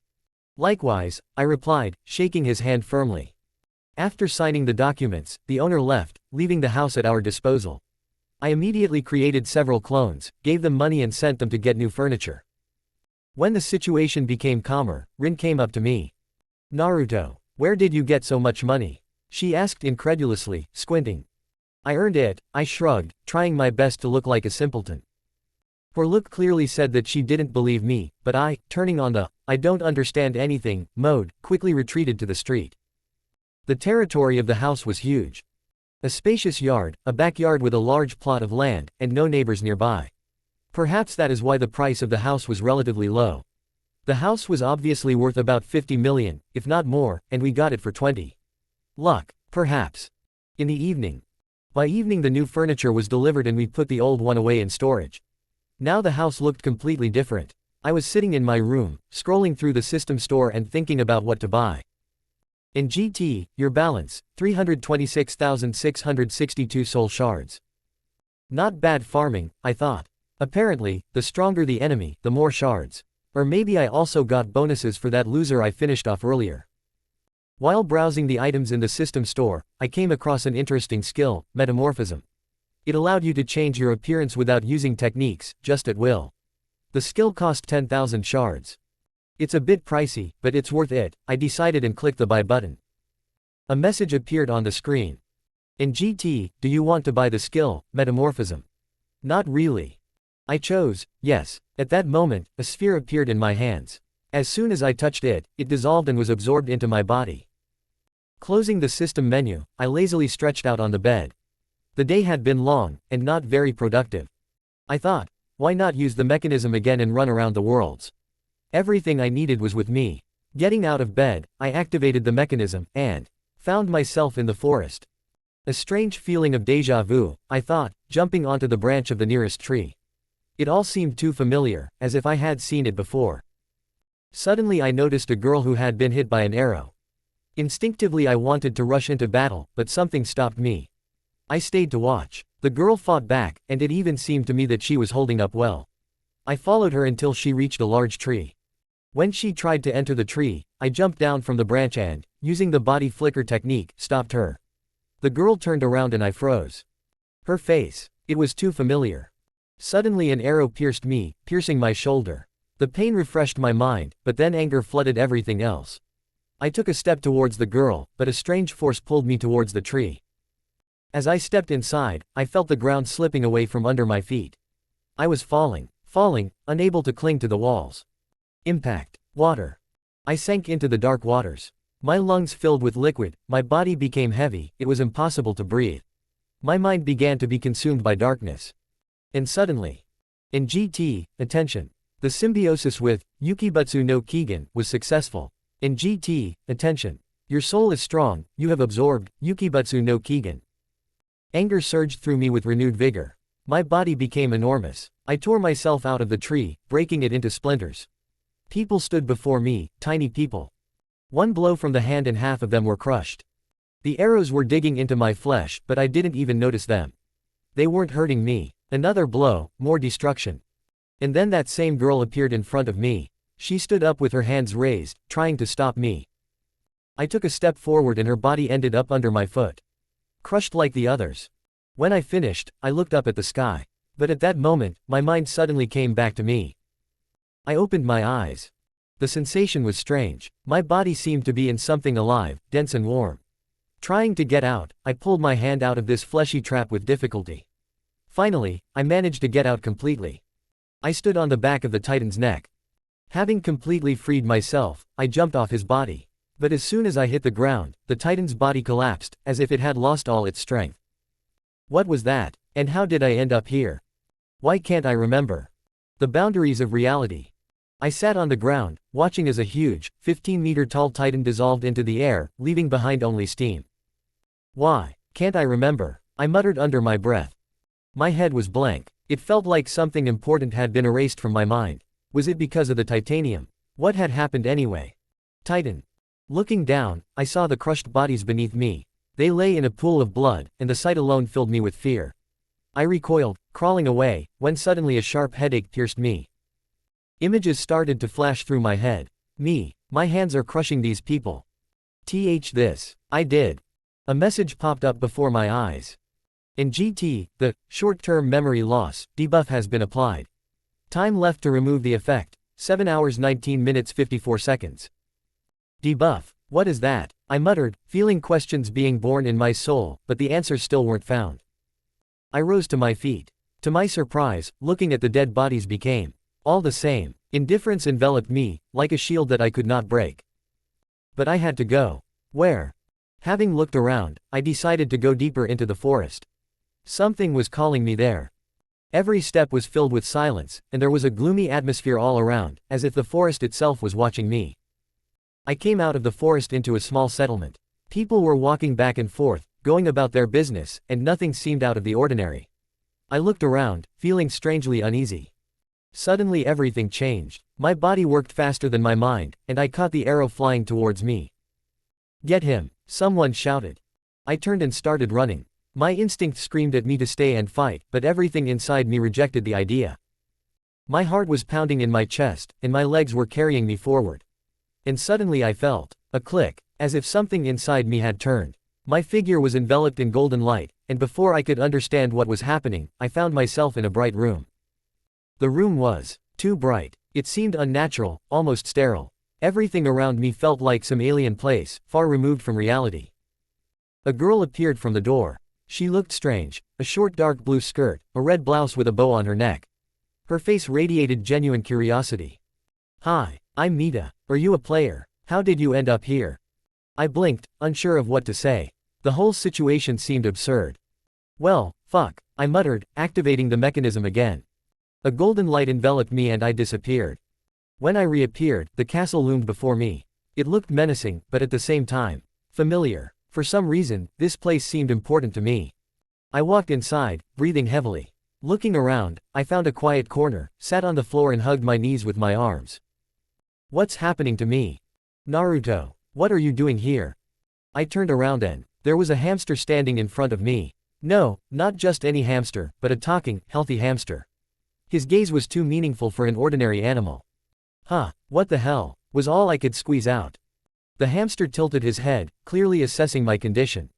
And what's wrong with you? I hesitated for a moment, but still decided to answer. I got some kind of temporary memory loss debuff. Got it. So, Naruto, sit on the couch, and I'll pass all this on to my original. The original? Yeah, I'm just a clone. I stood up silently, still processing what was happening. This talking hamster claims to be a clone. What nonsense. Seeing no other way out, I decided to follow his advice. Sitting down on the sofa, I was finally able to calm my frantic heartbeat a little. Meanwhile, the hamster simply disappeared into a white haze, as if he had never been there. I shuddered slightly at what I saw. From the hamster's perspective. Well, while the main office was being built, I started thinking about what our company would do. The solution was simple: video games. Yes, now some companies make them, poorly, but I will make the best video game that will capture the hearts of players. And then, over time, we can expand and get into technology. I chuckled. This world is already in my paws. Then memories from the clone came to me. Naruto got debuffed again, lost his memory. I exhaled and looked around the room of my mansion. Oh yeah, I forgot, I recently bought this mansion. You should have seen how I haggled. I almost snatched it for nothing. Approaching the portal seal, I activated it and moved to my world. Entering the castle, I immediately noticed Naruto. He was sitting on the couch, his eyes were scared. Coming closer, I asked, "How are you? What's the last thing you remember?" Naruto looked up at me and started telling me. I remember the tree. It was huge. Then the water. The girl. How I became a titan and how I crushed people.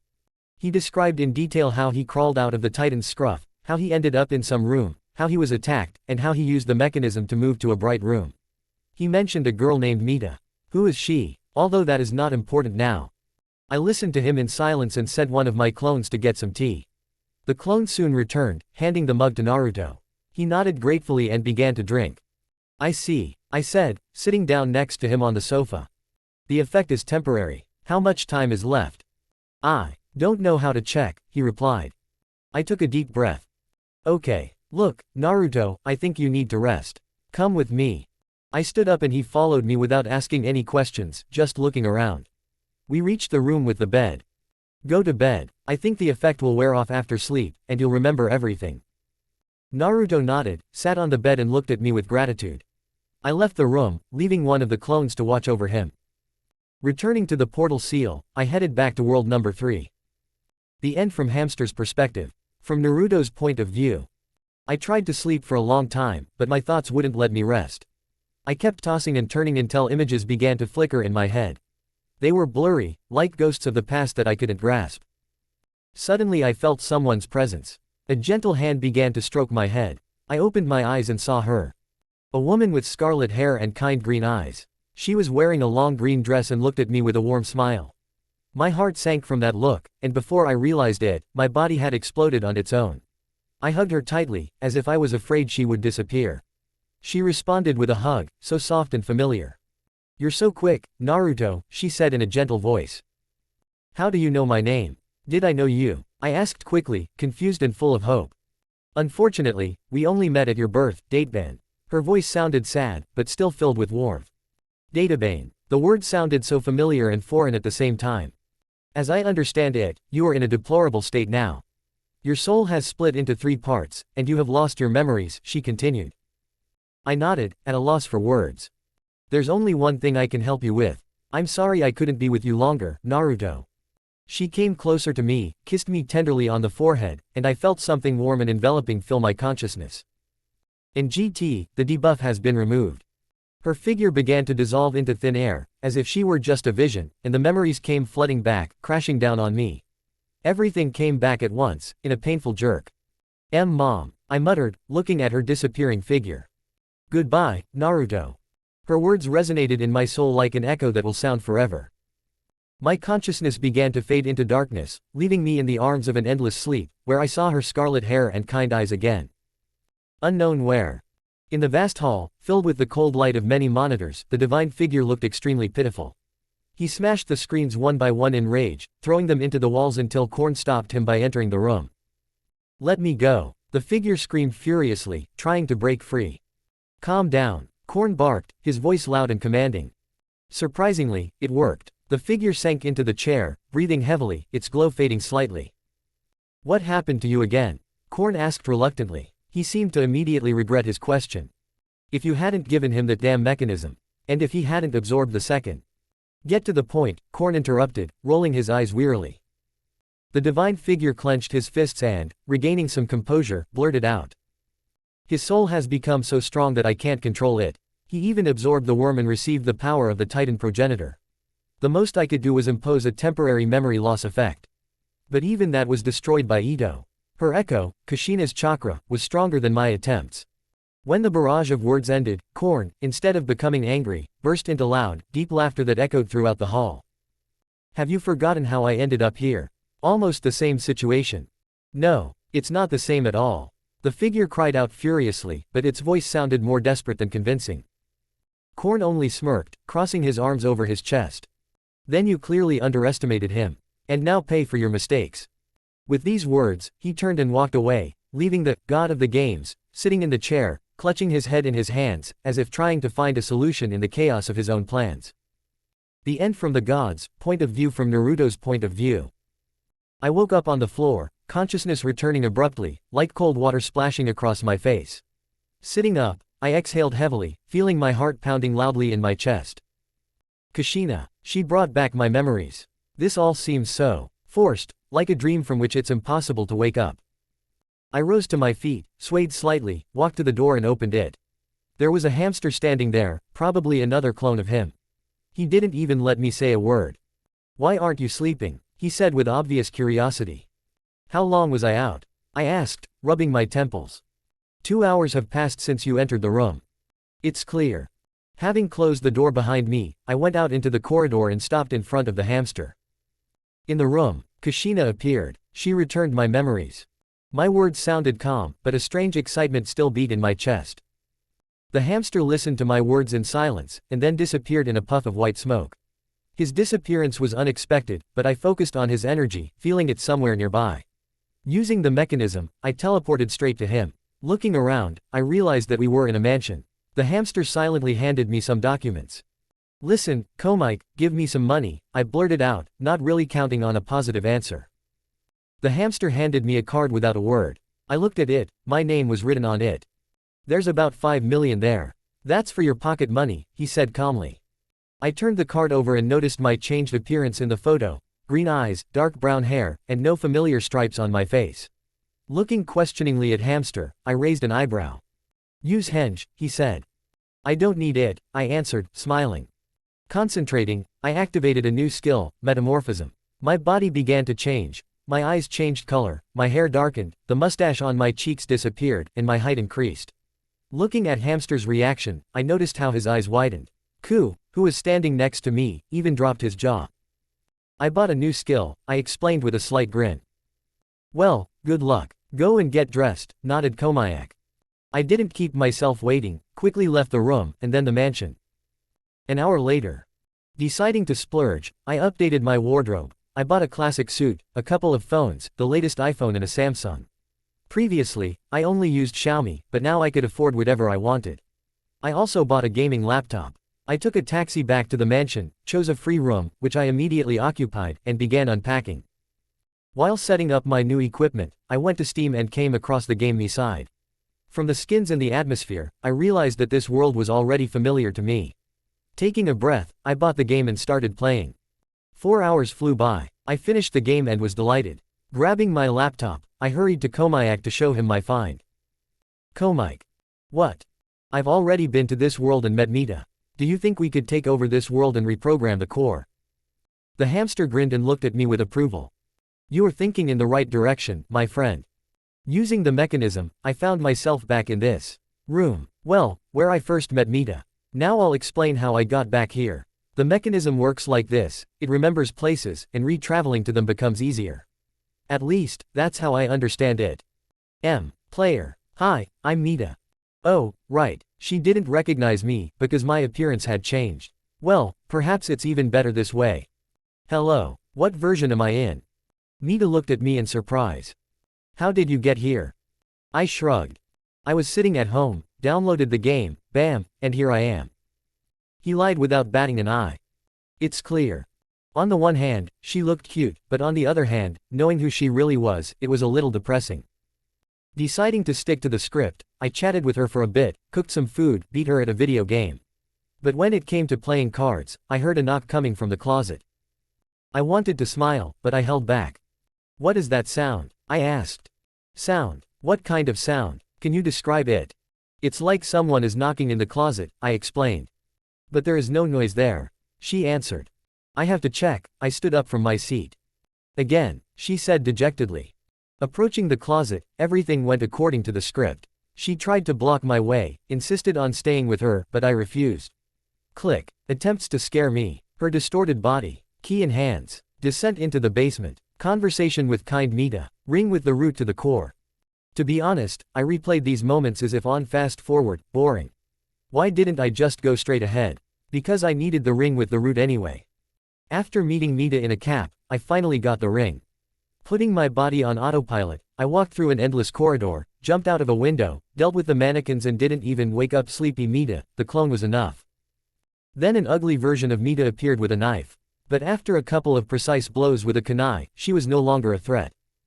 And finally, I reached the core. Having placed the portal, I heard her voice behind me. Player, what are you doing? I'm taking your world, I grinned. When the portal started working, some iron thing jumped on me. One blow to the chest quickly calmed it down. 10 hamsters came out of the portal. Some of them chained the piece of iron, the rest began to study the core. When I came out of the core, a frightened, kind Mita stood in front of me. What are you? She asked, stuttering. You know too much. The next moment, a kunai pierced her throat. The original hamster, coming out of the portal, said. You're being harsh with her. She would only get in our way, I shrugged. Entering back into the core, I handed the ring to the hamster. Well, I leave this world to you. Eliminate crazy Mita or lock her up somewhere. I understand you. Ku, come here. Ku came out of the portal. Several hours had passed since then. Komike, being a genius of sorts, had completely figured out the core and managed to reprogram it so that it now worked for us. What about Mad Mita? I stopped. Memories came flooding back. A flashback, me, in the form of Titan, clutching her in my giant hand. Mad Mita, pitiful, helpless, screaming, writhing in pain. Her fragile body is like a rag doll. I bring her closer to my face, my eyes glowing scarlet, reflecting hatred and cold indifference. No, please. Her scream breaks the silence. Silence, the voice thunders, filling the air with horror. My teeth clamped down, tearing her leg off with a crunch. A scream of pain and despair shook the space. Dark blood covered my palm. An aura of horror and suffering enveloped everything around. Her eyes beg for mercy, but I just smile. I don't think it matters, I say in the present, coldly pushing aside the memories. Naruto, stop, I can hear your thoughts, Ku muttered irritably, bringing me out of my trance. Sorry, I waved it off, returning to reality. We were sitting at a huge table in a mansion. Everything was festive, a lot of food, strong drinks, subdued lighting. The air was filled with the aroma of a feast, mixed with a light smoke from the fire in the fireplace. I took the glass and held it forward a little. Mita, one of our new assistants, gracefully poured champagne into it. Oh yeah, we now have our own Mitas, I thought, looking at her. The clock struck midnight. Happy New Year, we shouted in chorus, me, Ku, Komike and Mita. We clinked glasses, drank everything in one gulp, and immediately there was a loud roar outside the window. The sky burst into bright colors from the many fireworks. I smiled as I watched the fireworks. It's been a good year, I muttered under my breath. At that moment I felt a slight pressure on my shoulder. Turning around, I saw blue-haired Mita, a little tired, lay her head on my shoulder. Her eyes, filled with softness and peace, looked into the distance outside the window, where multicolored lights were exploding. Merger. The morning after the holiday. I woke up with a very unpleasant feeling. My head was splitting and my mouth was unbearably dry. It was as if I had been run over by a train. It seems I had overindulged yesterday. Lying in the wide bed, I tried to reconstruct the chain of events. Yesterday evening. Komike, I have a problem, I said, feeling slightly irritated. What is it? Komike asked with lazy interest, sipping his drink. Because of regeneration and this damn power, I can't get drunk, I answered, making a gesture of despair. Komike grinned and took a bottle of something bright green out of the scroll. It's not a problem, he said, pouring the liquid into a glass. Taking the glass, I emptied it in one gulp, without even thinking about what it was. The taste was tart and burning. And then I was covered. I woke up for a moment in a club. The music was hitting my ears, and my legs were moving to the rhythm. I was dancing with Mita, feeling her hot breath next to me. Her smooth movements attracted the attention of those around me. One of the spectators, apparently, decided that he could compete with me. But a bottle that flew at his head quickly made it clear that Mita was with me. Next shot. We are in my room. I remember her hands sliding over my chest, her breathing becoming faster and faster. We kissed, greedily, passionately, as if trying to dissolve in each other. Our clothes fell off us onto the floor until I pushed her onto the bed. Present time. Coming out of my thoughts, I looked nearby and noticed Mita. She was lying curled up in a ball, her blue hair slightly falling over her face. The blanket barely covered her naked body, and a slight smile was frozen on her lips. Lifting the blanket, I made sure that I was also completely naked. My head stopped hurting, and the dryness in my mouth instantly disappeared. It seemed that the Titan's power had begun to work at full capacity again. I smiled, stretched, and leaned my elbows on the bed, looking around the room. The mess, the remains of bottles and things scattered around reminded me of yesterday's madness. Well, not bad, I muttered under my breath, looking at the sleeping Mita. I think I should clarify, remember the crazy Mita I once ate? Well, that's her. How did she stay alive and why isn't she trying to take revenge on me? It's both simple and complicated at the same time. The hamster stopped me, and we not only restored her, but also improved her body, turning it into an exoskeleton. In addition, we reprogrammed her a little, so now she belongs to me, body and soul. Oh yeah, this is not just a mannequin, her body is anatomically completely reminiscent of a human one.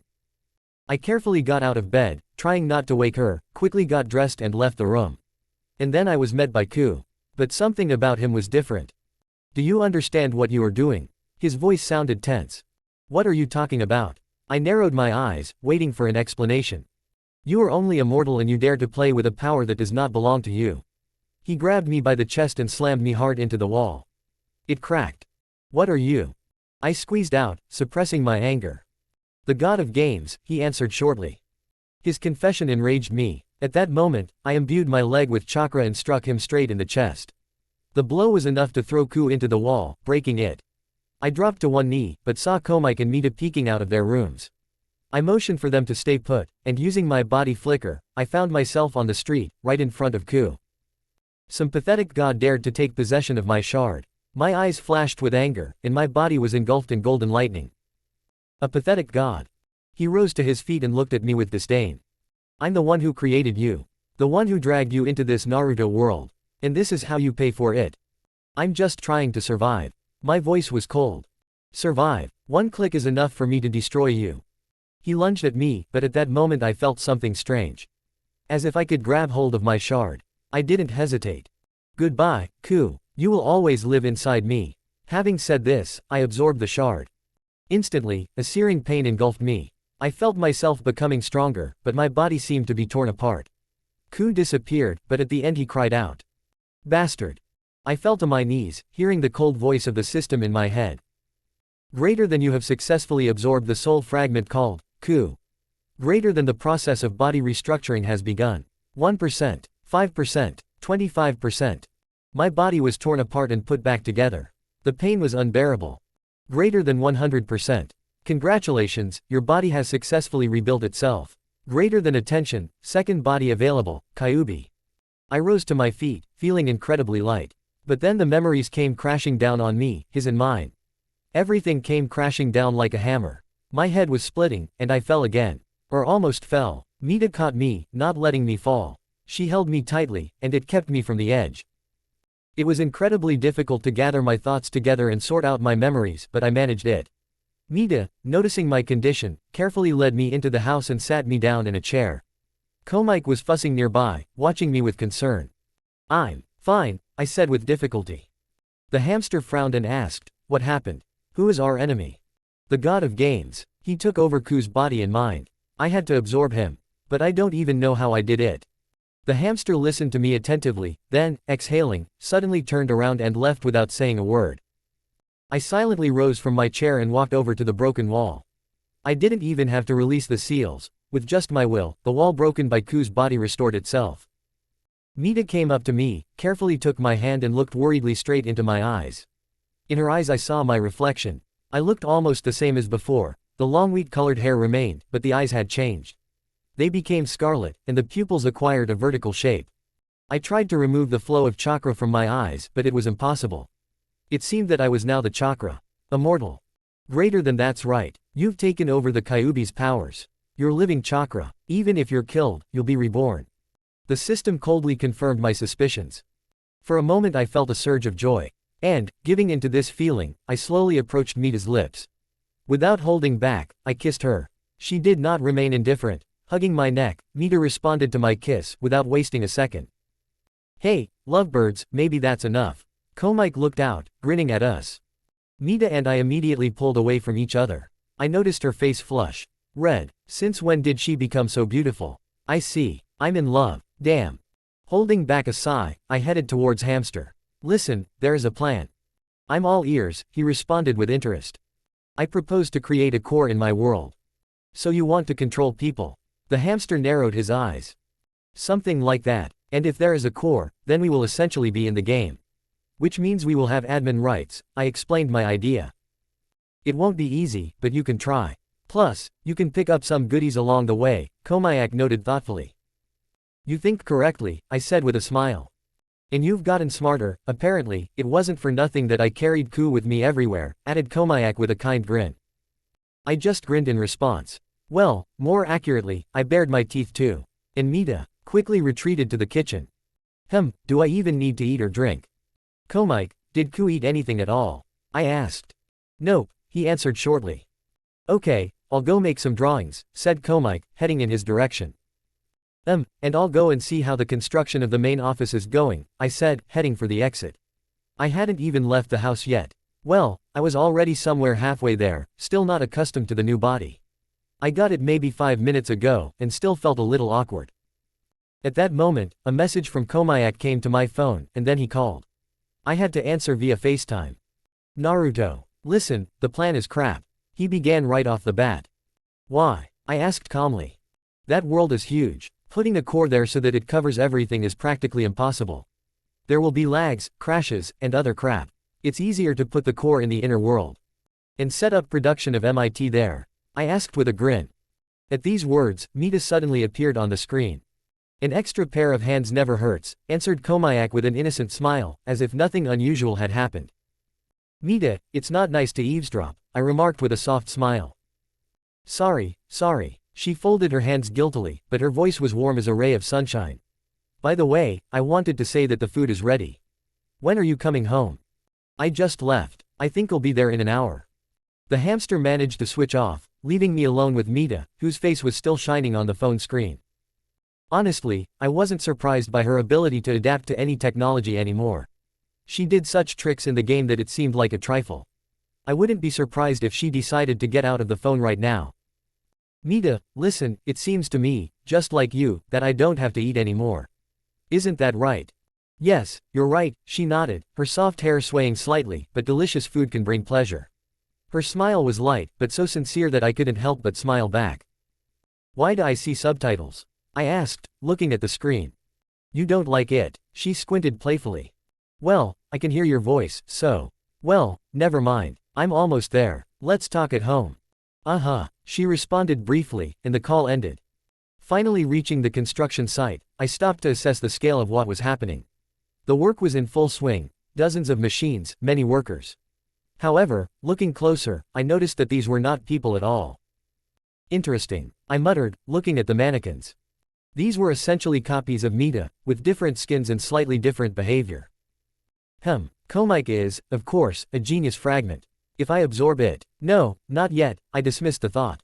He's still useful to me and doesn't pose a threat. I think it's time to go back to my world. I haven't been there for a long time, maybe they're even looking for me. I took out my phone and dialed Hamster. Hamster, I'm going back to my world. Load Mita with work so she doesn't have time to think about following me. Got it, he answered briefly, and I hung up. Using the mechanism, I appeared in my castle. The first thing I did was change my clothes and use metamorphism to change my appearance. I shortened my hair, made it a more familiar color, my eyes became blue, and my trademark mustache appeared on my cheeks again. After absorbing Ku, the mustache disappeared, as did part of my usual appearance, but now I looked like before. Once again activating the mechanism, I found myself in the house.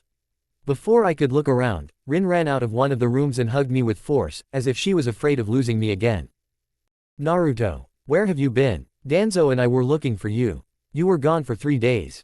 Her voice was shaking, her eyes were worried. Mom, I was in the forest of death. Training, I lied. In the forest of death. You. Yes, I usually train there, I interrupted her, not letting her ask any unnecessary questions. The weeks went by. I had to play the role of an obedient boy, because Grandpa Danzo, such a caring grandfather, assigned Anbu to watch my every move. Why did I run away from Mita? It's simple, I don't want to love. Love is a double-edged sword. And I'm only 13. Hormones probably played up then, but now. Emptiness. Every day the emotions disappeared, their place was taken by only one thing, a cold, all-encompassing emptiness. I wore masks so that those close to me would not notice the changes. Having lost my emotions, I began to act coolly, without making rash decisions. Life became simpler. What about Mita? She tried to contact me, but I got rid of the phones. I avoided the inner world because I didn't want to see her sad face. And also, Hinata. She started teasing me more often, like she was trying to get my attention. How annoying she is. We recently had a mission outside the village. We went to help one of the training teams, which it turned out was led by Kakashi. Their team was probably guarding Tazuna, the bridge builder. And from the looks of it, Zabuza was waiting for us ahead. On the way we were attacked by mercenaries. I dealt with them alone, which shocked my team. I enjoyed killing, seeing life fade from your eyes. What's happening to me? When we got there, the bridge builders gave us shelter. We took turns guarding the group. My turn came at night. I sat on a tree branch, scanning the surroundings for evil intent. It was easier to explain that way. And then I felt them. Evil emotions were quickly approaching the bridge. They were mercenaries. How did I understand? It's simple. Their appearance spoke for itself, gopnik faces, weapons pressed to their bodies. Without complex seals, I made the ground beneath them swallow them. Spikes pierced their bodies, dragging them down. It all happened quickly. The workers didn't even notice. So, the workers began to disperse, and I, in order not to leave the construction site unattended, sent a shadow clone with them. I myself headed to the nearest city. As I walked, my thoughts returned to techniques without seals. It's simple. A normal shinobi makes seals to direct chakra through certain points of the body. But I, being a being made of chakra itself, can manipulate it directly. I just imagine the technique in my head, and everything happens by itself. Watching the workers earlier, I analyzed my state. It seemed familiar. It wasn't just emptiness, it was boredom. I remembered it from my past life. And it had captured me again. Bandits. As I made my way into the city, I came across a group of bandits in an alley. Their smug grins only made me more excited. Without saying a word, I activated the technique and we instantly fell underground. What the hell? One of them managed to shout before the spikes pierced him through. I left the rest alive. For now. Torture, screaming, it took a little time. These guys didn't know anything about Gato, except that he was always in his office. Useless, I said, finishing off the last one. By the time I got to Gato's office, I was already intrigued by the idea of money. Money is power, freedom. And it belongs to a weak man who clearly can't protect it. I was met at the gate by 2 guards. Hey, who goes there? One of them shouted, pointing his sword at me. I didn't answer. 2 long tails, sharp as blades, shot out from my tailbone. They pierced the guards' bodies with lightning speed and then disappeared, leaving their lifeless bodies lying on the ground. I pushed the door and walked inside, looking for my prey. Once inside, I began to methodically climb the floors, examining each room in search of my target. Everything around screamed money, gilded handrails, marble floors, and paintings that most likely cost more than an entire house in the village. Finally, I found him, a richly decorated office with a massive oak desk in the center. Gato himself sat behind it. A short, balding man with cunning eyes, he was immersed in paperwork, muttering under his breath. Is he ignoring me? Clenching my fists, I released all my ki, filling the room with a pressure that made even the air feel heavy. Gato barely managed to stay on his feet, then let out a strangled cry and fell to his knees. Who are you? He stammered, stuttering and turning pale. I slowly approached him, releasing the pressure. Your money or your life? I asked calmly, looking him in the eye. Why you need money? He answered in a trembling voice. What kind of idiotic question is that? I chuckled, grabbing him by the scruff of the neck and lifting him over the table. I made it clear to him that he had no choice. For the next 30 minutes, I amused myself by watching him panic and make transfers to my account. The way his hands shook as he typed the numbers gave me a strange pleasure. Of course, I used my secret account, the one that even Danzo didn't know about. I created that account specifically for such cases, to collect money stolen from the rich and keep it for myself. When Gato finally finished translating, I grinned and created a small black ball in my hand. "Ah, what is this?" he whispered, looking at my creation with horror. "For some it's a ball, for others it's a bomb from a tailed beast," I shrugged indifferently. "Wah," he began, but did not have time to finish. I pretended to drop the ball by accident. "Oh," I said with an innocent face.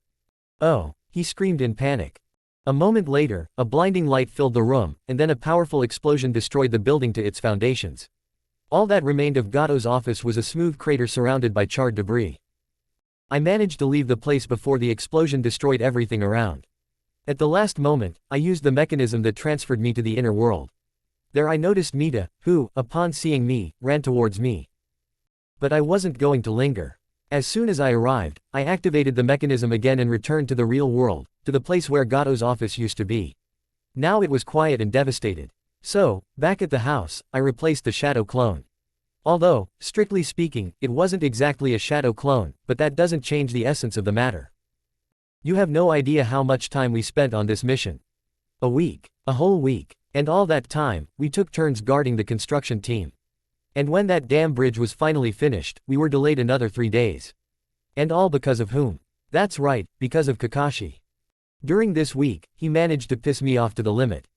He constantly found a reason to distract me. He drags me to train with his team, teaches them to climb trees.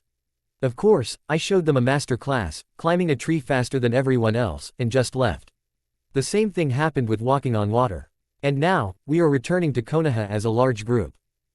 Speaking of Team Kakashi, Sakura was there, and 2 more no-names that I'm seeing for the first time. And who cares about them? Sakura was hanging around Sasuke the whole time. And Sasuke, irritated by her persistence, managed to awaken the Sharingan. And me. And I egged Sakura on to keep clinging to Sasuke. Well, what, I'm bored, I can do it. When we finally got to Konoha, we were all sent to write reports. Yes, I had to write a report too. Of course, I did it quickly and without unnecessary details. Then, finally, I went home. When I entered the house, I just collapsed on the sofa. By the way, Zabuza and Haku were never on the bridge. Apparently, they returned to their homeland. Although, to be honest, I don't care about either one. Lying on the couch, I began to ponder an interesting thought. What if I created a clone and placed a separate piece of my consciousness into it? This could come in handy. I think we should talk to Hamster about this. Closing my eyes, I found myself in the inner world. Not physically, my consciousness was transferred there. As soon as I appeared, Mita ran up to me. She tried to grab me, but her hands just passed through my body, as if I were a ghost. "Naruto, what's going on?" she asked indignantly, crossing her arms under her chest. I looked away silently, not answering. "Why are you avoiding me? What did I do wrong?" Her voice trembled with barely contained emotion, but I didn't answer again. Silently turning around, I headed towards the castle. However, out of the corner of my eye I noticed that she had followed me. Disappointment and sadness were written on her face. Why am I avoiding her? Flashed through my mind. I myself could not answer this question. Entering the castle, I immediately noticed Hamster.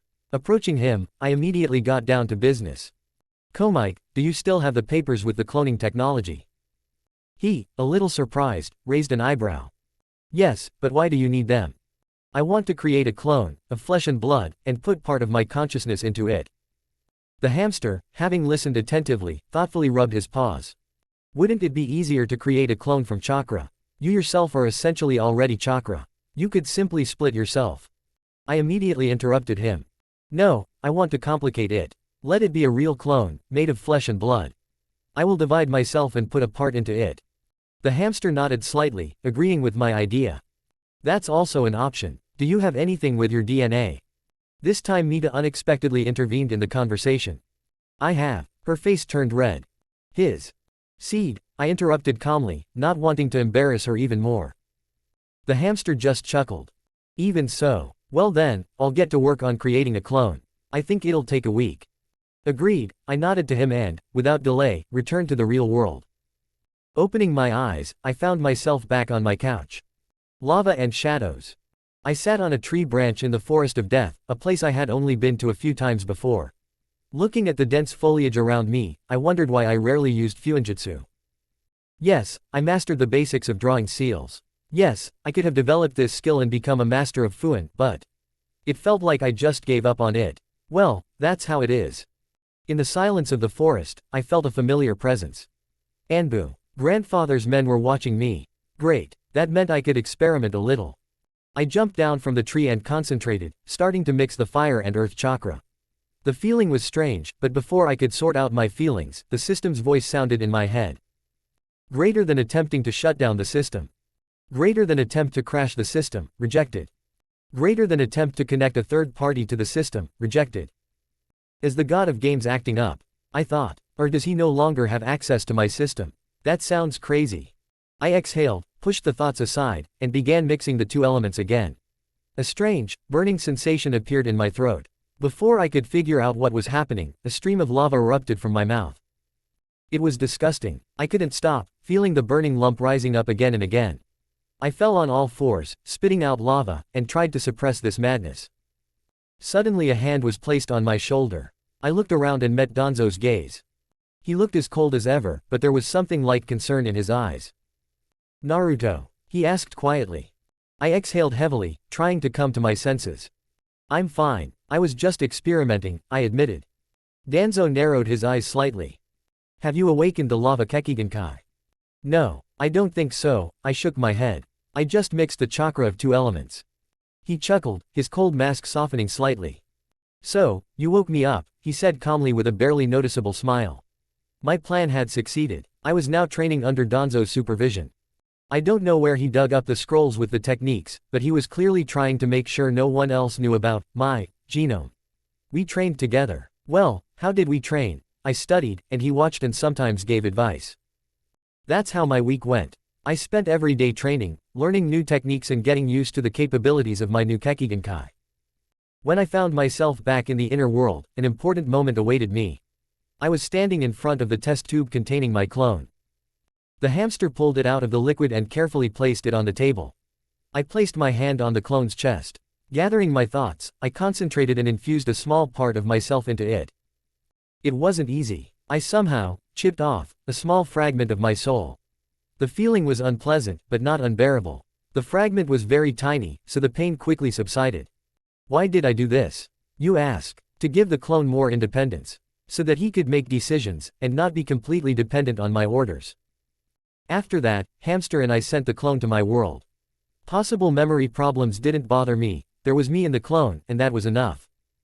But Komayak, the cunning bastard, left me alone with Mita. I won't go into the details of our conversation, but I'll say it briefly, we made peace. The tense state that was hanging over me seemed to have been lifted by hand. Well, or at least partially. Now I felt much better. The depression was gone, boredom no longer weighed on me so heavily. Perhaps, by making peace with it, I took another step towards understanding myself. What do you want to do? Mita asked, lying in bed with me. No, we weren't doing that, we were just lying together. Do you mean in general, or with you? I asked, looking at her. Vulgar, she said jokingly, smiling and blushing slightly. And you yourself were thinking something vulgar girl, I retorted. She puffed out her cheeks and chuckled, turning away. It looked cute. If with you, then I think I'll lie down for a little while longer. But in general, I don't even know. I'll wait until the Chonin exam in my world, absorb the shard and, in theory, get a human body, I said thoughtfully. She lay down next to me and hugged me. Oh yeah, before I got to the inner world, I changed my appearance again. Now I have long hair tied in a ponytail, dark brown. The whiskers on my cheeks are gone, and my eyes are dark green with elongated pupils, reminiscent of an animal's. Basically, I now look like in my past life, only without the tail and elongated pupil. I feel like I'm clinging to the past. And I think I finally understood why I felt bad in Naruto's world. It felt like he was holding me back, shackles me. Plus my avoidance of Mita. Naruto, you've gone into yourself again. Mita gently pulled me out of my thoughts. Sorry, I was analyzing my condition, I said. And what did you come to? She asked. To the point that I don't want to stay in the world that's holding me back for long. I think next time I go back there, I'll absorb a clone, collect the miracle eyes from some characters, and it wouldn't hurt to eat a chakra fruit. I didn't really understand anything, she admitted. Don't pay attention, I'm just thinking out loud. Oh. Yeah. Mita and I talked a little more, discussing everything that came to mind. It was nice, as if for the first time in a long time I could just be myself, without any pressure. Such communication filled the soul with warmth, creating the illusion that everything was fine and the problems were left somewhere behind. Leaving her sleeping in the room, I went to the hall with the portal, where I met the hamster. His appearance always caused me mixed feelings. He was both annoying and caring. "Oh Naruto, how are you?" he asked, tilting his head slightly to the side, as if he was searching my eyes for something more than a simple answer. "Everything is fine, why are you asking?" I answered, trying to hide behind a smile all those shadows that were still hidden inside me. "Well, you've seemed down lately, but now everything seems fine." His voice was calm, but there was a note of concern in it. "Yeah, I'm fine, don't worry about it." The words came out easily, but inside there was still this nagging feeling that something was wrong. The hamster shrugged, accepting my answer, but didn't seem entirely convinced. "Well, okay, what are the plans?" he asked, probably trying to distract me from my own thoughts. "I don't even know, I'd like to jump around the worlds, but I have absolutely no ideas what to do." The answer sounded as if from far away. Yes, the ideas really did run out, or maybe the desire to look for something new had faded. He looked at me with a slight smile, but it seemed to me that even he felt this emptiness inside me. From Naruto Shard's perspective, when I was sent to this new world, I was confused. Everything around me seemed alien and hostile, but a part of my creator lived inside me. It merged with me, passing on the knowledge, techniques, and memories that were his. Everything he experienced became a part of me. And while it should have helped me adapt, I didn't like what I saw. The world was rotten. Corruption, wars, lies, all of it was eating away at it from the inside. Yes, it's everywhere, but here it was especially obvious, and I knew it couldn't go on like this. Maybe my creator wanted me to just exist, to observe, to be a part of this world. But how could I live peacefully in such a place? This world had to be destroyed. I had to break the usual order and create something new, something better.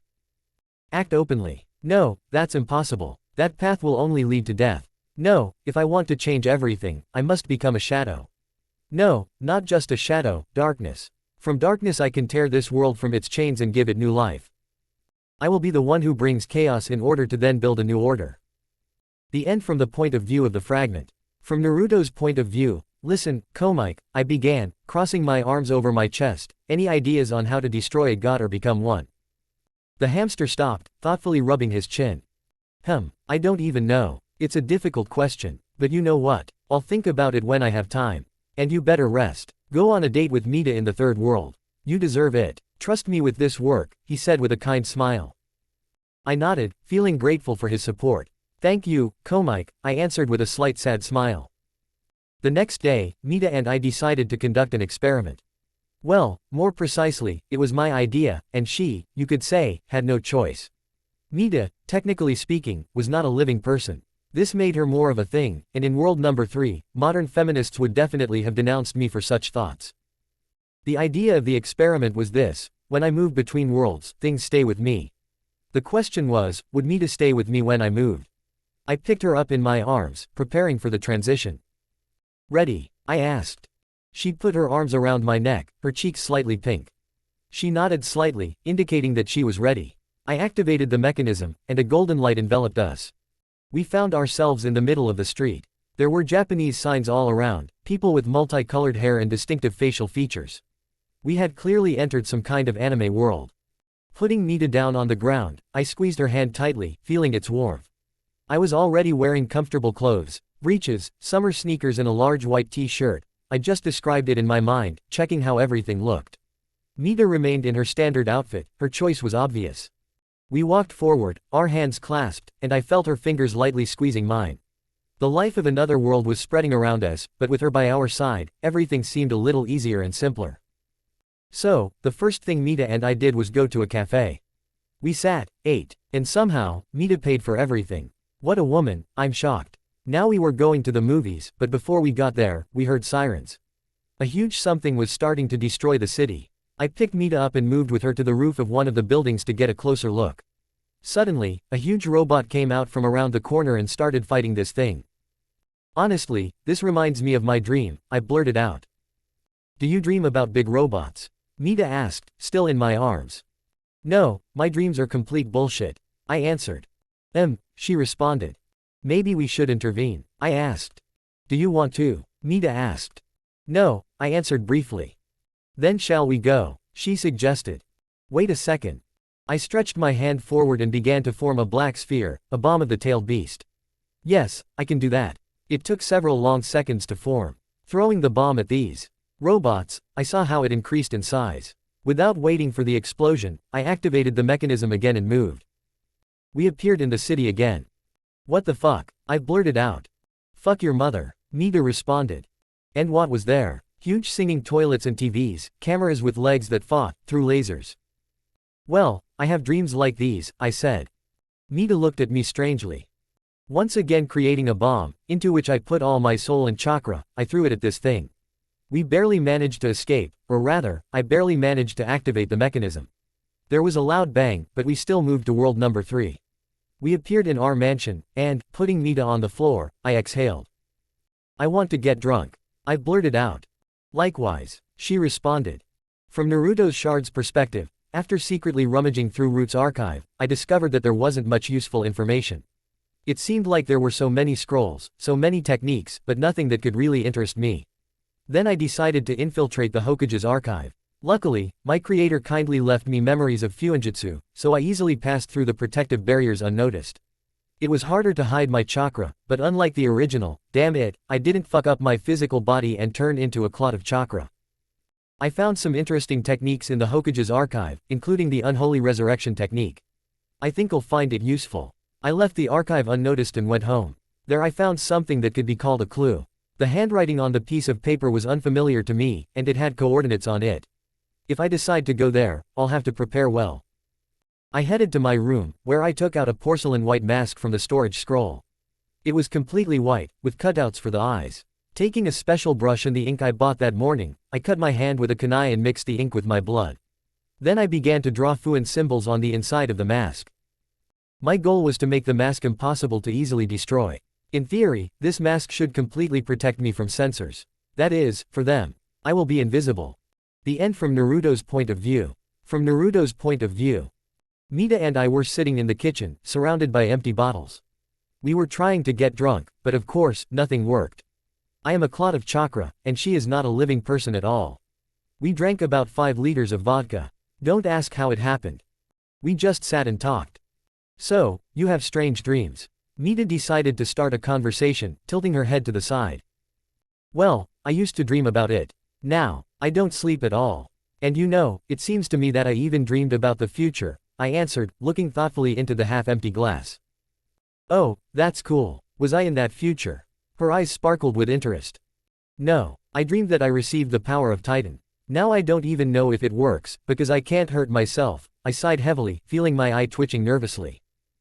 Oh, that's shitty, Nita tried to express sympathy.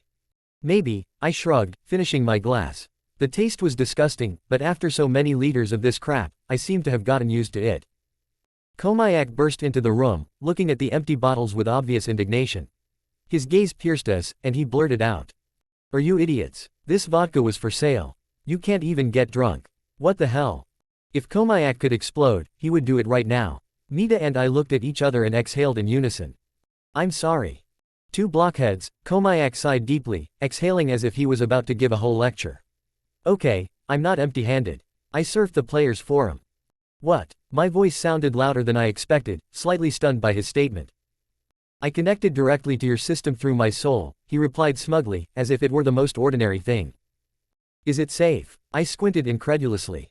Don't worry. Anyway, I found one world with artifacts. More precisely, rumors about it. A completely dead world, and according to rumors, there are 3 artifacts there. The Scepter of Omnipotence, which allows you to control life or death. The Ring of Infinite Power, which strengthens the owner with each day of wearing. And the Book of Creation, which can change reality at your will. The hamster finally finished his explanation, his eyes shining with excitement. And how do we find this world? I asked, slightly inspired. I don't know, I only know that you can get there through a portal. And you still need to find the portal itself. Komayak shrugged and added with a grin, I'll keep looking, and you stop drinking. With these words he left, leaving Nita and me to eat. Naruto's shard's point of view. After I finished painting the mask with FUNN symbols, I moved on to the cloak and new clothes. Everything was pitch black, perfectly matching my mood. 2 hours of painstaking work, and I was satisfied with the result. Tired, almost having used up all my chakra, I went to bed, hoping to regain my strength. Dream. I was walking through the forest, surrounded by birches, and it seemed as if everything around me had gone crazy. Behind one of the trees I saw a beaver, who suddenly turned to me and spoke in a human voice. "Beaver Curva, I'm Perdol." Before I could even respond, he vanished into thin air, leaving me standing there with my mouth open. Before I could process what I had seen, a door appeared out of nowhere in front of me. Without asking any questions, I pushed it open and found myself in a huge castle. Before I could take a step, Tsunade suddenly jumped on me, shouting, "Brother, you came." Her embrace was so strong that I was pinned to the floor by her chest. Trying to break free, I suddenly found myself on a chair, with a naked Kaguya standing in front of me. Her face was twisted in anger, and she screamed, "Naruto, where the fuck are my balls?" At that moment I woke up, covered in cold sweat, breathing heavily and trying to get away from this absurd nightmare.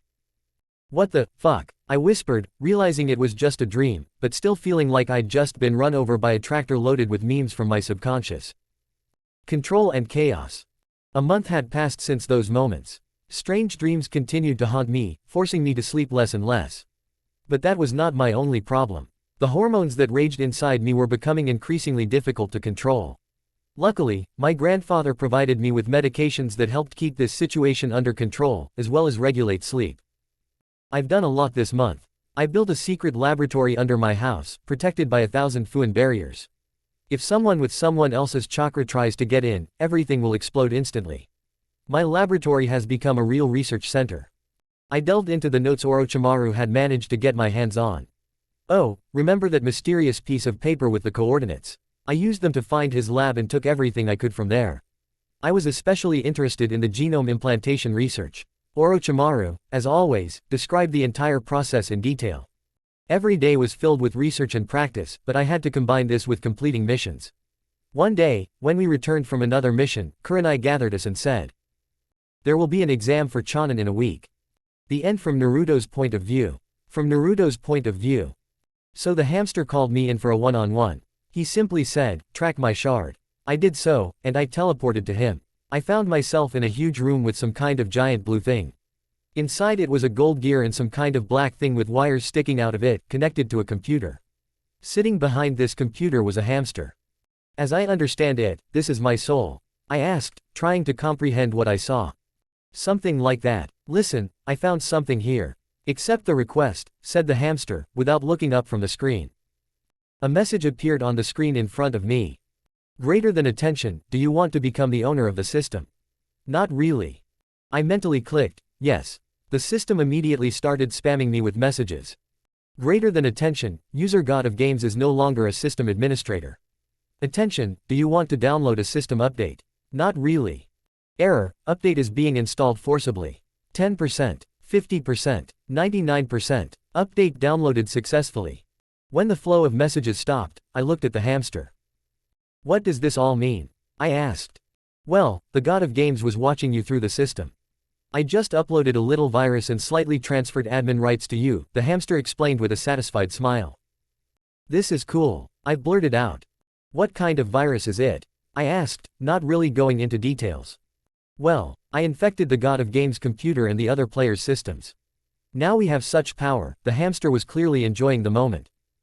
"Will this somehow threaten us?" I asked, trying to understand the possible consequences. "Naruto, calm down. They won't do anything to us. And even if they try, we'll take care of them," the hamster said, his face glowing with a confident smile. I felt the same smile appear on my face. "By the way, Naruto, did you know that my portals synchronize time between worlds?" The hamster suddenly asked, distracted from his thoughts. "What do you mean?" I raised an eyebrow, trying to catch the gist. "Look, there are 3 worlds. Naruto world, the half-destroyed world, and the modern world. I turned off the portals to the half-destroyed world and to Naruto world. When I returned to the half-destroyed world, a year had passed there, and in Naruto world, only a month," he explained, winking. "So time flows differently in different worlds?" I asked, a little taken aback. "That's right," the hamster nodded, satisfied with his explanation. "So what are we going to do now?" I asked, looking at the smug hamster. "Technically, we defeated the God of the Games. Well, more precisely, I won." The hamster was clearly enjoying the moment, praising himself. "So, either we can celebrate, or there is a better option. I will monitor the forums and the player system, maybe I will find something useful for us. And you? I don't know, either sit with Mita, or crawl around the worlds. In general, keep yourself busy with something. He waved his paw at me, letting me know that he still had a lot of things to do. I exhaled, feeling a slight sense of relief. At that moment, I noticed how the gear in my soul began to spin faster. Literally a second later, I was enveloped in golden light, and I moved. From Naruto Shard's perspective, the week flew by. All my experiments had to be postponed due to lack of materials. In addition, we signed the documents to participate in the Chunin exam. As Kurenai explained, if one does not sign, no one will participate. My memories of this world's canon were fuzzy, but I knew enough to take action. The day before the exam, I donned my new clothes and went looking for Kabuto. Finding him on the roof of Konoha's hospital, I watched as he adjusted his glasses and looked around. Who the hell are you? Anbu Danzo? He asked, clearly not understanding who he was dealing with. I activated the FUNN that changed my voice and spoke. We have nothing to do with Danzo, I continued, slowly approaching closer. I have a proposal for Orochimaru. Kabuto frowned, but listened carefully. Do you think I have something in common with him? Yes. Tell him that I can help him get the Sharingan and share the secret of immortality. In exchange, I need Haruko's notes, his experiments. That's all I need. Kabuto listened thoughtfully, and then suddenly threw a kunai in my direction. I easily caught it in midair and continued. I'll be waiting for him at the second stage of the Chunin exams, and then in Hai no Kuni. Without waiting for an answer, I used body flicker and disappeared, leaving Kabuto confused. Before reaching home, I took off my cloak and changed into normal clothes. From the roof where I changed, I went down to the ground. Everything was quiet, as if no one noticed my movements on the roofs. While I was jumping on the roofs, I saw other shinobi from different villages. Preparations for the Chunin exam were in full swing. After entering the house, I quietly went down to my secret laboratory. I knew that the Jinchuriki of the one-tailed one would be present at the exam. In the second stage, I planned to take his tailed one for myself. In my lab, I began developing a new FUNN based on the one that had the Kyuubi sealed in it. My goal was to seal the one-tailed beast into an object, and then, by gathering all the tailed beasts, recreate the 10-tailed beast and become its Jinchuriki. This was a key step in realizing my plan to absorb the owners of different genomes. But to do this, they had to be captured first. The idea of absorbing Haruko himself intrigued me. Could I survive that? If I calculated everything carefully, I could not only survive but also remain myself. These prospects brought a smile to my face and I laughed. The end from the Naruto Shard's point of view. From the gods' point of view. The room was dark, its walls littered with broken monitors, one of which had a flickering screen, a gif of a hamster twitching anxiously. A figure sat in the corner, his gaze fixed on the screen, unseeing, absorbed in his own reality. At that moment, Korn entered the room. He paused, surveying the mess, and sighed. 613. He asked, not hiding the disappointment in his voice. Go away. The god of games answered without raising his head. Get out, he added, and there was obvious aggression in his voice. The room was silent, broken only by the flickering of the screen. The god of the game stood up abruptly, his face covered in scratches, indicating that he was the source of his own aggression. He grabbed one of the monitors, tore it from the wall and threw it at Korn with a wild rage. Korn dodged and, taking a deep breath, left the room, leaving the god of games alone among the ruined monitors. The end from the god's point of view. From Komike's point of view. In my short life, I've managed to do a lot: build laboratories, create mannequins, and finally finish building the company's main office. One idea is constantly spinning in my head: to create a game with a virtual reality helmet, like in Sword Art Online. However, the technology is still unattainable. We need a world with the necessary resources, and for this, Naruto must find it and put a portal there. Then everything will be easier. But these are plans for the future. As for the god of games, he tried to regain access to his system, but I simply didn't give him a chance. Blocked all the paths. Now he can only watch as control slips from his grasp. Regarding the artifacts, I finally found the world where they are hidden. This discovery opens up new horizons. Standing up from my chair, I walked closer and stared at the mechanism that was immersed in Naruto's soul. A golden light shimmered across its gears, softly illuminating the room. The mechanism rotated silently, as if alive, radiating a sense of power and endless potential. Its glow was mesmerizing, and each revolution of the gear seemed like a melody that only a select few could hear. Everything is going according to plan. The end from Komike's point of view. From Naruto's point of view. Opening my eyes, I found myself in the middle of a noisy street. Some guys, similar to a mix of punks and gopniks, were crowding around me. With exquisite politeness, they decided to find out who I was and where I came from, kindly inquiring about my health. Well, of course, I couldn't remain in debt, and politely explained that my health was fine, but they, perhaps, should take care of theirs a little. After I had driven this point home with a brief but convincing beating, they were equally kind enough to tell me where I was. It turned out I was in Night City. As I understood it, this was the world from the game Cyberpunk. The cold voice of the system sounded in my head. Greater than attention. You have been given a task. Oh, we need this. Sender, the great and powerful hamster description. Place a portal in this world. Just try to cancel the task, you bastard. Reward. Prospects for the future. Accept the task. Not really. Now the hamster is giving me assignments. I muttered under my breath. Exhaling, I opened my inventory and took out a piece of paper. Unfolding it, I activated the portal right there on the spot. Greater than congratulations. You have completed the task. Description from the sender, couldn't you put the portal in a decent place? Hamster, go to hell. I exhaled tiredly. Go yourself, I heard the hamster's voice. As if by magic, he himself emerged from the portal. Hamster, what the hell? I asked in surprise. What's wrong? I need technology, and there's plenty of it here, he waved his paw carelessly. Run to another world. Exhaling, I realized that it was useless to argue with him, and, wincing in displeasure, I moved again. From Naruto Shard's perspective. And so, finally, my team and I reached the building where the first stage of the Chunin exam was taking place. We needed to get into room 301. When we got to the second floor, we ran into a crowd of idiots who were trying to get into room 301, which was obviously on the second floor. They were not allowed in by the guys standing at the door. Are you idiots? This is room 201. I couldn't help but say. But really, we're on the second floor, someone's voice was heard. An argument began, but I didn't waste time. Grabbing Hinata and Sasuke, I dragged them to the third floor. When we entered the room in question, the atmosphere there was, to put it mildly, gloomy. Many participants from other villages, and I noticed him, Gaara. I smiled to myself when the scarlet-haired man turned his gaze to me. He flinched, and something like fear flashed across his face. So we took our seats and began to wait. About 20 minutes passed before Morino Ibiki entered the auditorium and began to press his key on everyone. So, as I understand it, everyone is here, he began. To be honest, I practically ignored it, I was bored. When the exam finally started, I quickly filled in the answers and began to observe the others. Everyone was copying as much as they could, and those who were caught were mercilessly thrown out of the room. In general, it was a mess. Finally, the time came for the final question, and Ibiki spoke. The final question. If you don't answer it, you won't pass the exam. However, you can leave the room right now. A whisper ran through the room, and Ibiki's fake participants began to leave the room. Some of the scared ones followed them. So, those of you who remain, are you ready? He began again.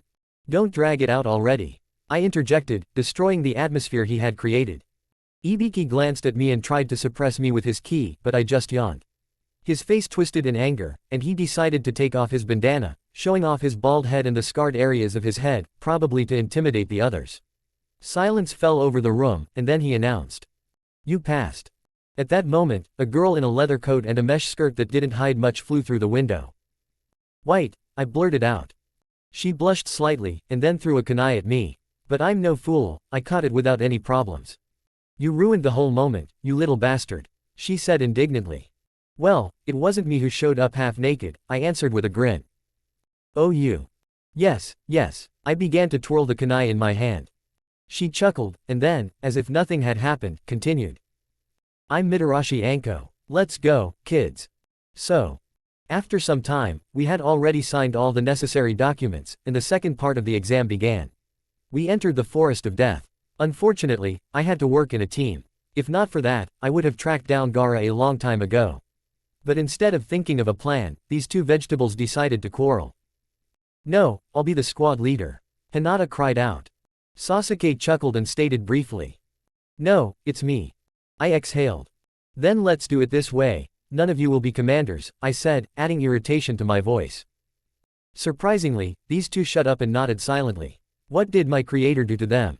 They almost started to turn pale from my word alone. So, we had the Sky Scroll, which meant only one thing, we needed to get the Earth Scroll. I asked my team to just trust me, and we continued on our way, moving along the ground instead of walking along the treetops. Stupid, maybe, But even more stupid is to climb on me. We wandered for about 20 minutes until a squad of genin from another village came upon us. Their uniforms and headbands were unfamiliar to me, making their origins uncertain. "What kind of scroll do you have?" I asked, almost indifferently. One of them replied, "Lands." Jackpot flashed through my mind. Without thinking, I formed seals and created a dozen clones. They immediately went into battle, driving the opponents into one point. As soon as the clones coped, I mercilessly formed the following seals: earth element, stone stakes. Sharp spikes erupted from the ground, impaling the genin. I simply killed them without a trace of regret. My team seemed horrified by what had happened, but they did not dare to object to me. I approached the bodies and began rummaging through their pockets until I found the scroll we needed. We could have gone to the tower, but I needed him. Gaara. Throwing the scroll to Hinata, I gave a short command, "Let's go." We went to look for shelter and found a cave. The place was gloomy, damp, with a heavy smell of dampness and earth. The walls were covered with moss, and in the corner a small stream was babbling. Here we decided to settle for a while. I set up several FUNNs so that we would be difficult to detect. While the team was settling in, I created a shadow clone and sent it towards them. Donning my cloak and mask, I slipped out of the cave, heading to hunt Gaara. On the way I met Orochimaru and his genin from the Sound Village. Is he not hiding at all? Jumping down towards them, I landed next to one of the genin. He immediately began to attack me. With a light blow, imbued with chakra, I pierced his chest, pulled my arm out of his body and threw him into the nearest tree with such force that it staggered. "Orochimaru," I said, changing my voice with the help of a special FUNN under the mask. "Oh tilde." Orochimaru turned around, his snake eyes narrowed as he studied me with interest. "I assume you're here for Sasuke. I'm here with a proposition for you. I can help you catch Uchiha Sasuke, but in exchange I want to know the location and records of Haruko, as well as the location of Harama Uzumaki." "Haruko and Harama Uzumaki, you say?" Orochimaru smiled slightly, his tone filled with mockery and curiosity. "You certainly know what you're asking for. But what makes you think I have any reason to share such knowledge with someone who doesn't even bother to reveal their identity? In exchange, I can offer you not only Sasuke, but also the secret of immortality." Orochimaru laughed, his voice sounding hoarse and ominous. "The secret of immortality." He continued to laugh. "You offer me something I have almost achieved. But offers that excite my curiosity are always worth considering. Show me what you can do, and perhaps we can find common ground." "Your immortality is a fake," I said, looking at Orochimaru. My words were cold, and every sound echoed in the void, filling the space around us. Without letting him continue, I added, "I suppose it's time to introduce myself. I am the Angel of Death, and I have achieved true immortality." Orochimaru chuckled, but his eyes narrowed noticeably, and the tension in the air became palpable. He was not one to lose his composure easily, but now his face showed obvious curiosity.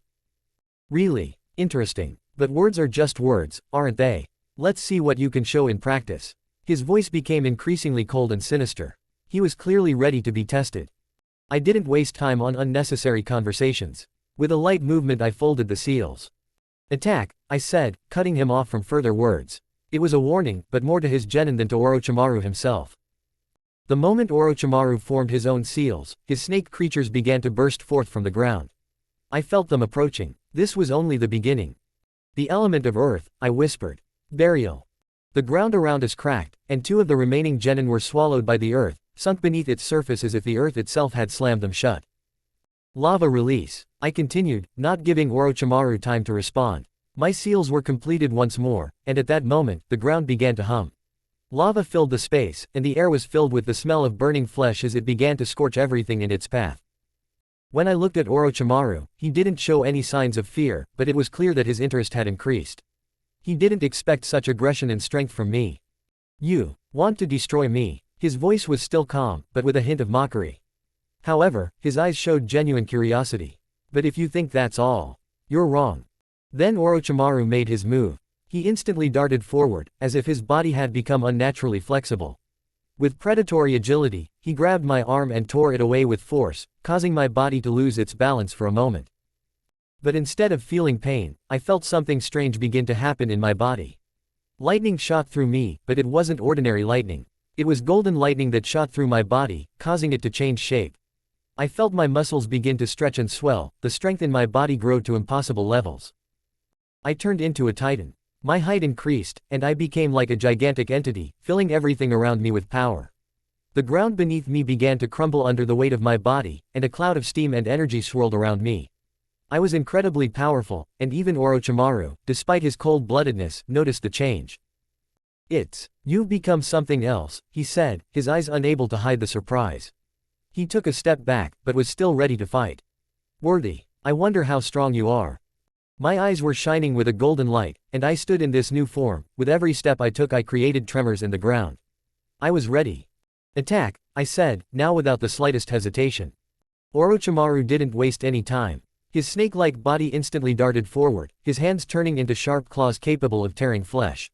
He attacked with surprising speed, striking again and again, trying to break through my defense. I stood motionless, not resisting his attacks. Each blow sank into my flesh, but I felt no pain. Orochimaru, noticing my inaction, chuckled, thinking that I had overestimated my strength. Are you giving up so quickly? He hissed, lunging again. His claws passed through my arm, tearing it off in an instant. I looked at my severed limb, and for a moment the world around me froze. Then I felt a strange but familiar sensation. My blood began to boil, my body began to steam, as if an unknown force was awakening within me. The words of the Creator, his final instructions, floated into my head. This is the power of a Titan. He passed it on to me. Suddenly, lightning pierced my body and a golden light burst out around me. My body began to rapidly expand, my muscles grew larger and my skin took on a metallic hue. Steam enveloped me and every step shook the ground beneath my feet. I turned into a Titan. It's impossible, Orochimaru whispered, his eyes widening in shock as he watched the transformation. I stood up to my full height, towering over him in my Titan form. The steam slowly dissipated, and from the back of my titanic body I emerged, completely unharmed. Only my clothes were cut and ruined, but that was nothing compared to the power I now felt. Orochimaru stood frozen, his snake-like features contorted with sudden interest. His eyes lit up with the mad glint that only a true scientist could have, eager to discover something new and forbidden. Your body, he drawled, taking a step forward, unable to contain his admiration. How is this possible? Such a regenerative property. What kind of power have you acquired? I didn't answer, just looked at him as he tried to get closer, his hands shaking slightly with excitement. I need to study you, Orochimaru hissed, his voice thick with passion and obsession. Your body is the key to true immortality. If I can understand how you did this, I can achieve the ideal I've been striving for my entire life. His maniacal smile widened as he reached for my shoulder, clearly intending to begin his experiments right then and there. Not so fast, I said, stepping forward. My voice was firm and confident. I've shown you too much. I'm willing to share some of my power with you, but only after you fulfill my request. The location and notes of Hiriko, as well as the location of the Uzumaki temple. Orochimaru paused, considering my words. His eyes narrowed and his lips curved into a barely noticeable smile. He drawled, nodding slightly. I must admit, your offer is quite tempting. I agree to your terms. His voice was sly and deceptively soft. Orochimaru had always been a good bargainer, but his greed for knowledge and power was stronger. In exchange, I will give you my spinal fluid, I continued, allowing a hint of malice to creep into my voice. Believe me, once you inject it into yourself, you will gain some of my power. A wicked smile appeared under my mask, and the Titan in the background began to dissolve into thin air, leaving behind only a barely noticeable cloud of steam. Orochimaru looked at me with admiration and greed, his mind already making plans for the future. After talking with Orochimaru for a while, he turned around and walked away calmly, leaving me to ponder what had happened. It seemed like he was no longer interested in Sasuke, or he had decided to leave it for later. The whole situation seemed crazy to me, but at least I had managed to demonstrate my strength. However, I was more concerned about something else. Why do I even have this power? If I have it, then there are two possible options. The first is that the Creator will return and consume me, taking his power back. The second one is that he deliberately gave it to me. Or it happened by accident, which brings us back to option 1. Which means I need to protect myself and not let it consume me.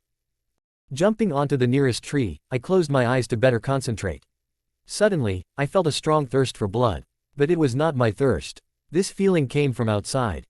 This meant that someone nearby had an irresistible urge to kill. Following this feeling, I headed towards its source. And soon I found several corpses, their blood still warm. Continuing on my way, I finally met him. Gaara. Trial by blade. Gaara's brother and sister were standing next to him. I had to act quickly before they could coordinate their actions. I rushed forward, rapidly closing the distance between us. Gaara instantly animated the sand, which flew into the air, trying to grab me. However, having saturated my body with wind chakra, I began to move faster than the sand could reach me. Deftly dodging his attacks, I pulled out the glove with the necessary seal from the storage scroll and put it on my hand, continuing to dodge the sand's grips. I formed seals and created 10 shadow clones. Every time the sand almost caught up with me, I replaced myself with one of the clones, leaving only a cloud of smoke. Gaara and his allies began to get lost in my movements, which gave me the opportunity to get closer. Finally, when I was in front of him, I reached out to his forehead.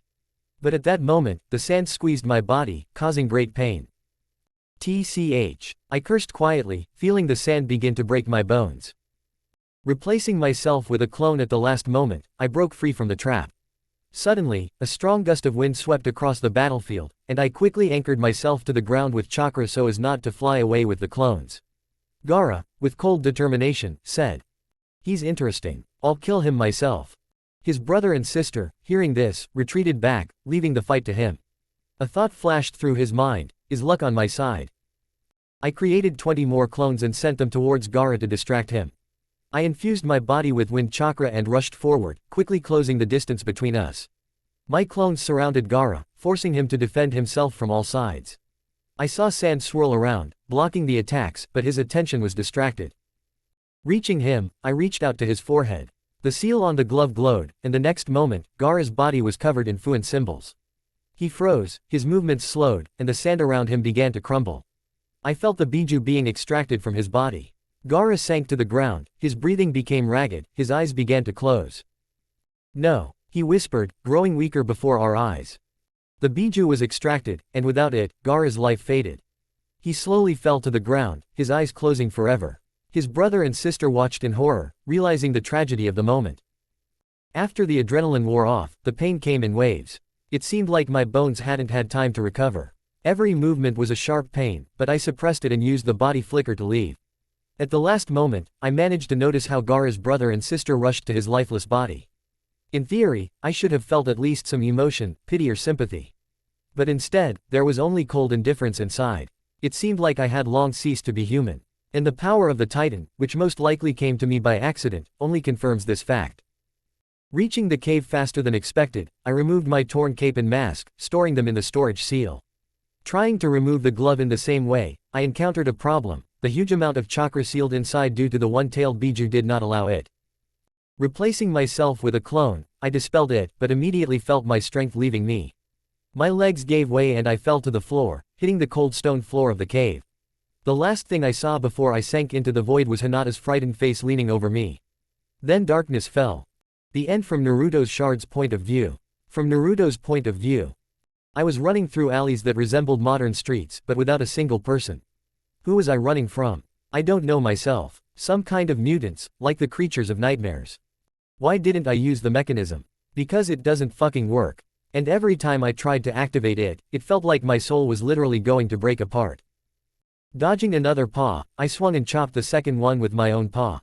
Yes, a paw. My right hand had already partially transformed. It was the only thing that allowed me to survive here. I ran on, feeling the adrenaline pulsing through my veins. Oh, right. This world is absurdly strange. Chakra doesn't work here as it should. But somehow I can partially transform my body using the power of my second being. Paw, claws, even vision, all of this came to me through this connection. Metamorphosis became my only salvation in this place. I found myself at a dead end, something terrifying towering before me. It was humanoid, but with every glance it became clear that it did not belong in this world. Tall, with a thin, broken body, as if carved out of a nightmare. Its limbs were unnaturally long, ending in clawed paws, each of which could tear a man in half with a single blow. Tentacles wriggled around its torso, covered in spikes, ready to seize any prey. The creature's face was even more terrifying. An open mouth full of sharp, twisted fangs that seemed designed to tear and rend flesh. The eyes. Those eyes glowed with a scarlet light, burning through my soul. It seemed they saw not only my body, but also the deepest fears that I hid deep inside. A sense of hopelessness washed over me. This creature didn't just look scary, it was pure terror. I instinctively considered biting my own arm and turning into a titan, but the alleys were too narrow. Even if I transformed, I'd be stuck here, easy prey. And suddenly, a portal opened beneath me. Before I could comprehend anything, a powerful force pulled me into it, severing my connection with this horror. Everything happened in the blink of an eye, and as soon as I was on the other side, the portal closed with a loud bang, leaving the monster behind. When I came to, I instantly felt something had changed. My power was back. How did I know that? It was my body. It felt familiar again, light, filled with energy, as if chakra were flowing freely through my veins. In this world, I was who I was supposed to be, a being of chakra, not trapped in a limited human body like I had been in that strange place from which that mysterious portal had just torn me away. I looked around. Everything around me was blindingly white, as if I had entered a space made of light. The place itself seemed to exude grandeur and something divine, beyond mere comprehension. I felt as if I were on the border between worlds, where time and space merged. A huge figure in golden armor stood before me, its appearance radiating power and dignity, as if it were the embodiment of an ancient force that did not belong to any world I knew. "Mortal," he said, his voice low and powerful, like the rumble of thunder. "I am Korn, and I have just saved you." He introduced himself, his words sounding grandiose, as if he expected me to be grateful to him for pulling me out of that nightmare. "So what? Do you expect gratitude?" "Thank you, of course, but I'm leaving," I said, remaining calm, but not hiding my irritation. I didn't need saviors. I always relied only on myself, and this self-confident tone was starting to irritate me. "There's no need to rush," he replied with a slight grin. "You didn't end up here by accident." "Well, yes, you dragged me here," I muttered, barely having time to say this when Korn suddenly sat me down at the table and poured me tea. Honestly, I sat there for a few minutes in complete bewilderment, not understanding what was happening. Korn began to tell about his own, as if we were old acquaintances, discussing various topics. At some point, the conversation turned to my adventures. He commented on them, pointing out mistakes, giving advice on how it would be better to act, who to eliminate, who to blow up. "You shouldn't have felt sorry for him here," he said, sipping his tea. "It would have been better to destroy him right away. But here," he pointed to one of the episodes of my past, "we should have acted more decisively, blown everything to hell." I was silent, but inside I was seething. My eyes started twitching from his endless comments. I was ready to flare up, but I held back, not knowing what else to expect from this strange creature. Finally, when his monologue came to an end, Korn brought up a screen in front of us. On it, I saw my shard, the part of myself that I sent to the previous world. The events of the third stage of the Chunin exams, or rather, its end, unfolded on the screen. The attack on Hiruzen had already begun, but Gaara was not there. "What the?" I began, but Korn interrupted me. "Your shard killed him in the second stage," he explained calmly, as if it was something insignificant. The screen showed a scene of my shard killing Gaara in cold blood, leaving him no chance. It was terrifying and strange to watch a part of me do that. Korn seemed to enjoy the spectacle, as if it were confirmation of his words. "Korn, right?" I asked, looking at him carefully. "That's right," he answered shortly, without taking his eyes off her. "Let's get to the point. What do you want from me?" I asked directly, not wanting to waste any more time. Korn smiled slightly and spoke.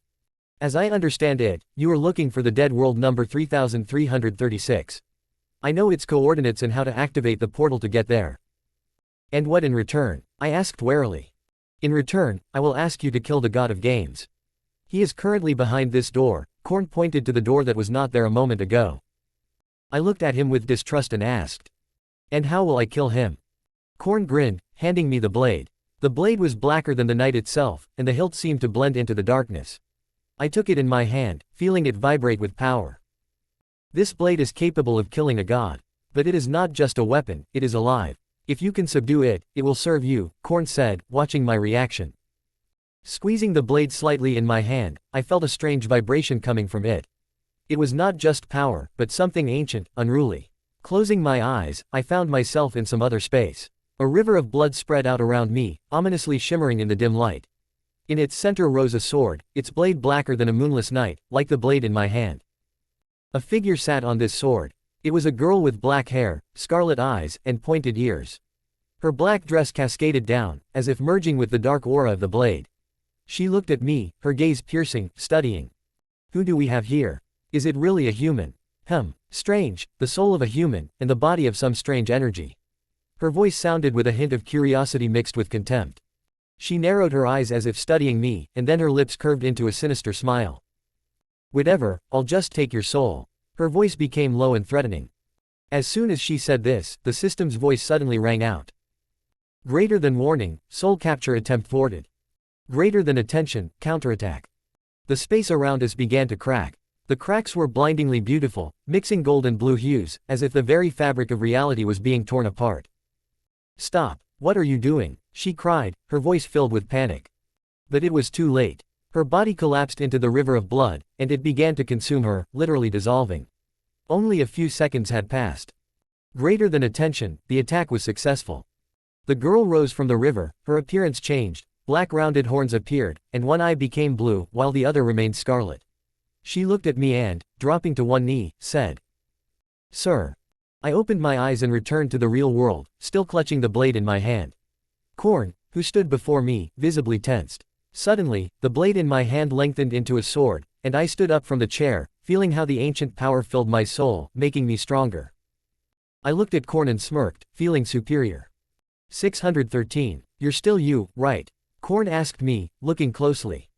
"Yeah, I'm still me. And stop calling me a number," I replied, slightly irritated. "Okay, look at yourself. What's wrong with me?" I frowned, feeling a little uneasy. He pointed to a mirror that wasn't there before, but I felt its presence, as if it had materialized out of nowhere. My perception seemed to have become sharper. As I got closer, I saw my reflection and noticed the changes. My long wheat-colored hair became brighter, my eyes with vertical pupils now glowed red, and the whites of my eyes acquired a grayish tint. I felt someone gently leaning on my shoulder. Turning my head, I saw the same girl standing next to me, although she was not in the mirror. "Sir, do you want my strength? I will give it all." Without a trace, she whispered in a languid voice, her lips were close to my ear. "Come here," I said calmly, agreeing. I looked in the mirror again and saw my body begin to transform. A feeling of power filled me, I felt myself becoming stronger with each passing second. My appearance began to change. The whites of my eyes turned black, a black horn grew out of my head, and my eyes glowed even brighter. Greater than attention, a new type of energy, mana, has been unlocked, the system announced. Korn, who had been watching my transformation, turned noticeably pale. "Is the deal still on?" he asked with a little excitement. "In power," I answered confidently, feeling a new strength pulsating through my body. Walking up to the door, I carefully opened it and stepped inside. The atmosphere was grim. Broken monitors lay everywhere, and a figure sat curled up in a ball in the corner. On one of the remaining working monitors, a hamster flickered and danced, an awkward contrast to the chaos around it. "You've done a pretty good job of destroying everything here," I blurted out as I looked around at the destruction. The figure slowly turned its head towards me, and I noticed that its face was disfigured, deep wounds covering the skin as if it had been torn out by its own claws. I realized that this was true, for there was blood and flesh under its nails. When it saw me, it screamed. "It's all because of you." The god of games leapt to his feet and lunged at me. A moment later, I swung my sword, cutting off his arm. He tried to continue the attack, but I cut off his other arm as well, and to avoid his screams, I quickly cut off his head. The sword sliced through flesh easily, as if the resistance was illusory. I felt an unknown energy burst out of his body and began to be absorbed into me. Greater than congratulations. You killed God, his grace is yours. Greater than warning. You just evolved. My power increased again. From a powerful wave of energy, the entire room was covered with cracks and began to collapse. Greater than your dark side and God's grace have evolved. The sword disappeared from my hands. Greater than congratulations on your evolution, dark god. Summoning the mirror, I looked at my reflection again. The horn was gone, the whites of my eyes were still black, and the red glow had become even more intense. Otherwise, my appearance had hardly changed, but the feeling of inner power was undeniable. As I left the room and closed the door behind me, I heard it fall apart with a crash. "Oh my fucking god," Korn exclaimed, nearly falling off his chair. "What, did you absorb it?" he asked, looking at me in amazement. I shrugged. "It looks like it." Korn exhaled and waved his hand. At that moment, I felt the coordinates of the desired world being written into my mechanism. "You can open the portal with the mechanism." "Well, young dark god, good luck to you," he said with a grin. I nodded to him and felt my body covered in golden and dark sparks. The next moment I disappeared, transported to a new world. I appeared in the void. No, not quite. I was standing on a floating island, and before me stood a huge gate, reminiscent of a portal frame. There was no sun or sky around, only impenetrable darkness filling the space. Exhaling, I extended my hand towards the portal frame. A golden light burst from my palm, and the portal activated. Stepping inside, I found myself in a world of dead earth. The sky above was crimson, and the soil beneath my feet was dry and lifeless. It seemed like there wasn't even oxygen here, but I didn't need to breathe. "Komike, I found this place," I said, looking around the deserted landscape. Greater than attention, new task available center, hamster description of the task, find all 3 artifacts. 1. Scepter of Omnipotence. 2. Ring of Infinite Power. 3. The Book of Creation. Reward. All 3 artifacts. Note. Well done, Naruto. Now all that's left is one small thing. And, wait, you became a god. What the hell? I just turned away. Accept the task. Not really. Mentally clicking, yes, I chuckled. Agas, I became a dark god. Look at the logs, I said, feeling a new power flaring up inside me. I took a step forward, taking in the lifeless landscape. Even though there was no air, I didn't need it. Every movement felt effortless, as if the darkness itself was pushing me forward, leading me to the artifacts that were now my goal. The final. From Naruto's shard's point of view, the years fly by. Either someone is intentionally manipulating time, or I've simply lost track of the days and nights. Looking back, I realize that a lot has changed. The events of the Chunin exams ended tragically. Hiruzen died at the hands of Orochimaru. His death was a heavy blow to the village. After the funeral, Sasuke couldn't take it anymore. His thirst for power consumed him, and he left the village.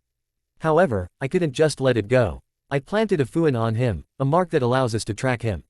Let him go, but I will always know where he is. Meeting Jiraiya was no less important. Together with him, I went to find Tsunade, who would eventually become the new Hokage. Traveling with Jiraiya was a time of growth and learning for me, although he himself seemed more busy with his usual activities than teaching me. But he did pass on some things to me, the rasengan technique and the toad summoning. Meanwhile, I've been using every opportunity to add to my collection of tailed beasts. I currently have the following sealed: 1 tail, 2 tail, 3 tail, 4 tail, 5 tail, 6 tail, and 7 tail. Only the 8 tail and 9 tail remain. Time does not stand still, but I continue on my way. Naruto. What do you want, old pervert? I asked Jiraiya, sensing his tension. But before he could answer, I was suddenly summoned to Mount Myabaku. Jiraiya explained it simply: since I had already received the toad summoning, it was time to master the hermit mode. And that was it. He disappeared, leaving me alone with this new task. It looks like Pain's attack is coming. Or maybe things aren't going as I expected. Thus began my training. I admit, the food there was peculiar. Bugs and other creatures, not the most pleasant diet. But, as it turned out, this was the only food available to me. I endured it with a heavy heart, realizing that it was all for the sake of my power. To my surprise, the hermit regime came to me faster than I expected. Maybe my body was really predisposed to it. Or perhaps this was another trick of the gods, interfering with my destiny. One day I decided to look in on the toad sage. He looked worried, and when he woke up, he started shouting. This world has no future. Everything will perish. The world will be destroyed. His voice was full of despair. Nothing can stop what's coming. He continued, his words echoing across the mountain, filling me with a vague sense of unease. These words left me wondering, what is really in store for this world? The end from Naruto's shard's point of view. From Naruto's point of view. I continued to move through the dead world, overcoming gray wastelands and the remains of destroyed buildings. In the distance, the remains of an old castle were visible, and next to it, something destroyed, resembling a gate. This world must have once been like a fantasy. Or a medieval world. Or maybe all 3 at once, I said out loud, thinking about the past of this place. There were faint traces of mana all around. It seemed that it had not completely disappeared from this world, or that the time that had passed since its fall was not as great as it seemed. The air was saturated with the remnants of magic, reminiscent of its former glory. I continued to walk forward, following the feeling of mana that became more and more tangible. The old kingdom was left behind, and I continued my way through the devastated lands, striving for the source of power.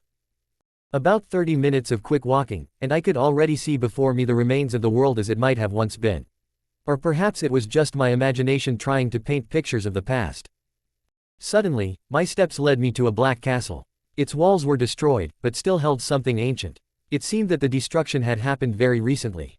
As I entered, I felt a powerful ancient force emanating from the depths of the castle. This castle hid something important, something that I had to find. Entering the castle, I found that there was nothing remarkable on the first floor. The energy I felt was coming from somewhere above, probably the 3rd floor. However, the stairs leading there were collapsed. This was not a problem for me. Concentrating, I soared into the air and, passing the second floor, immediately found myself on the third. The throne room appeared before me in gloomy silence. In the very center, on the throne, sat a skeleton in golden armor. His appearance was majestic even in death. On his belt hung a sword, and in his hands rested a staff emitting powerful mana mixed with divine energy. On one of his fingers was a ring, and in the other hand, a notebook. Greater than warning. You have found all 3 artifacts. Take them to complete the task. The system reminded me of the purpose of my visit. I studied the skeleton for a few minutes, trying to understand its history. But my gaze lingered on those who were nearby. At the skeleton's feet lay 2 more skeletons, one in a priestess's robe, the other in a nun's robe. What the hell? I blurted out involuntarily. These figures seemed to be part of some forgotten ritual or tragic story that I had to unravel. Deciding not to waste time thinking about what had happened here, I walked closer to the skeleton. Reaching out for the staff, I had to quickly dodge a flash of energy. Lights resembling flames lit up in the skeleton's eye sockets. It cracked its bones slightly and looked at me. How did you get here? The skeleton's deep voice rang out. Without waiting for my answer, he added, I locked this world. I barely found this place. I came here for your artifacts. I decided not to lie and told the truth. So that's how it is. The skeleton said thoughtfully. He thought for a moment, then handed me the staff and the notebook. I carefully took them and put them in my inventory. How did you do that? Do you have a spatial pocket? He asked, watching me with interest. Something like that. Only I call it inventory, I explained. A time traveler? He asked, clearly interested in my origins. A time traveler, I confirmed, realizing that there was much more hidden here than I had initially assumed. The skeleton's eyes lit up brighter. You also ended up in a fantasy world where you were made a hero and then turned into a villain. He asked with a hint of sadness. So that's what happened to you? I said quietly, nodding, feeling his sadness, although I couldn't understand how I felt his emotions. I was reborn in the world of Naruto, taking the place of the main character, and with the system, I decided to continue the conversation. The skeleton was slightly surprised and looked at me carefully. It's strange, but you don't look much like Naruto, he said, studying me closely. There are no stripes on your cheeks, the whites are black, your eyes are red. And your hair is black too. Black hair. I touched a strand, thinking. It seems like it was wheat-colored recently. Although I don't think it's that important. Shrugging, I added, an hour ago I received the power of a dark god and became one myself. Cool, how so? The skeleton asked with interest. Korn gave me a demon weapon. I subdued the demon inside the weapon, and it gave me some of its power. Then I killed the god, and the demon's powers merged with the divine, I explained briefly. You're cool, he admitted with admiration. And I was a summoned hero, became a demon lord. These 2, one an elf, whom I saved from goblins, and the other a nun. She met me for the first time when I showed up here. The skeleton told this with a note of nostalgia in his voice. By the way, I need the ring too, I reminded him, pointing to the artifact on his finger. He sighed heavily, if that was possible for a skeleton. Wait, let's talk some more. This ring is the only thing that keeps me alive, he pleaded, realizing that the conversation could be his last chance to save the remains of his existence.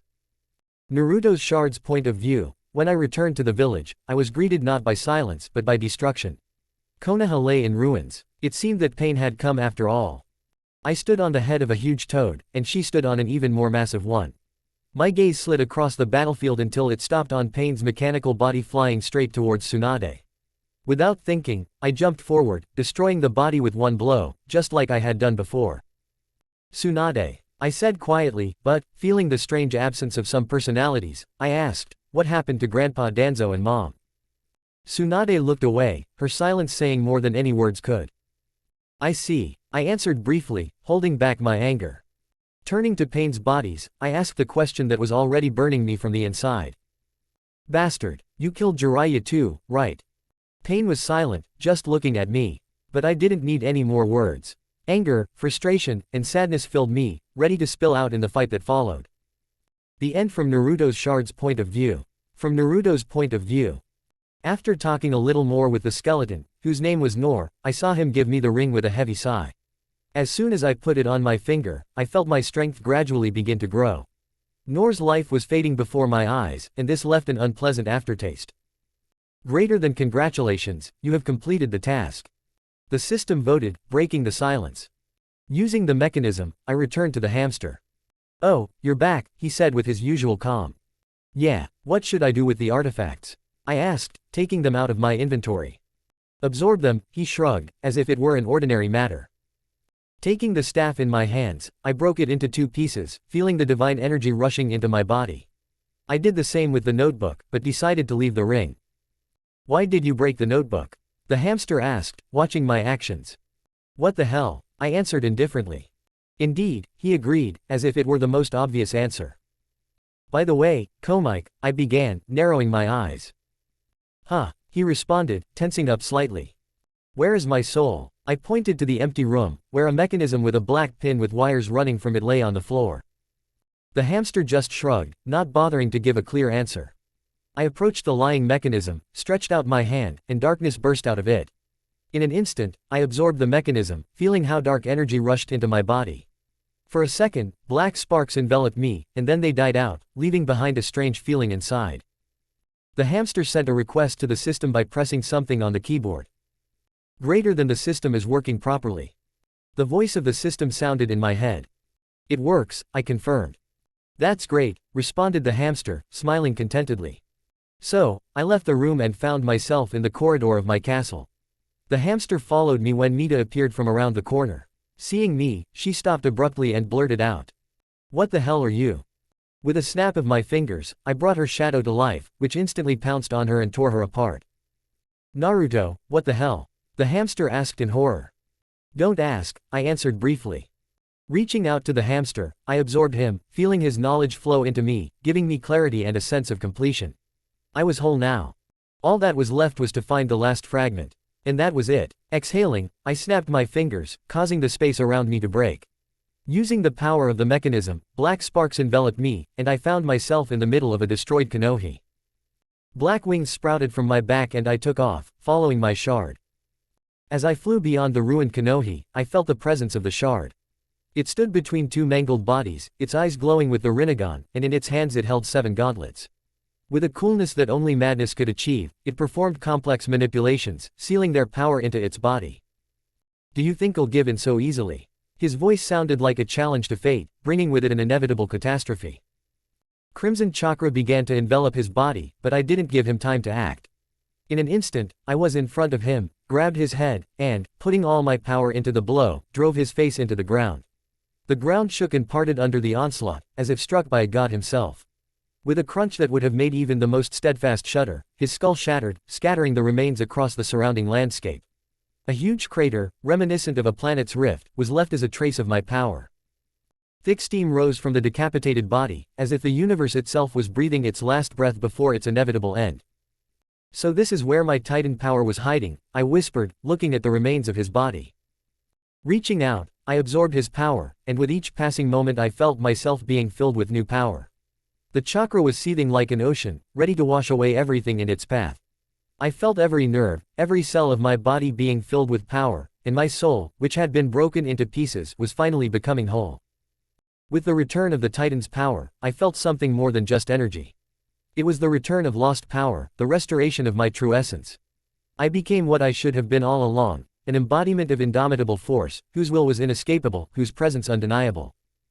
I snapped my fingers and watched indifferently as the universe was torn apart. Stars flared for the last time, swallowed by sudden black holes that greedily devoured light and matter. Planets, like fragile glass balls, shattered under the unbearable pressure of my power. Time itself cracked, and past, present, and future merged into a chaotic funnel, disappearing forever. Once outside in the modern world, I let my power flow out. The ground beneath me cracked like thin ice beneath a giant's feet. Deep cracks tore through the surface, swallowing buildings, cars, and people. The sky split like a mirror, revealing an endless void beyond reality.